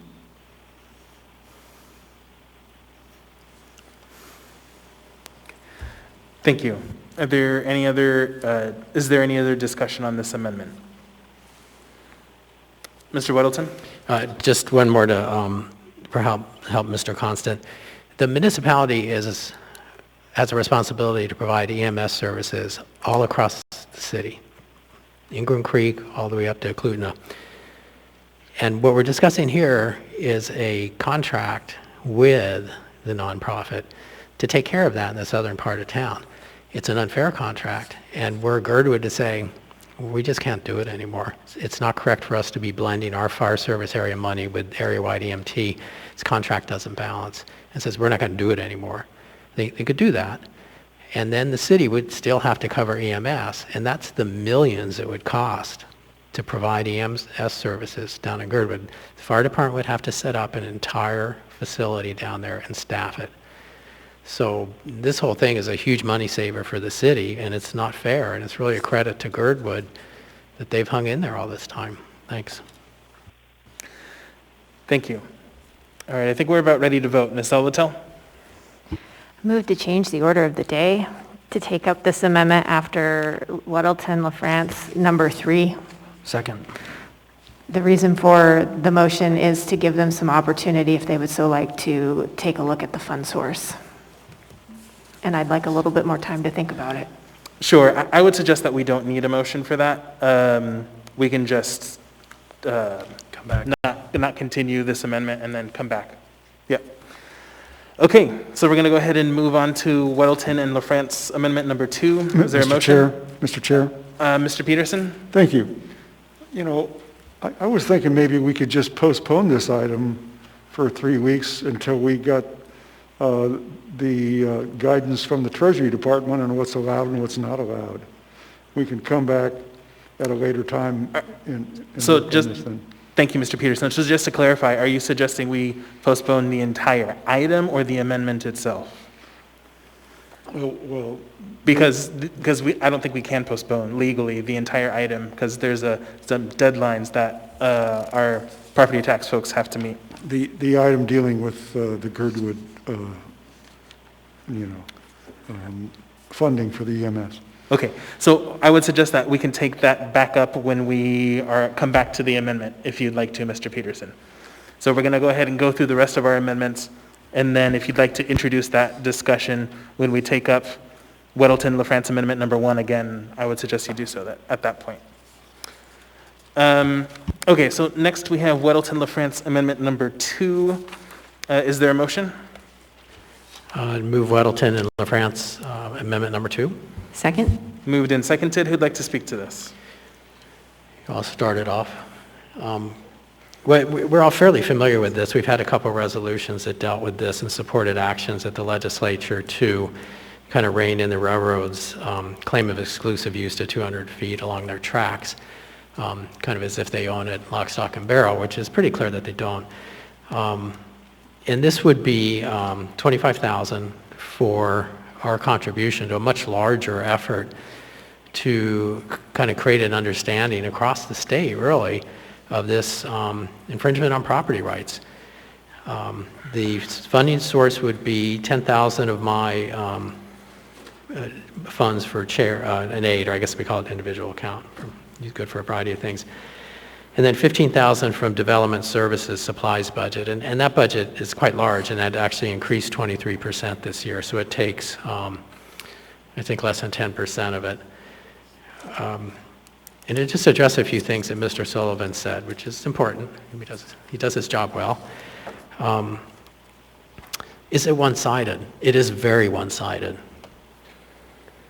The railroad has all the power, all the money, and they are beaten down on a very small homeowners association that they expect will just have to fold.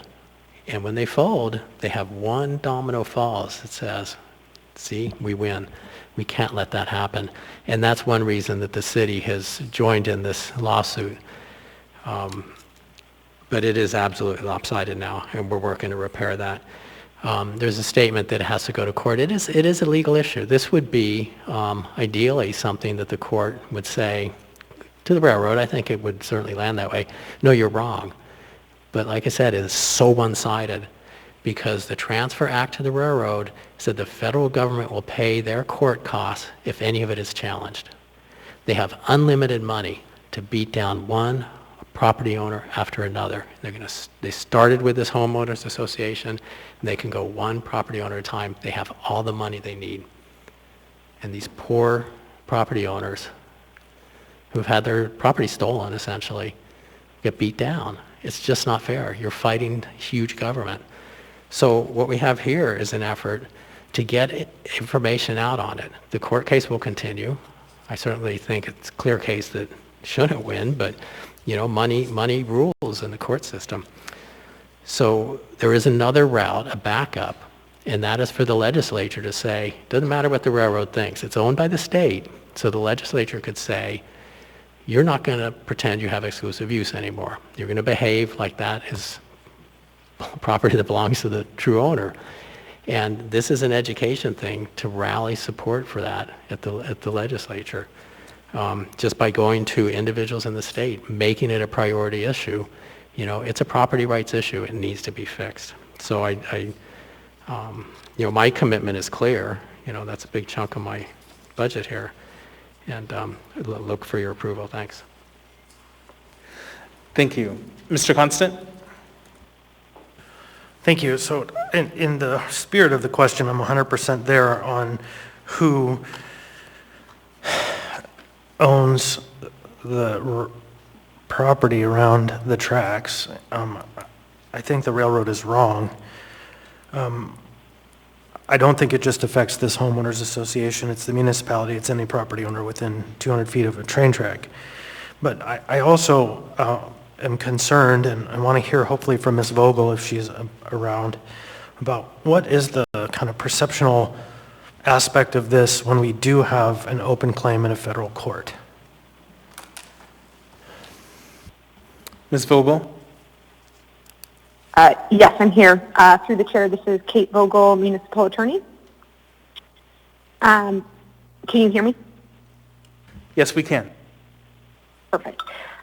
So we have filed a motion to intervene in the federal lawsuit, and from our perspective, that's where the persuasion needs to happen in pleadings to the federal judge directly, and so it would be not a request from the legal department to have any sort of public influence campaign. That's just not part of how we litigate our cases, and we have an audience of one in this case, and that audience of one is unlikely to be persuaded by this more broad media campaign. We think there are really interesting issues in this litigation, and we're excited to be involved and provide our support to the homeowners association. We're aligned with them in this litigation, and in doing so to look out for the municipality's interests, but certainly we would recommend that normal course of action for our role is to persuade the judge to do research, focus on the legal work element, because that's the realm that this issue is in currently. Follow up, Mr. Chair. So Mr. Weddleton aptly described the effort to advocate to the state as opposed to the judge.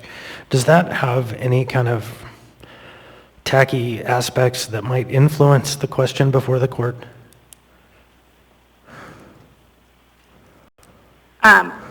Through the chair, Assemblymember Weddleton, Assemblymember Constant. Sorry, I'm looking at the delayed YouTube here. I would like to assume that the judge will be immune from this influence.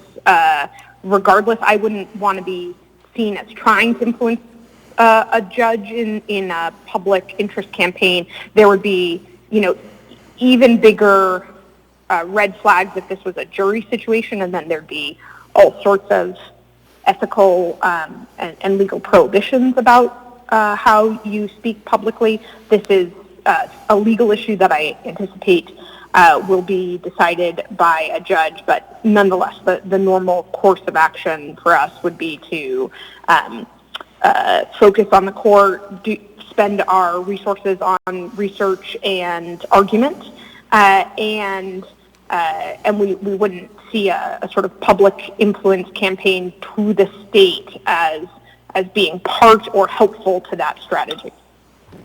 Okay, thank you. And just a note to my friend Tim Sullivan with Alaska Railroad. You have successfully managed to help create the Flying Crown Homeowners Association as a poor and kind of harmed entity, which is kind of hilarious. It's the only neighborhood I know in town that has an airport runway in their backyard. Change. Thank you. Ms. LaFrance? Thank you, Mr. Chair. I appreciate Ms. Vogel's comments. I had put myself in the queue just to remark on the need for education on the topic. I know Mr. Constant had mentioned homeowners in Anchorage, and I would say along, the rail belts in Alaska. Other agencies and utilities have been impacted as well. And, part of the idea of doing this outreach or doing this public education would be that it could also help avoid litigation as well, and hopefully help improve the relationship with the railroad. There are a lot of people who aren't aware of this claim of exclusive use and just understanding the impact of that and being able to move into a more reasonable place. Thanks, Mr. Chair. Thank you. Seeing no other discussion, members may proceed to vote on Weddleton LaFrance Amendment Number 2.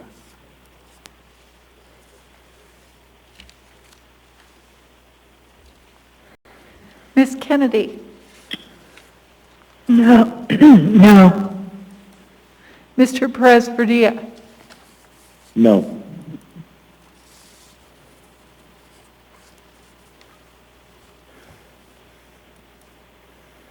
That amendment is approved 6-4. Next, we have Weddleton LaFrance Amendment Number 3. I understand that this was incorporated into the S version of the budget.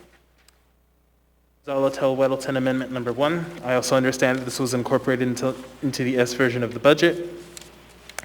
With that, that takes us back to Weddleton LaFrance Amendment Number 1. We'll go ahead and take a 10-minute break, and after that break, hopefully we'll be ready to deliberate this item. Go find money. Actually, maybe I should talk to John.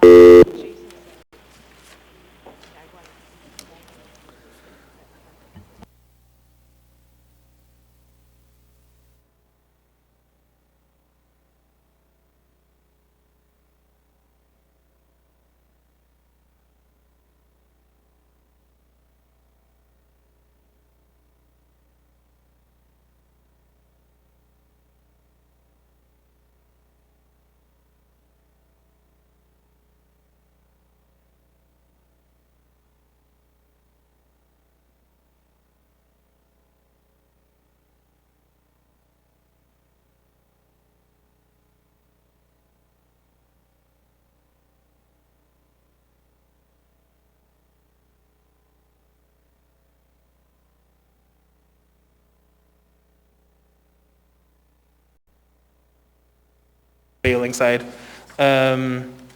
Is there a second? Second. Okay. Moved and seconded. Is there any discussion on the motion? I assume, Ms. Allard, it's because you want to change your vote on the, okay. Seeing no discussion, is there any opposition to bringing this back to the floor to allow Ms. Allard to change her vote? Okay, seeing no opposition then, Weddleton and LaFrance Amendment Number 2 is back before us. Do we need a motion and second again for it? No, your motion is up for. Okay. We're still trying to catch up. All right, so the clerk advises me that we already have a motion and a second to approve Weddleton and LaFrance Amendment Number 2. Is there any further discussion on the amendment? Okay, seeing none, when the clerk is ready, we will vote on this amendment.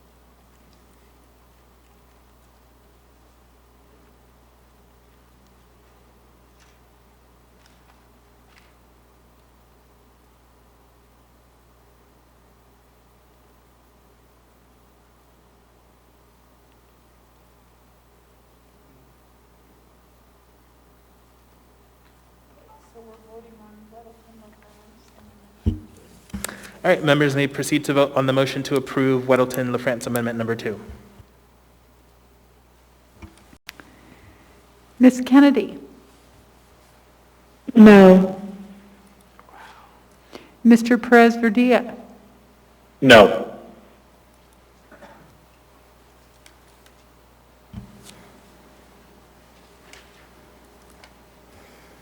That amendment is approved 6-4. Okay, back to you, Mr. Weddleton, on Weddleton LaFrance Amendment Number 1. Interesting. sorry. Oh, what are we doing on this one? What we'd like to do is put together a quick resolution committing to the $175,000 from the Recovery Act funds. And with that accomplished, then go ahead and not move this amendment. So we'd like to delay, but just delay this item and move on the agenda.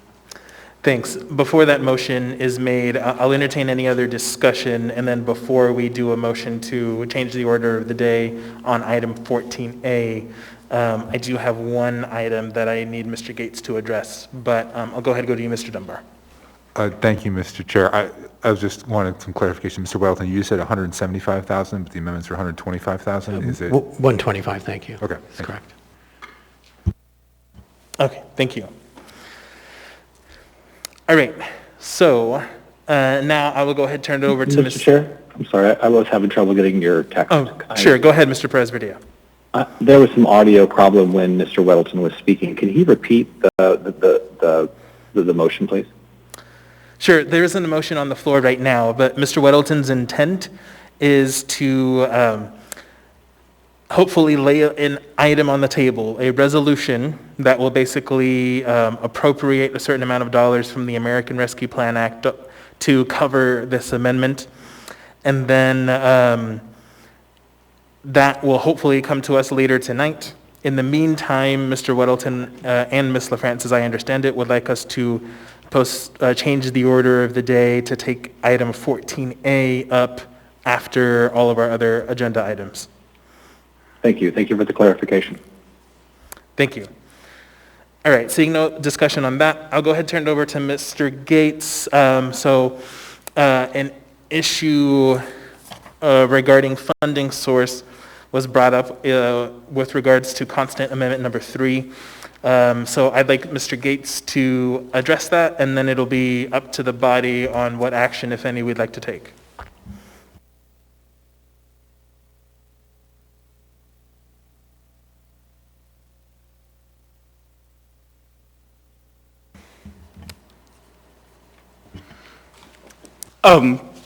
Yes, thank you, Mr. Chair.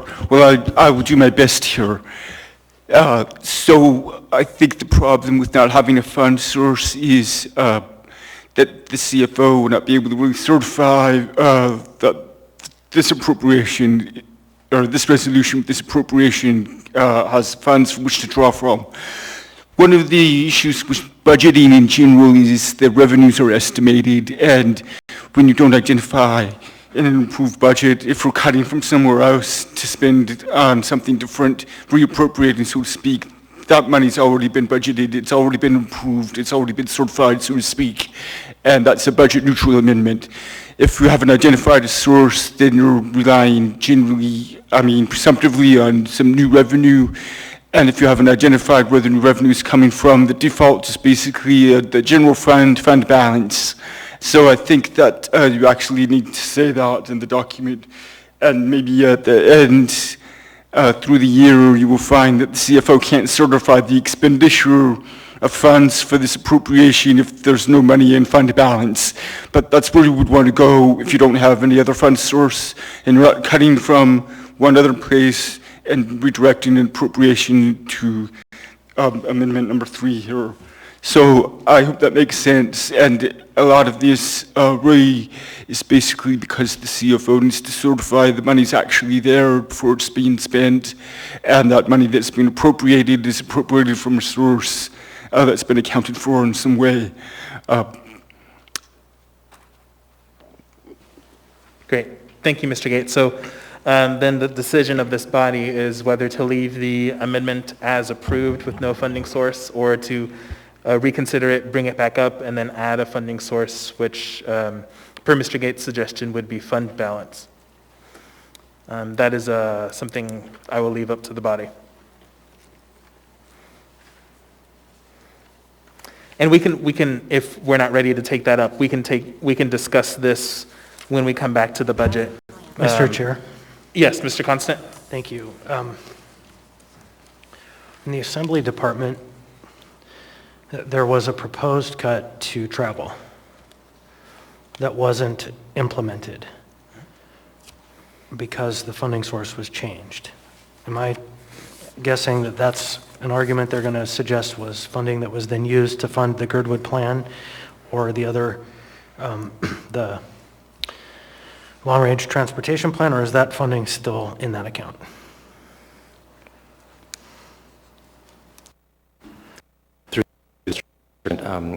Commission's proposal did not adjust anybody's travel budget. We funded the proposal of the Girdwood plan and the LRTP plan with the adjustments to the Equity and Justice Office. That's how we did it. So, Mr. Chair, I don't know if you want to do it now or when we come back. It's your call. I would suggest, because if you wanted to cut the entirety of the Assembly's... No, that's not what I'm proposing. Okay, then what I would suggest is you can come back later when you have all of the numbers. I have the numbers, but... okay, if you have the numbers, then go ahead and do it now. Yeah, so I would move then, do we need to reconsider that amendment? We do need to bring it for reconsideration. Move to reconsider Constant Amendment 3 to add a funding source. Second.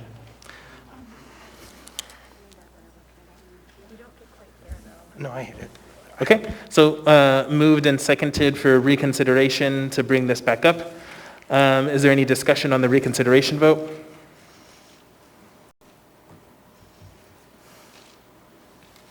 Is there any opposition to the reconsideration vote?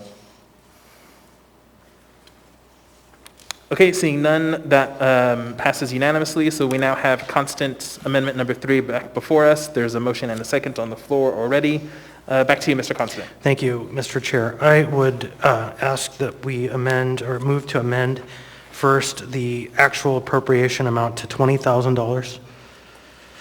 And then I would ask that we take $14,020 of the travel budget as proposed in the reduction, and then I would add the difference from my Assembly account. Second. Okay. Moved and seconded. Did you want to speak to that any further?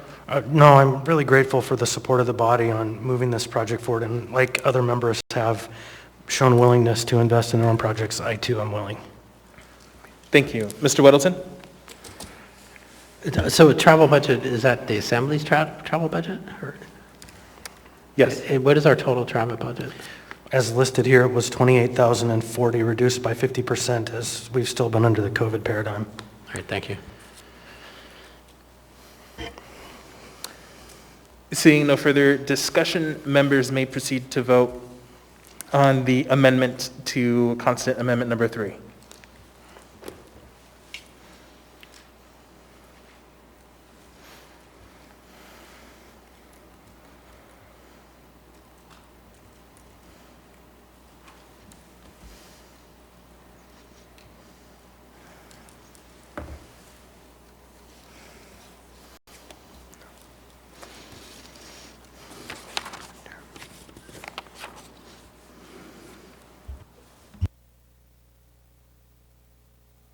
Members may proceed to vote. Again, this is on the amendment to Constant Amendment number 3. Ms. Kennedy.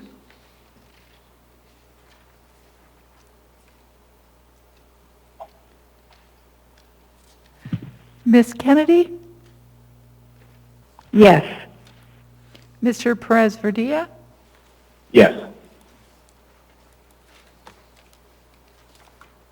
That amendment to the amendment is approved 9-1. We're now back on the amendment as amended. Is there any further discussion? Seeing no discussion, members... One last note, Mr. Chair. Oh, go ahead, Mr. Constant. Thank you. We saw tonight Ms. Kennedy and Mr. Weddleton make an investment from their own very limited funding sources to make projects, and for myself tonight too. Last year, I funded the radio broadcast through the UAA program so that we could make sure the public had access. And I also did that with the Eklutna government-to-government project. And I think it's one of the core ways we as members of this body can truly show our commitment to the community is to use those funds in a way that is an investment. So thank you. Thank you. Seeing no other discussion, members may proceed to vote on constant amendment number 3 as amended. So it's just going to take me a second up here.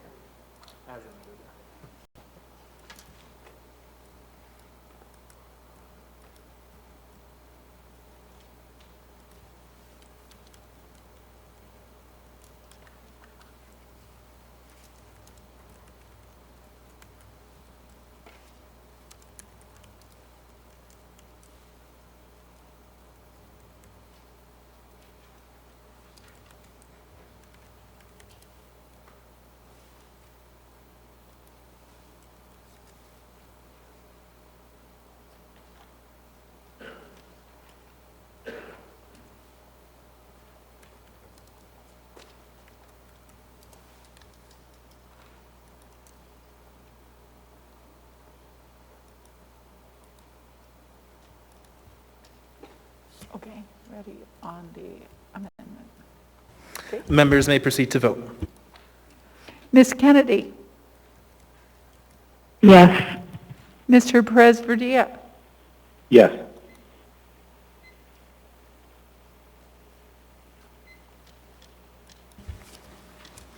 That amendment, constant amendment number 3 as amended is approved 9-1. All right, with that, I will go ahead and entertain a motion to change the order of the day to take up item 14A. Hopefully, Madam Clerk, this artful motion will be allowed either after 15F or whenever the resolution is ready to be laid on the table, whichever comes sooner. Or what if we don't take up those items? Are you going to take up all those items? I don't know. Okay, well then we'll just... Quickly we get through everything. Yeah. Your artful amendment is good. Okay, the clerk advises me that that motion is in order. So can someone make that motion? So moved. Is there a second? Second. Is there any discussion on the motion? Again, to reiterate, the motion is to change the order of the day to take up item 14A after 15F or whenever the resolution is prepared, whichever comes first. Okay, seeing no discussion, is there any opposition to the motion to change the order of the day? Okay, seeing none, then that motion is approved. Next, we have item 14B, ordinance number AO 2021-36, an ordinance setting the rates of tax levy, approving the amount of municipal property tax, and levying taxes for all service areas of the municipality of Anchorage general government for 2021. Public testimony is now open on this item. We don't have anyone on the phone list. Would anyone in person like to testify? Did we ever hear back about priority items? Yes. This is me, and we heard one from the administration. Anyone at all? Seeing and hearing no one, public testimony is approved. What is the will of the body? Move to approve. Second. Moved and seconded. Mr. Weddleton? I just want to confirm with Mr. Wilbur, so is there anything in the S version of the item that we postponed that would change this? For the record, that was a verbal response from Mr. Wilbur of no. I'm sorry, Mr. Chairman. Yeah, Mr. Weddleton is correct. I think the only thing that would have changed it if you would have done something to Prop 4 to adjust that amount that we had put in there. So, and you didn't do that, so the mill rates that we had proposed would be okay. All right, thank you.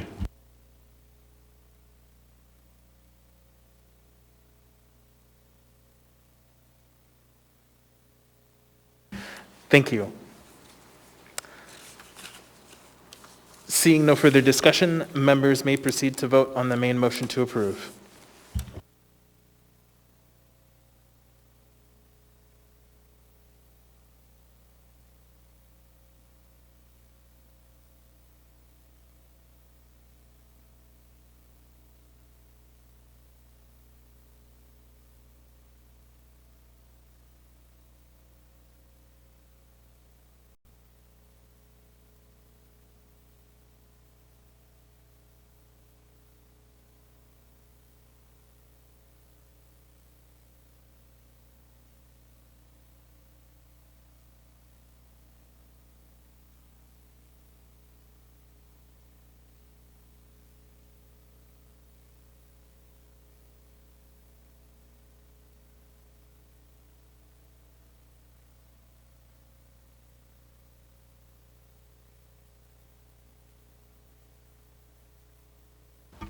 Ms. Kennedy? Yes. Mr. Perez-Verdia? Yes.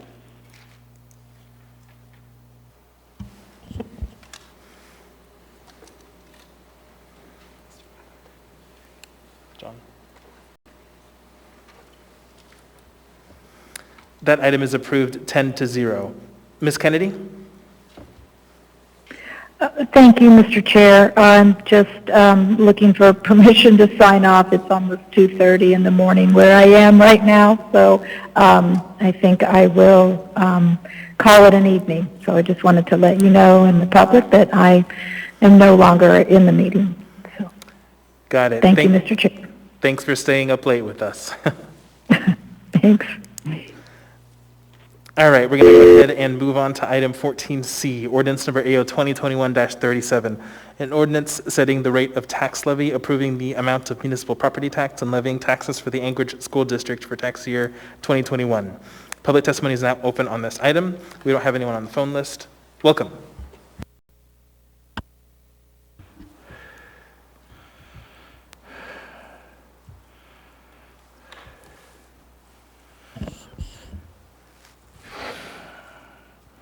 My name is Eugene Carl Haberman. I'll be very brief, but someone needs to make this point now. It is 10:27 in the evening. You lost one assembly member, and it's very important to have it on your items that are discussed right now, all the assembly members at all possible, with all due respect. But in reference to this one in the school district, note 2 points. The school district has been operating with increased pay, dealing with the superintendent. I expressed concern about that, but here you're dealing with addressing the school district. But the fact is that you've given a situation, in all fairness, that, look, yes, I don't live in Anchorage, but you're deciding on several items, including this one, and you've got a deadline date that you had public hearing for tonight. The only one before me that I spoke on was someone from the railroad who spoke on that same item on the overall budget. But the fact is, you're not hearing the people, but you're telling the people on the record that you need to do it tonight or continue public hearing tomorrow night or the next night. But the end result is you didn't have to do it that way. The preparation of not doing your homework is left with a dead-end date and no respectful chance for you to hear from the public. And as far as if the public hears from me right now, this microphone, this is totally outrageous. You don't do it with your annual budget. You do every year. You have several public hearings. But the failure of doing homework to get it out, and you are spending a lot of time tonight, with all due respect, and I know it's hard for you. It really is. It's hard for me. But it's hard for you because you haven't had enough time to do your own homework, with all due respect. And that part of that homework is to hear from the people, a critical part, both communications and coming to the microphone. But tonight, there's no chance. And this is serious because you're dealing with the budget. I'm glad you're at least doing it on more than once a year as far as reviewing and setting things up. But there is no reasonable opportunity for the public to be heard on these items, in all fairness. And that violates state law. You can comply with it, but you're refusing to do it. But many parties have been responsible for the scenario, none including yourselves, but the people who you depend on to get that information before you so it can be advertised. So that's basically, you could say that on all those items, but I want to specifically address it on this one before it gets any worse without being on the record. Thank you. Thank you for your testimony. Would anyone else like to testify on this item? Anyone at all? Seeing and hearing no one, public testimony is closed. What is the will of the body? Move to approve. Second. Moved and seconded. Is there any discussion on this item? Mr. Constant? Thank you. Just one thing. It's becoming the perennial conversation. The general government average increase for a $360,000 house will be about $80 or $22 per 100,000 outside of the school district budget. With the operating budget from the school district, the increase is about $40 or $11 per 100,000. So about $60 of increase per 100,000. No, I'm sorry, about $120 increase for an average house. ASD bond debt is going to increase the levy for that same house by $220, which is well more than double of what any increases just because of basic cost of living increases across the municipality have gone up. What that means is total increase for a home of $360,000 is projected to be about $340, which is $80 for general government, $40 for ASD operating, and $220 levied upon the taxpayers of the municipality of Anchorage by the legislature and the governor. Thank you. Thank you. Seeing no other discussion, members may proceed to vote on the main motion to approve.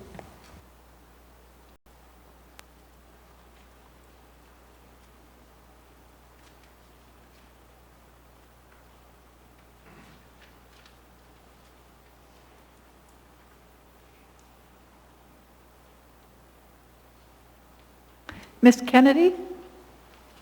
Oh, she's gone. She's absent. Mr. Perez-Vardilla? I vote yes.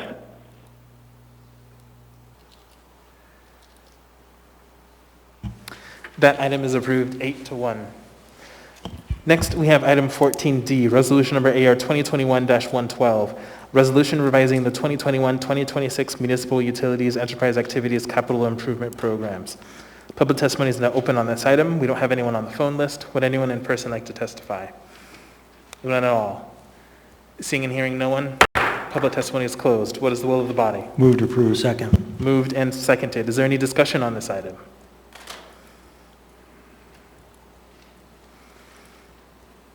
Seeing none, members may proceed to vote. Mr. Perez-Vardilla? Yes.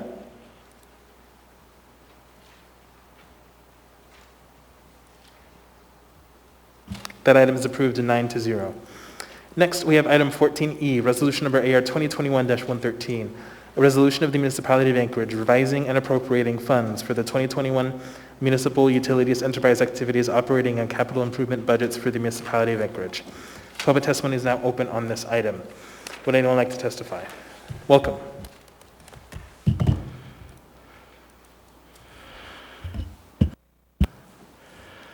My name is Eugene Carl Haberman. First note, you can take my comments I said before and say ditto, okay? That saves some time there.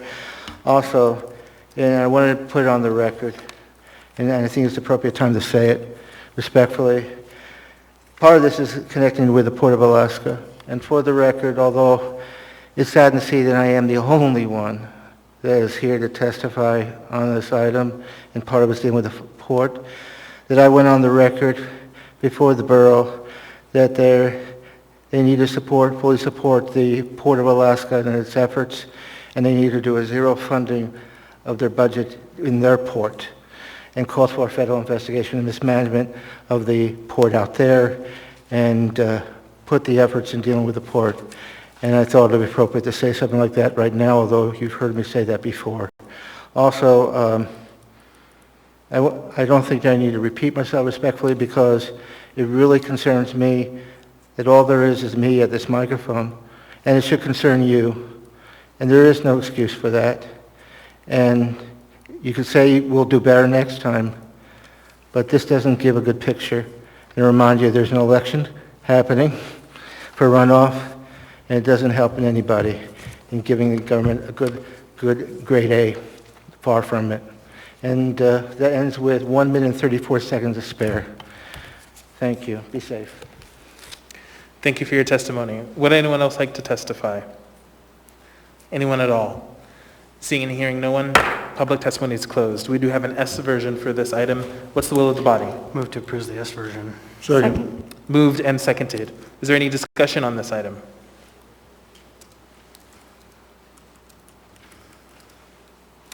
Seeing none, members may proceed to vote.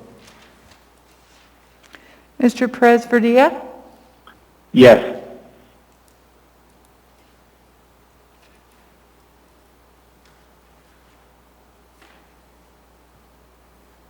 That item is approved 9-0.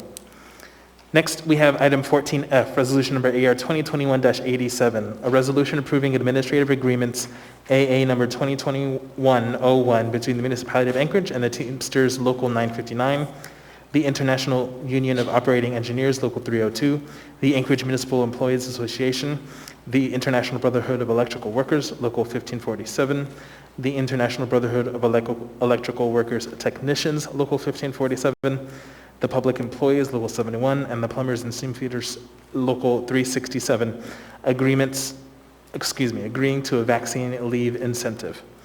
Public testimony is now open on this item. We don't have anyone over the phone. Would anyone in person like to testify on this item? Anyone at all? Seeing and hearing no one, public testimony is closed. What is the will of the body? Move to approve. Second. Moved and seconded. Mr. Weddleton? I have trouble with this one. I know there are some companies that are offering incentives for people to get vaccinated, and many aren't. But this is, our public employees, our workers, getting this bonus, it's quite valuable to do something that's in their own self-interest and in the interest of the community. And I'd almost like be embarrassed if I were a union member and my union asked for it. It's like I have to get paid to do something that's a benefit to me. So I can't support it. I hope they all get vaccinated, but all across the city and state, it's really easy to get vaccinated now, so it doesn't take 4 hours. And anyway, I'm puzzled by this, and I just can't support it. Thank you. Ms. LaFrance? Thank you, Mr. Chair. This is definitely something that companies are doing to encourage vaccination among employees. And I want to point out that it's not just for the individual and community benefits of vaccination, but it can also save money to departments because then they don't have to cover overtime from people who are absent from being sick or being exposed to the virus. So I think it's important to take a broader view on this. There are nearly 3,000 MOA employees, and earlier in the pandemic, I know that before the vaccine rolled out, the absences due to illness from COVID or quarantine were very costly. So I know that the vaccine has been rolling out for a while now, but I think that the cost savings should be considered in this one as well. Thanks. Thank you. Seeing no further discussion, members may proceed to vote. Mr. Perez-Verdia? Yes.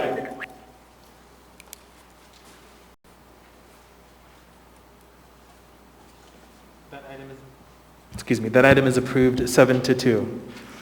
Next, we have item 14G, ordinance number AO 2021-38, an ordinance authorizing acquisition of real property legally described as Lot 5, Block 3, Stoll subdivision. John? Waive reading. Oh, waive reading. Oh, sorry. Thank you. It's not that long. Public testimony is now open on this item. We don't have anyone on the phone list. Would anyone in person like to testify? Anyone at all? Seeing and hearing no one. Mr. Weddleton. I'd move to continue the public hearing to May 25. Second. Moved and seconded. Do you want to speak to that, Mr. Weddleton? Yeah, there were some questions about the process and not going to the community council and to the neighborhood to talk about this. So this will allow the community council on May 12th to have a presentation from Heritage Land Bank. And we were told by Heritage Land Bank that it's not a problem to postpone this. Thank you. Yes, the clerk advises me to continue it. Ms. Zolotel? Thank you. I just request that we also get a work session after the opportunity for the community council meeting. Thank you. Thank you. Then I guess May 25th. I guess to Mr. Weddleton then, seeing no one else in the queue, when does this community council meet? They meet on the 12th. Ms. Holland, is that correct, May 12th? Okay, I believe it's May 12th. Okay, great. And that should give us plenty of time to schedule a work session, so we can go ahead and make that happen. Okay, seeing no other discussion, members may proceed to vote on the motion to continue the public hearing to May 25th.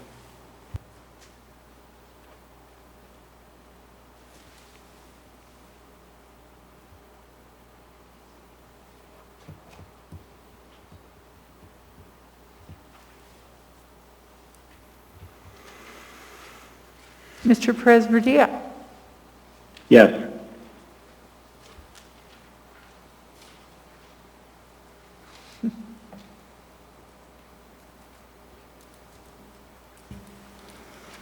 That motion is approved 9-0, so that'll be back before us for a continued public hearing on May 25th.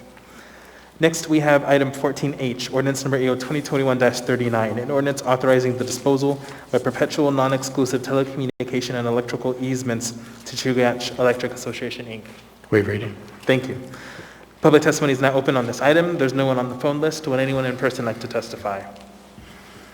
Anyone at all? Seeing and hearing no one, public testimony is closed. What is will of the body? Move to approve. Second. Moved and seconded. Is there any discussion on this item?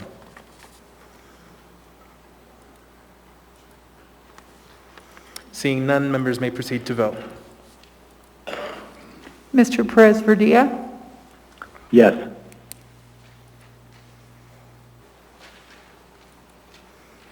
That item is approved 9-0. Next, we have item 14I, ordinance number AO 2021-42, an ordinance of the Municipality of Anchorage, Alaska, authorizing a ground lease for certain real property with the Municipality of Anchorage, authorizing facility lease and authorizing the Chief Fiscal Officer to enter into a direct placement with a financial institution for the purpose of financing the payment for improvements on property owned by the Anchorage Community Development Authority. Waive reading. Thank you. Public testimony is now open on this item. We don't have anyone on the phone list. Would anyone in person like to testify? Welcome. Is this on? Okay. Yeah, Melinda Gant from Anchorage Community Development Authority. I'm here today to ask the Assembly body to support ACDA's role of supporting municipal priorities. Through the years, as a public corporation for the Municipality of Anchorage, the Anchorage Parking Authority, and now Anchorage Community Development Authority, has made the commitment for the best interest of MOA. In 1986, APA sold bonds and raised funds to build 2 parking garages in support of MOA's desire of activating downtown Anchorage. 6th Avenue Garage supported the Performing Arts Center and an increase of MOA employees who work downtown, and the creation of 5th Avenue Garage, which supported the development of 5th Avenue Mall. Similarly, when ACDA was created in 2005, we were tasked immediately with redevelopment projects that MOA made as a high priority. Those successful projects were North Point Bluff housing projects in Government Hill, Glen Square and Mountain View, and the Denina Center in downtown Anchorage. All these project examples showcase our role of support for MOA's initiatives through the years, and more importantly, APA and ACDA took on debt and even put projects aside to make MOA's initiatives their priority. ACDA was tasked 6 years ago to focus on housing redevelopment in downtown Anchorage. ACDA entered into a development agreement and ground lease with Debenham Properties. This was a work in progress for 2 years. ACDA's contribution to this project is $1.8 million to build the parking garage. And our gain is that ACDA will have a long-term lease that will afford us to continue redevelopment projects. There is no subsidies that are being offered in this private-public partnership. Both partners are receiving a low cost on the return on the project, and MOA will see an additional 58 housing units in downtown Anchorage, increased property taxes, and an increase of ACDA's MISA payment.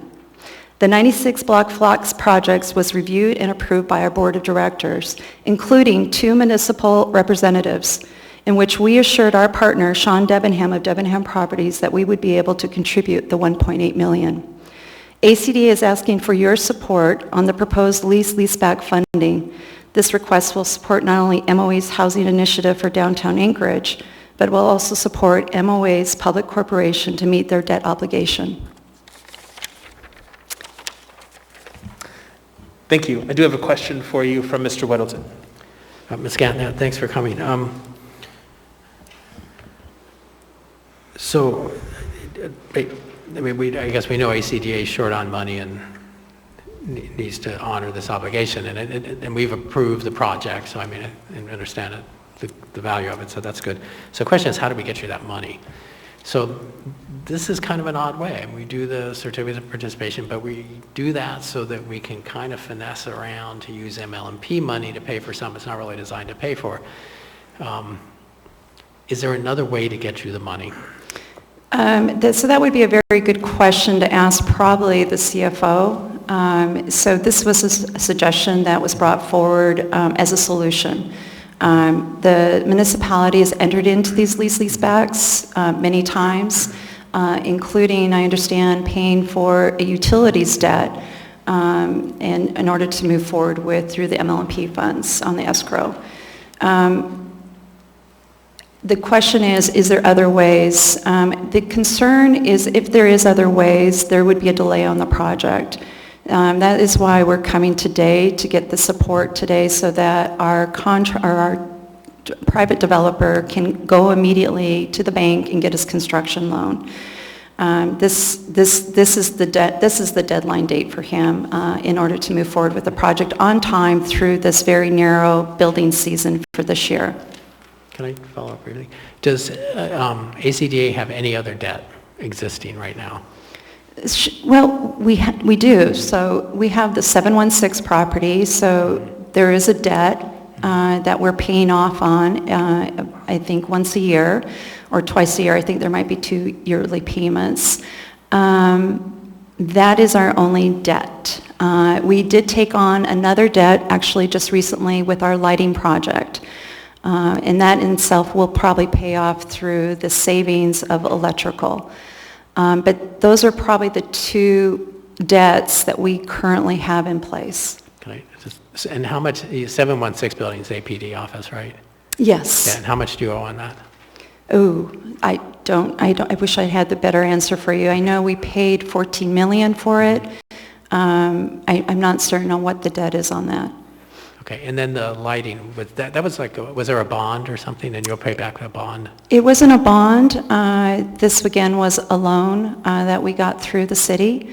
And it came out to, I believe, $537,000 or $587,000 that was brought forward to this group. Okay, all right, great, thank you. Mm-hmm. Thank you. Thank you for your testimony. Thank you. Welcome. Hi, my name is Evelyn Russo. I am the vice chair for the ACDA board, and I'm actually here talking on behalf, making some points from Shannon Suspin. She's principal and co-owner of Agnew Beck, and she has, for the past 3 or 4 years, been a contractor who has helped us with analyzing development opportunities. She has evaluated more than a dozen real estate pro formas for residential properties throughout Anchorage over the last 5 years, and she has sat on a number of policy-making groups as well, so she's really well-versed in this.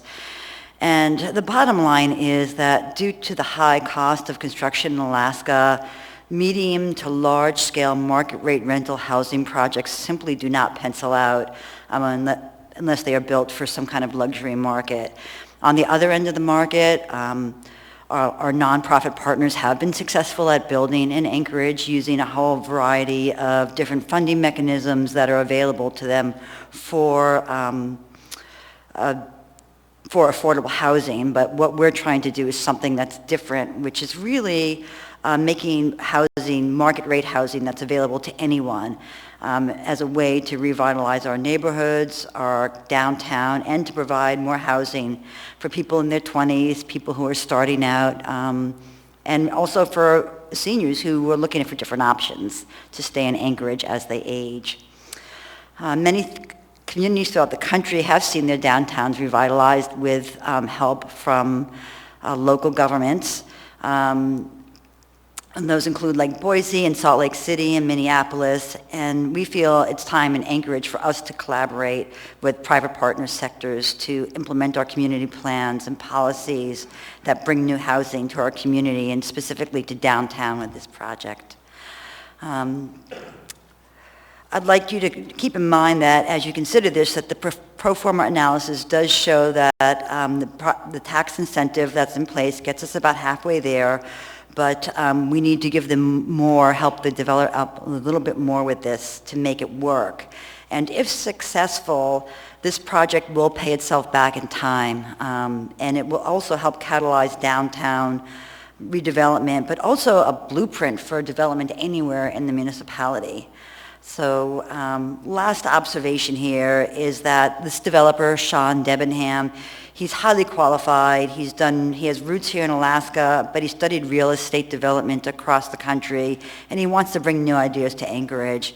He is his own general contractor, which helps him to control costs, and because of this, we believe that this can be a successful and profitable project, and I recommend you consider approving this. Thank you. Thank you for your testimony. Would anyone else like to testify? Welcome.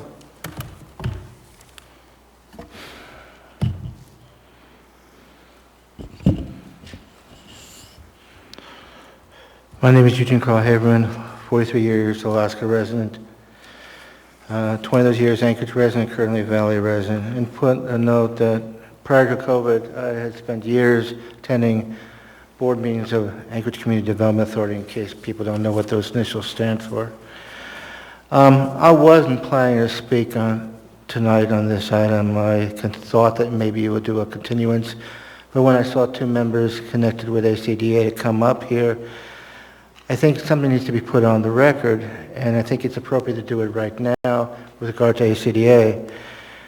You know, it's only a few weeks ago in the news of the resignation of the key manager of ACDA, Anchorage Community Development Authority. And you can't go by what's in the news, respectfully to the news. That dialogue needs to be before you and addressed before you in a public fashion and not by way of the newsprint. But what we've had here with ACDA is an item here dealing with ACDA, a proposal dealing with financing and so forth and going forward, but a failure of stopping and thinking and looking at what was happening with the announcement dealing with the resignation of a key member of ACDA, Community Development Authority. And that failure to deal with it away from the media scenario in an open public meeting and have that dialogue to get questions answered, because there were charges there. Whether they were right or wrong, there were concerns. And for that individual to go out the way he did, I'm not saying he shouldn't, it should have been addressed in a public meeting in a dialogue and looked at it. But it wasn't, at least in what I've seen, because I'm very close to you all in public meetings. But what has happened here is you got this item, you got representatives of ACA come before you, and they're asking a proposal. But there's just a serious failure of standing back, and you're rushing to do things. This is an example of one. Maybe it's a valid deal to do, but when you see a significant player with ACDA for many years in a key position coming out the way he did, and it's not a normal thing for this individual to do, and he's been around for many years in the political and business community. And respectfully, we should have stopped and listened to that and had that dialogue. But that did not happen. And what I'm saying to you is, you can't go with this scenario improving something with ACDA. You need to stand back and don't rush and deal with what is going on. Maybe things are fine and dandy, but those messages that are coming out, things are not fine and dandy, and the particular relationship with Anchorage Community Development Authority and the municipality of Anchorage. Thank you very much. Thank you for your testimony. Would anyone else like to testify? Anyone at all? Seeing and hearing no one, public testimony is closed. What is the will of the body? Move to extend the meeting till midnight. Second. I was going to ask for that after, but okay. Okay, so there's a motion to extend the meeting to midnight, and there's a second. Is there any discussion on the motion? Okay, seeing none, is there any opposition to the motion? Okay, seeing none, then the meeting is extended until midnight. Going back to item 14I, what is the will of the body? Move to approve. Second. Moved and seconded. Is there any discussion on the item? Mr. Weddleton. Thanks. I think we have approved this project essentially, so I think the merits of it are already discussed and we accept that. The question here is, how do we come up with the money for it? And essentially we want to use MLMP dollars, which is, I think it's now 7.9 million or so available. Is that correct, Mr. Wilbur? Okay. Mr. Slivka's here somewhere. Mr. Slivka is on the line and Okay. available to answer questions. Okay, so, but we can't use MLMP money for this. But we can use it for a loan. So if we create a loan, we kind of have this little method to get around that rule with MLMP money. And it works, and we've had discussions with our assembly attorney and with municipal attorney Vogel, and they said, yeah, it's legal. But the question is, it may be legal, but is it right? Should we be, when we passed the ballot to, the ballot measure to set MLMP, it was we would take the money and pay off debt or put it in the trust fund. And we chose to put most in the trust fund. And we didn't put all of it in there because we weren't sure the sales price, had still some unknowns. We set some aside, and that's what we're talking about here. But kind of the spirit of it was we pay existing debt or put it in the trust fund. But now we're creating some new debt just so we can use MLMP money to do it, and it just doesn't feel right to me. So I can't support creating debt just to pay it back with MLMP to do this. So if there's an alternative, Mr. Slivka, is there was, we owed money on the police, what did she call it, the 716 building when MLMP was sold. So that was existing municipal debt. Can we just pay off some of that and not go through this kind of machination? Thanks. Chair Alex Slivka, CFO. So to answer the second question, no, we could not pay off the debt on 716 because that was not debt of the MOA, that was debt at CDA. We would have liked to because it is a much higher interest rate paying elsewhere, but we couldn't. The second part of the question is, as you can tell by the budget discussions we're having tonight, there isn't any other money lying around. And yes, we are borrowing this money and incurring debt, which we then will hopefully, with the Assembly's approval, use the proceeds of the MLMP sale that we set aside pending the final reconciliation. And I think the way we look at it in terms of, what Mr. Weddleton raises is that you put it into the MOA, you're going to get 4.25% payout over the next several years.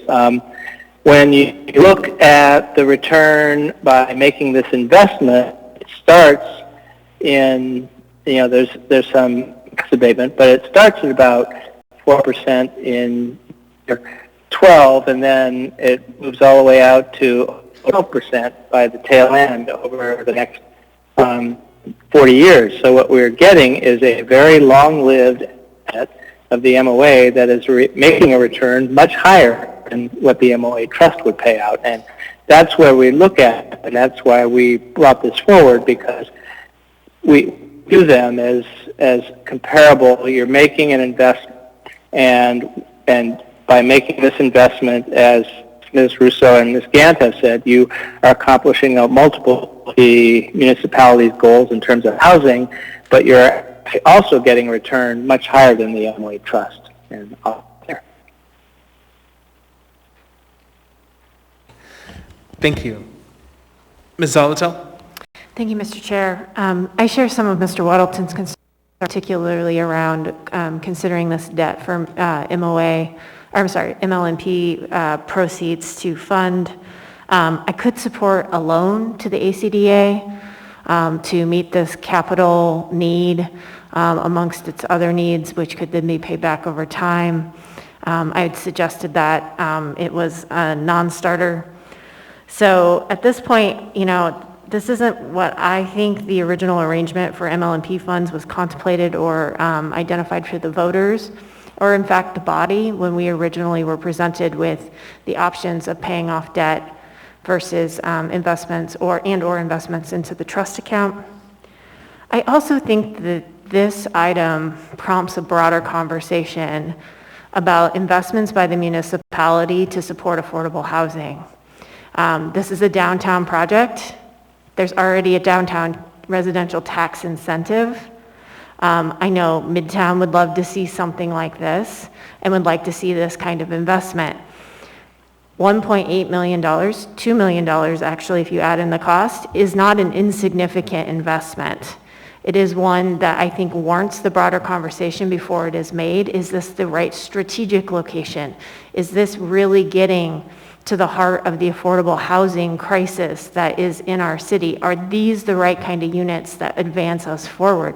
I respect the developer, and I respect the developments he's put forward in this town, but whether this is the right fit for this type of investment with public funds, I feel too rushed in this decision, quite frankly, and would want a broader conversation before making this commitment. So at this point, I can't support this item. Thank you.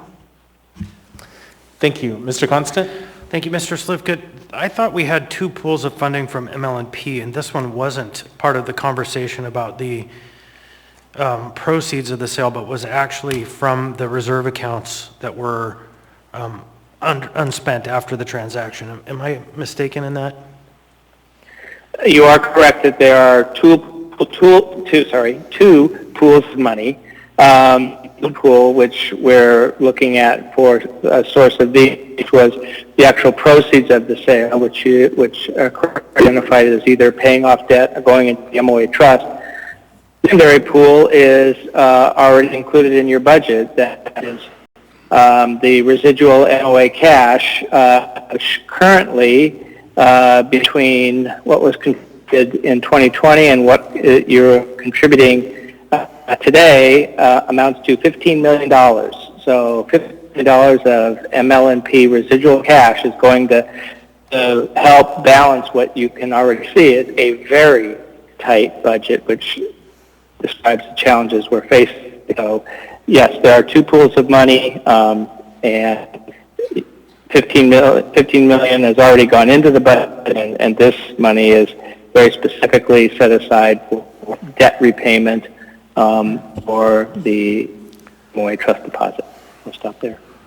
Thank you. And just on the philosophical side of this conversation, I have a lot to say, but I don't know that now is the proper time to say it.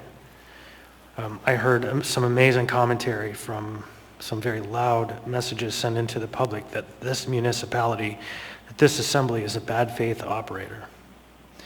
When this question never came before us, and there was some deal made with some previous mayor that was supposed to exist as a deal with us, but that is not how this body works. Bad faith is making an assumption and not coming to the body that actually makes the decision and having that conversation with them in advance of making the assumption that the answer is yes. That gave me great heartburn, and I have a lot to say on that topic. If I find myself in a position in the future where an entity is making claims that this body has made a decision long before the question came before the body, I will become an opponent of that project or that entity because it's not fair and it's not right.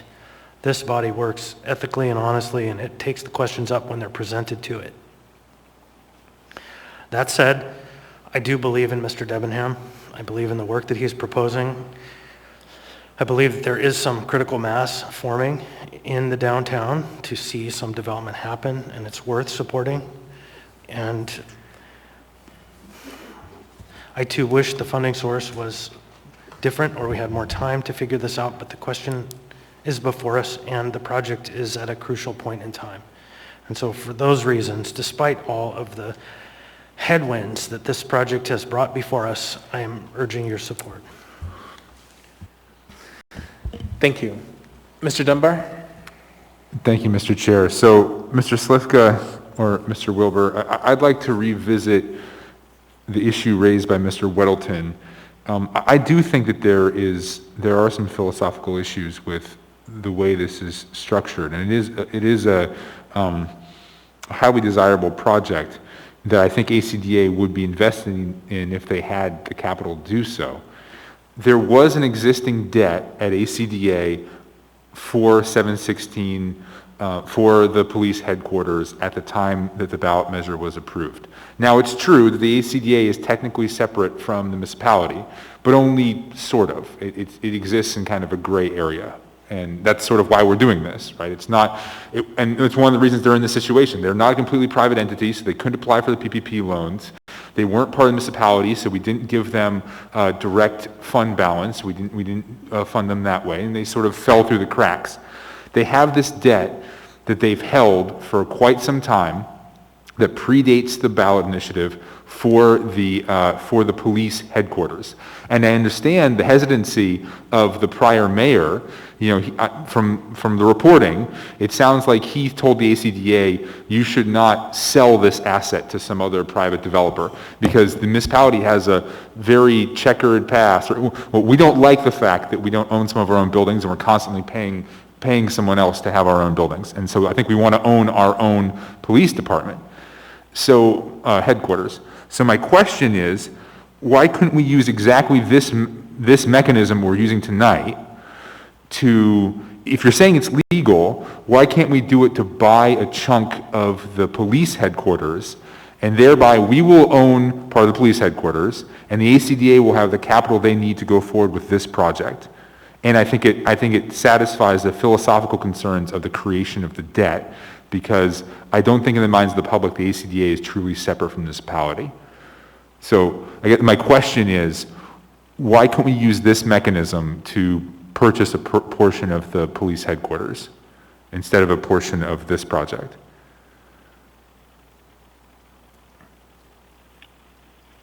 Through the chair, this is Alka. You know, I think, you know, it's difficult to answer. We are essentially, by buying down of the debt of the that ACDA owns, it doesn't actually functionally give them the money that they need in order to complete this transaction with Debenham. It just reduces their outstanding debt. They can't turn around and borrow that money. This is, you know, one of the many challenges of, as was described, ACDA's very difficult challenge. They saw revenue drop precipitously. They had no resource or recourse to any of the funds that were available to other private or not entities, and so they're really in a position to borrow money, and so this vehicle through which they can complete this. We looked every which way at trying to pay off the debt on 716, and at the end of the day, MOA law said no, it just doesn't meet the criteria established by the voters. I'll stop there. I guess I'm still not understanding why we can use this mechanism to, yeah, all right, you know what, you can come back to me, I know there's other people in the queue, but I don't understand why we could use the mechanism in one case and not another when we're basically creating a debt in order to pay it off. So, all right, thank you, Mr. Chair. Well, we're creating a debt in order to provide ACDA with $1.8 million cash, which they can then use to complete their obligation to the Debenham, the contract they have with Mr. Debenham. So we're not paying off a debt with we're creating this debt through this leaseback transaction so that ACDA can have the money. Now that they have the debt outstanding, when it comes time to finish reconciliation of the transaction with Chugach Electric, we can then use that $10 million to pay off the debt they're asking you to incur tonight.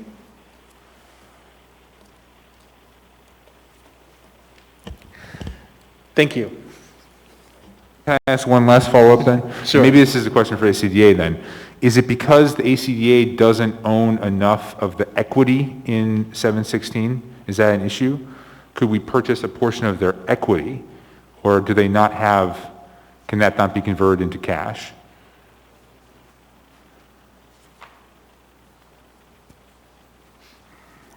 That is correct. There is not enough equity in the 6 property. And to go back to what Mr. Slivka was saying, We do need cash in hand because that $1.8 million has to go into escrow with the banks so he can begin his construction loan. Thank you. Thank you, Mr. Chair. You're welcome. Thank you. Mr. Chair? Thank you, Mr. Vice Chair. Yeah, I want to echo a lot of the comments that Ms. Zalatel made, and I will also add that on top of affordable housing, I think it's also a wise move for the municipality to invest in market rate housing, because I think both of those types of housing stock benefit all of our populations that we're worried about when it comes to housing. You know, I'm not opposed to using public funds for something like this, but I just can't support the current structure that this ordinance has in it. And I also want to echo some of the comments that Mr. Constant made about the process for this. I just can't support the process that was taken as well. And, you know, it really shows that there is a gap in a funding pot for the MOA to make these types of strategic investments. So hope that's something that we can explore into the future. Thank you. Thank you, Mr. Chair. Ms. LaFrance? Thank you, Mr. Chair. I would like to go back to the discussion about the two pools of money that Mr. Constant had raised. And so the question is for Mr. Slivka, because I was thinking that this would be funded with the money available from the reconciliation of the ML&P sale and the adjustments to the price. And I know you already addressed that, but so that's one piece. And then I guess I would say, second to that, you know, I support the work that the ACDA is doing, and I support this project, and I'd like to see it move forward. And I'm wondering about what is the deadline before the project is jeopardized. I know it's somewhat behind schedule in terms of where the financing, where it was hoped it would be, but I'd like to know how much time is available to maybe work something out that would get the support of the other members. Thanks. I could ask Ms. Gant to answer the question of timing.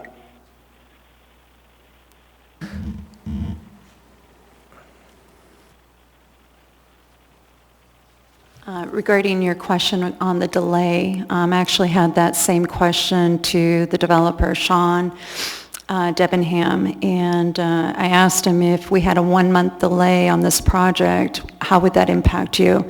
And he said it would be a no-starter for him. He's down in Salt Lake right now getting construction cost. He is 100% in design. So right now he's getting his quotes for construction. He is very focused on starting this project this year because he's worried that the interest rates are going to change, despite what we're seeing in the market, that the construction costs have gone up extraordinarily. He wants to see this project go forward, and I asked him if we had 1-month delay, if we had to go with a plan B, because we were looking at the possibility of getting a loan elsewhere. He said it would be a no-go for him. Mr. Chair, may I follow up? How about a 2-week delay? I could certainly ask him that. I was going with a 1-month delay because if we had to go to a bank to get a loan, and now we have found we cannot, that 1-month delay, because it takes the banks to process about, I believe, 3 to 4 weeks, he said that would be not enough time for him. 2 weeks, I don't have the answer for you. Okay, thank you. Mm-hmm. Thank you. Is there any other discussion on this item? Actually, Mr. Chair? Yeah, go ahead. I had wanted Mr. Slivka, if he would address, and apologies, Mr. Slivka, I know you already addressed this point about the 2 pools of money, but I'm still not clear on why the money from the reconciliation of the ML&P sale can't be used for this. I thought that was what was the original plan. Thanks. Yeah, the chair. So what we did when what the voters passed was when we get the proceeds from the sale. So we received approximately $700 million from Chugach on October 30th. $500 million and some odd to pay down debt, and a few other things, and then we had $239 million left. Of the 239, we put 229 into the trust, and we kept 10 aside because the terms of the transaction were based on July 30th numbers, and we knew that the numbers would change between July 30th and October 30th. We're in the process right now of working through that reconciliation with Chugach, but we set $1 million aside because a component of the transaction related to what the actual book value of the utility was on October 30th. We're in the middle of that reconciliation with Chugach. We don't believe there's going to be a material change to the price, so that means that the $10 million that we set aside is available to choose to either put it in the trust or pay down debt. We are going to, if we haven't already brought it to you, asked to pay down $1.6 million of IP-related debt, which we already paid some of that down with the original proceeds, but we're going to ask that you pay down a little bit more so that going forward there will be no change to the governmental charges that every other department of the economy pays once ML&P is gone away. So that leaves us with $8.4 million that either goes into the trust or can pay down debt, and that $8.4 million is what we are proposing using. And this $8.4 million can only be put in the trust or to pay down debt, the MOA. The residual cash can be used for anything. And as you've seen, we have already used $15 million of that to help balance this budget. And we have we haven't quite settled down on the rest of the cash, but the rest of the cash is related to ongoing MLP expenses, which we know we're going to have. So that answers your question. Thank you. Thank you. Mr. Weddleton? I guess two questions. One, you just said the residual cash can be used for anything. Then why go through this? Why get their certificates of participation loan and not just give $1.8 million to ACDA? Through the chair, because as we've seen, the residual cash that we've set aside what we believe we're going to need for ongoing expenses relative to ML&P, and the rest of the residual cash is in the budget. We put $6 million in the initial budget passed in November, and there's another $9 million that is part of the budget that we're asking you to propose tonight. You'll remember that there was a lot more cash, but in the course of getting the transaction approved, we agreed to the $36 million in rate reduction. We agreed to the $15 million for the treatment center, and that's why we ended up with the amount of cash we have left. So it's a long way of saying that residual cash is already been spoken for, and we're bringing this proposal forward because there isn't another source of money to try and get this done, and that's why we're proposing this vehicle. Okay, thanks. Well, maybe this other question is not relevant then. Do we have other outstanding certificates of participation loans? So we had one, which we paid off with the ML&P transaction, and that was the $7.9 million that we borrowed and utilized over the last 3 years to be able to complete the transaction, primarily paying legal fees related to the transaction. The LCOP that we have outstanding now is related to the police and fire pension system, where we issued it, say, 4 years ago for about $58 million to prepay our ongoing obligations of police and fire pension system.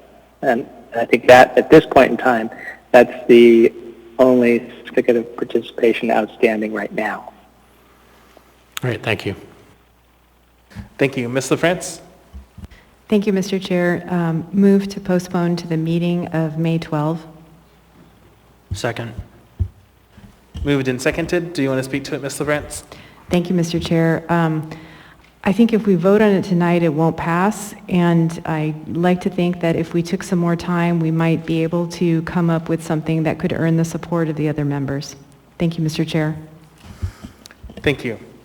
Is there any other discussion on the motion to postpone?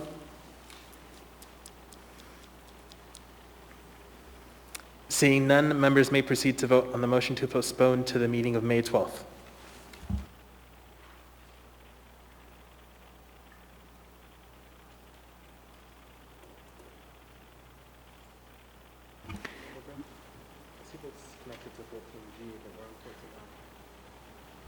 Okay.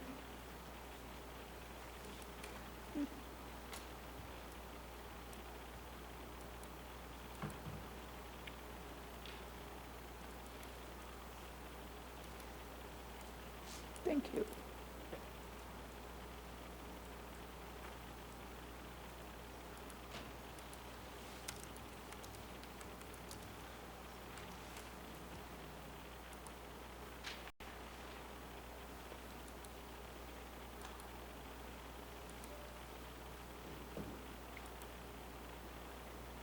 Okay.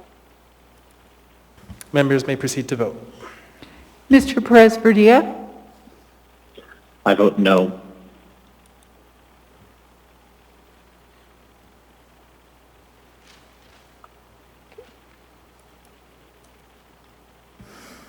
Okay, that motion to postpone to the meeting of May 12th has been approved 7-0. Or excuse me, 7-2. Next, we have before us item 15A, resolution number AR 2021-115. Really briefly, the next items on the agenda involve applications for a liquor or marijuana license and or a special land use permit for alcohol or marijuana. The process to review these items is different than the Assembly's legislative role because these are administrative or quasi-judicial hearings and require the Assembly to be impartial, refrain from ex parte communications, except in liquor license applications, and make a decision based only on the record before us and testimony today. So next we have item 15A, resolution number AR 2021-115, a resolution of the Anchorage Municipal Assembly stating its conditional protest regarding a new brewery liquor license number 5943 for Brewworks Waive LLC, reading. DBA Brewworks LLC. Thank you. Public testimony is now open on this item. Would anyone like to testify?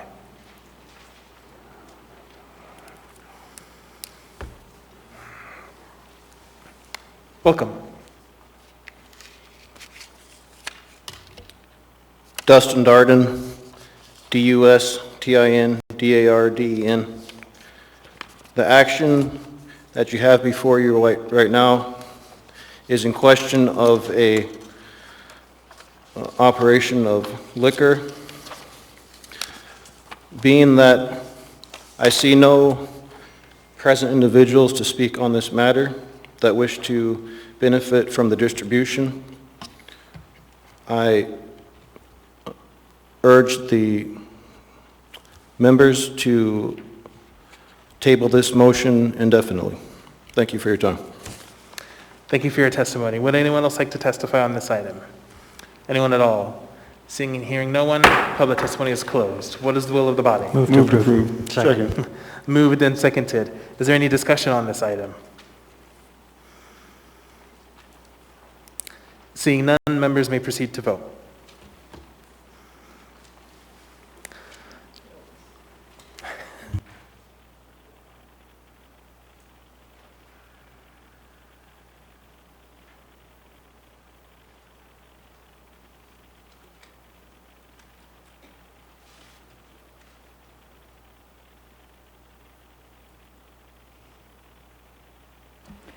Mr. Presberdia? Yes.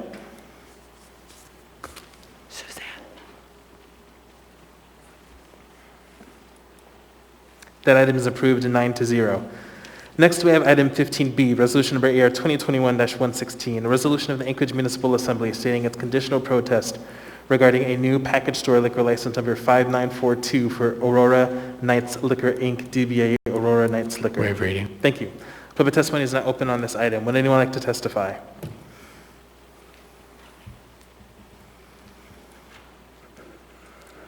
Welcome. Dustin Darden, D-A-R-D-E-N. I motion that I urge the chair, through the chair of the assembly, to add an amendment to this motion, giving the Aurora Nights Liquor the ability to distill alcohol at high octane levels for the purpose of fuel of vehicles. I also added the amendment, the entire book of how to make your own fuel, which is located in the Lushik Library here in Anchorage, Alaska, that you simply modify one orifice to the vehicle so that it can consume homemade ethanol alcohol from the hemp plant that has an extremely productive sugar content in the burning of fuels. That is all. Thank you. Would anyone else like to testify on this item? Anyone at all?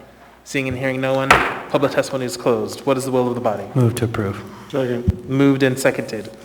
Is there any discussion on this item?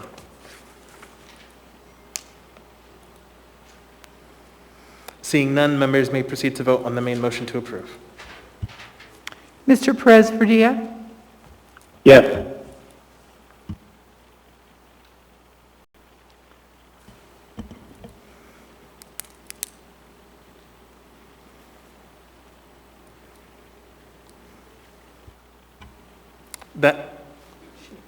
That item is approved. Oh.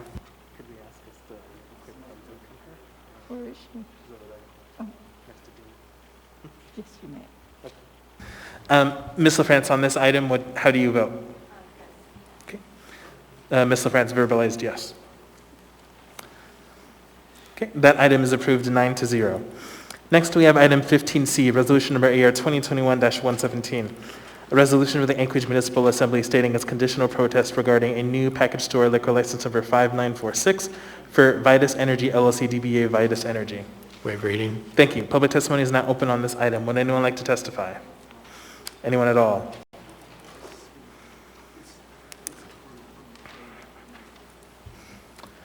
Welcome. Dustin Darden, D-U-S-T-I-N, D-A-R-D-E-N. I motion that we make an amendment to this resolution before its vote through the chair to the assembly, that we put a disclosure notice on the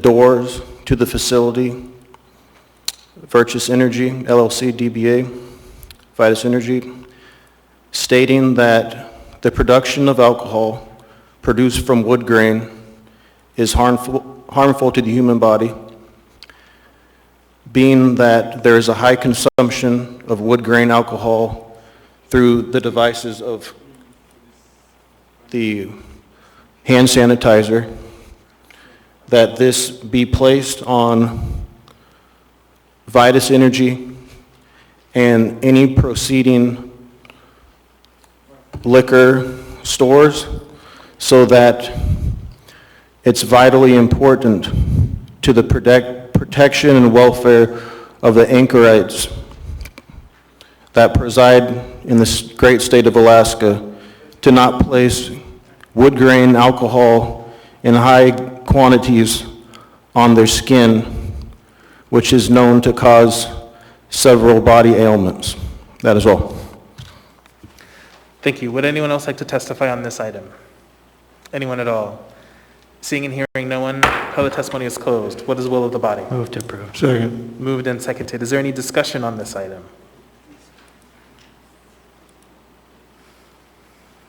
Seeing none, members may proceed to vote. Ms. LaFrance, how do you vote on this item? Yes. Mr. Presverdia? I vote yes. Thank you, Felix. That item is approved 9-0. Next, we have item 15D, resolution number AR 2021-121, a resolution of the Anchorage Municipal Assembly stating its conditional protest regarding the renewal of beverage dispensary liquor license number 3311 for Don Jose's LLC DBA Don Jose's Mexican Restaurant. Thank you. Public testimony is now open on this item. Would anyone like to testify? Welcome.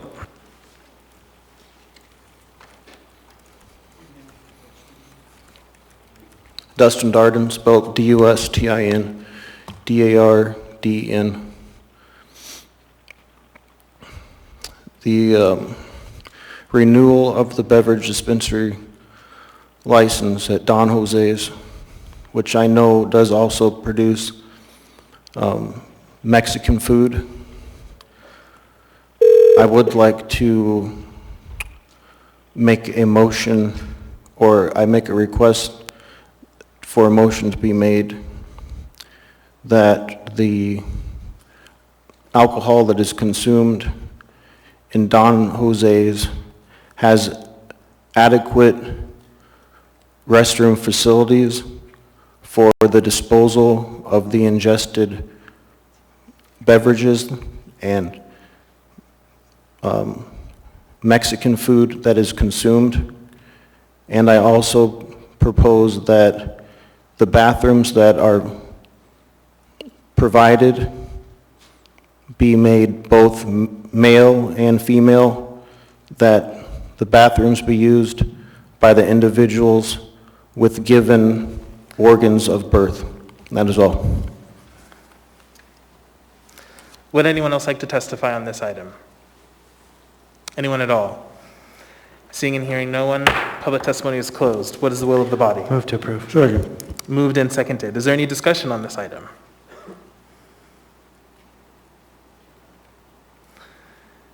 Seeing none, members may proceed to vote. Mr. Presverdia? Yes.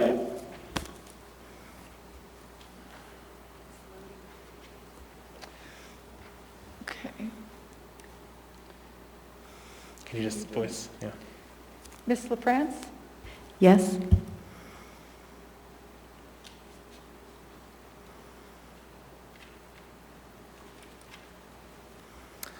That item is approved 9-0. Next, we have item 15E, resolution number AR 2021-122, a resolution approving an alcohol special land use permit for a package store use and license number 5948 for Alaska Premier Auctions and Appraisals LLC DBA Alaska Premier Liquor. Waive reading. Thank you. Public testimony is now open on this item. Would anyone like to testify? Anyone at all? Welcome. Dustin Darden, spelled D-U-S-T-I-N, D-A-R-D-E-N. This permit request is made by an organization that is also operating an auction appraisers, LLC DBA. The words auction and license permit approving alcohol and a special land use red flag. That is all. Thank you. Would anyone else like to testify on this item? Anyone at all? Seeing and hearing no one, public testimony is closed. What is the will of the body? Move to approve. Second. Moved and seconded. Is there any discussion on this item? Seeing none, members may proceed to vote. Mr. Presverdia? Yes. Ms. LaFrance? Yes. That item is approved 9-0. Next, we have item 15F, resolution number AR 2021-124. A resolution approving an amendment to an alcohol special land use permit to add a tap room to brewery use and license 5594 for Turnigan Brewing, LLC Waive DBA reading. Turnigan Brewing. Thank you. Public testimony is now open on this item. Would anyone like to testify? Welcome. Dustin Darden, D-U-S-T-I-N, D-A-R-D-E-N. To the extent that this facility will be producing, is looking to produce the distribution of liquid beverages, it would be at the people of Anchorage's best interest to have a full disclosure notice of the classified neurotoxin, which is known by the most accredited publication in science that recognizes fluoride as a classified neurotoxin, to be placed Sir, on... just really briefly, this item is not about fluoride, so if you can keep it on the topic, please. Thank you. Please continue. The fluoride is included in the water, which would be served through the chair at the establishment. So if the beverage that's being served contained a classified neurotoxin through the chair, that could cause detrimental effect of developing babies if consumed by the pregnant mother or by an individual adult in this facility. I feel through the chair for this matter to be brought open to the public for the purpose of redress the government of grievances. The purpose of redressing the government of grievances, I would have a grievance at such matters that the cup that contained the fluoride, which is in our budget. Mr. Chair, point of order. Yes, Mr. Dunbar. This testimony is not germane to the topic at hand. Thank you. Yeah, so that is the second warning from me, Mr. Darden, if you can please keep it on topic. So I'll give you one last opportunity. And again, just a full disclosure, fluoride is not the topic before us. So please speak to the topic before us.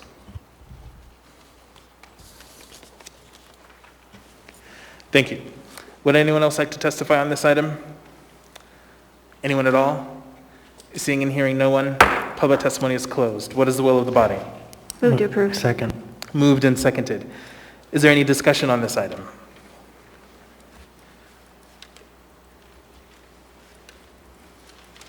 Seeing none, members may proceed to vote. Mr. Perez-Verdia? Yes.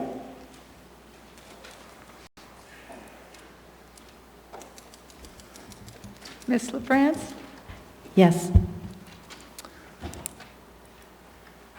That item is approved 9-0. All right, next we have item 14A, but before we go back to that item, is there a resolution ready to be laid on the table? Thank you, Mr. Chair. I believe Mr. Gates is just finishing that up. So I guess to Ms. LaFrance, Mr. Weddleton, are you okay with us taking up 14A and then the resolution?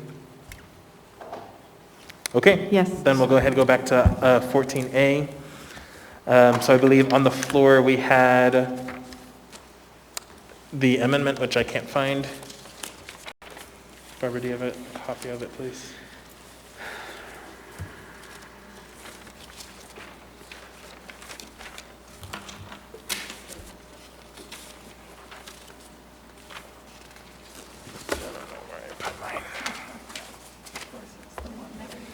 Okay, thanks. Yeah, it's the EMT one. Okay, so before us we have Weddleton LaFrance Amendment Number 1, and I believe we did have a motion to approve on the floor for this. Is that correct, Madam Clerk? Yes, Mr. Chair. Okay, the clerk does confirm that we do have a motion on the floor for this. So is there any further discussion on the amendment? Mr. Weddleton, then I'll go to you, Ms. LaFrance. We've discussed it quite a bit at length. I think the most expeditious thing to do is just vote on it, and then we have a resolution that touches on. Is that, maybe I should let Ms. LaFrance go first. Thank you. Ms. LaFrance? Thank you, Mr. Chair. I agree with Mr. Weddleton. If we go ahead and approve this, then that will leave an amount of $125,000 that would need to be funded. And I am wondering if Mr. Bockenstead is still available and could speak to the administration's intent to include the $125,000 into the resolution that will be submitted to the Assembly to appropriate the first round of ARPA funds. And this is what the resolution will address, but just so that everybody's clear. Thanks, Mr. Bockenstead. Are you still there? I am, through the chair, Assemblymember LaFrance. I think you did a wonderful job of explaining what we are committed to doing, and we will, when that resolution is ready, once we have final allocations from the Treasury Department, we are committed to adding that to the list. Thank you. Thank you, Mr. Chair. Thank you. Ms. Zolotel? I move to amend to remove the fund source as stated on the amendment so that it is blank. Second.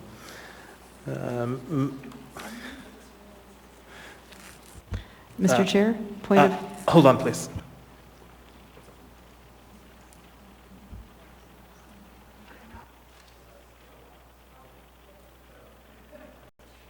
Ms. LaFrance?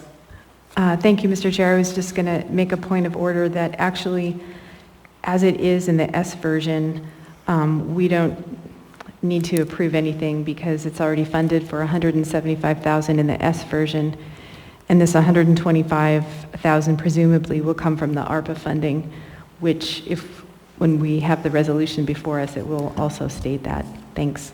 I withdraw my motion. Thank you, Mr. Chair. Thanks for the clarification, Ms. LaFrance. I withdraw the second. Thank you.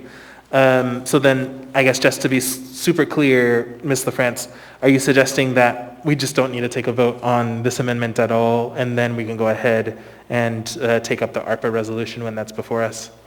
That is my understanding, Mr. Okay. Chair. Does that jive with your understanding, Mr. Weddleton, through the chair? I suppose if that's easiest, is it so we withdraw the motion and move on, or do we just vote on it and move on? I think, do we even have to vote on it? Yeah, so the clerk advises that we don't have to vote. It'll just die for no action. So we can just not take any action on it and then move on to the main motion. Okay. Thank you. Okay, so with that, we're going to go ahead and move on. We're back to the main motion for item 14A. Is there any discussion on the main motion?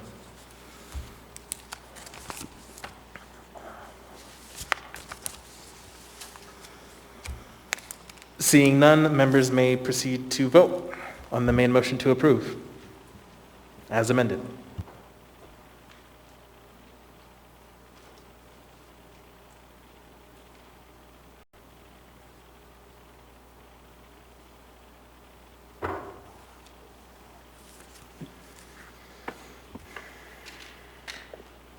Mr. Perez-Verdia? Yes.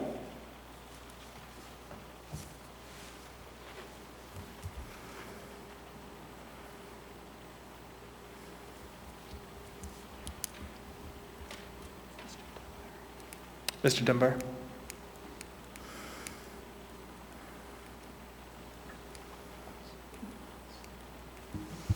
Ms. LaFrance. I'm sorry, Ms. LaFrance? Yes. Okay.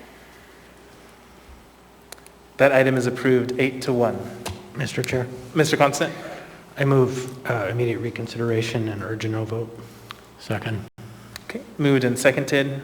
Is there any discussion on that motion? Seeing none, members may proceed to vote. And this is on the motion for immediate reconsideration.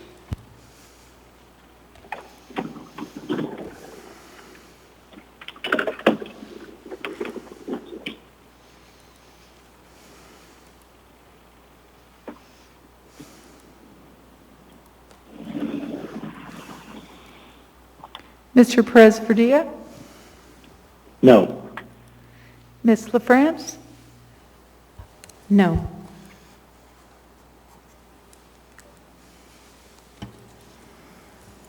Okay, that motion fails 8-1. Mr. Chair, Constant? thank you. I would move for immediate reconsideration of item 14B and urge a no vote. Is there a second? Second. Moved and seconded. Is there any discussion on the motion? Seeing no discussion, members may proceed to vote on the motion for immediate reconsideration.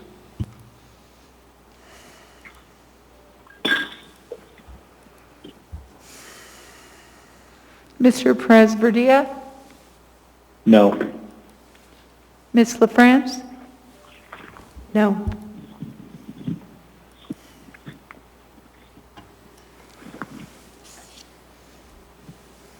That motion fails 8-1. Mr. Constant? Thank you. Finally, I would move to reconsider item 14C and urge a no vote.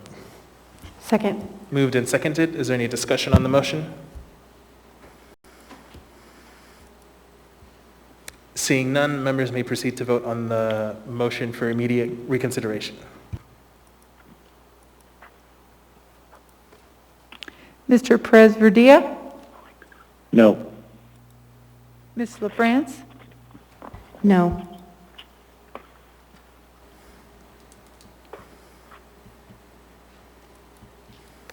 That motion fails 8-1. All right, as I understand it, the resolution is being printed as I speak. So we will go ahead and just take a minute and wait for Mr. Gates to come back, and then we will have the laid on the table resolution for us to consider.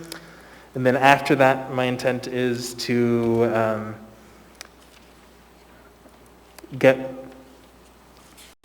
likely to do any in-person final audience participation, and then close off with assembly comments and try to squeeze that in if there is time for all of that.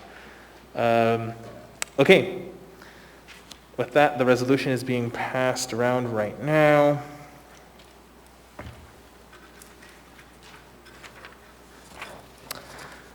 So we do have to do the motion to lay this on the table? Yes, you do. All right, so first we're going to start with the motion to lay this item on the table, and then we will take it up. So this is an unnumbered AR 2021, a resolution of the Anchorage Assembly urging the administration to include $125,000 of American Recovery Plan Act funds allocation to the Fire Department for Girdwood Fire and Rescue and Emergency Medical Services. Is there a motion to lay this on the table? Move to lay on the table. Second. Moved and seconded. Can someone speak to the rationale to lay this on the table? Thank you, Mr. Chair. Yes, this came out of our conversation tonight about how to fund the remaining $125,000 of the contract increase of $300,000 for the Girdwood EMS.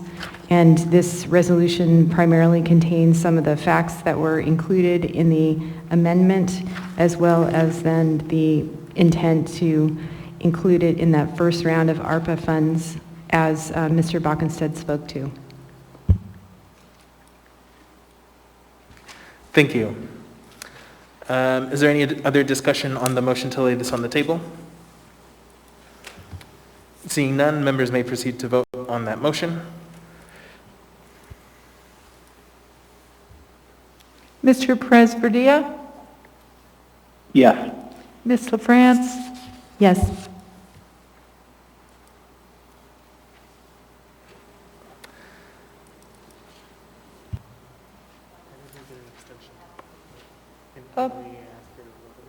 Yes. Ms. Allard, how do you vote on this item? Yes? Okay.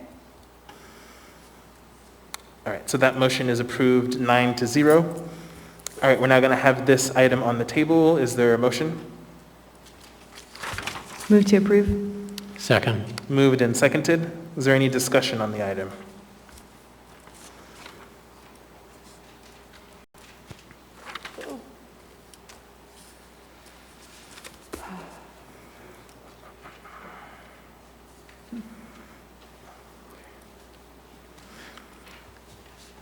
Seeing none, I think so. I'm going to keep going. seeing, Ms. Alatel. Thank you. I was just informed that, and this is just maybe a Scribner's error, it's rescue, not recovery, in terms of the name of the act. So just want to flag that. Thank you. Thanks. I guess to the clerk, would we need an amendment for that, or can you fix that on your end? Can you tell me where that is, Mr. Chair? It's in the title. It says American Recovery Plan Act, and it should say American Rescue Plan Act. I have a feeling Mr. Gates will believe that that's a Scribner's error, and we can check that, correct that. Thank you. Thank you. So Mr. Gates, can you go ahead and confirm that that is a Scribner's error?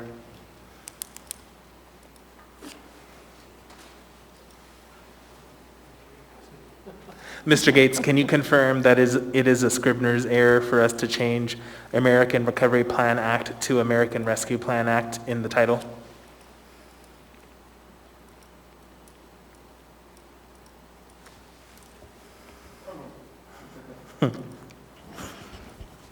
Yeah, that's confirmed. The word recovery should say rescue. Apologies, that's the risk of doing things quickly. Thank you. All right, so then double confirmed that that's a Scribner's error, so the clerk's office can fix that. Thank you, Ms. Alatel. All right, seeing no further discussion, when the item is ready, members may proceed to vote.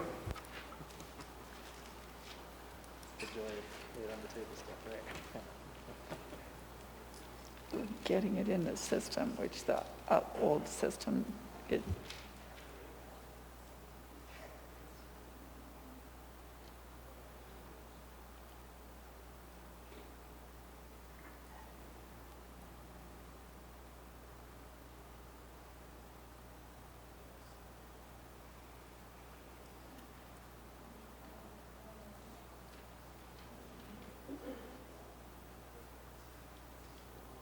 Members may proceed to vote on the main motion to approve.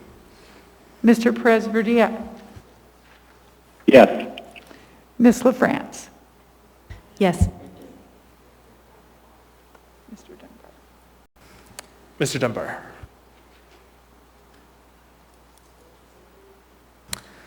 That item passes 9-0. So with the remaining 6 minutes that we have, is there any objection from the body if I use those remaining minutes for final audience participation for anyone in the room and skip assembly comments? I know I try not to skip them, but I don't think we can squeeze in both today. Okay, hearing no objection, then we'll go ahead and move on to final audience participation. Would anyone like to participate? Yeah, first come, first serve.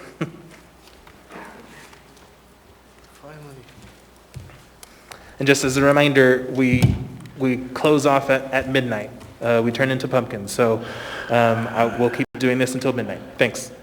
Welcome.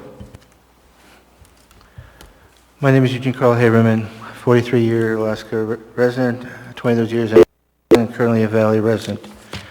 Tonight you address COVID. You lessen the restrictions dealing with the mandate.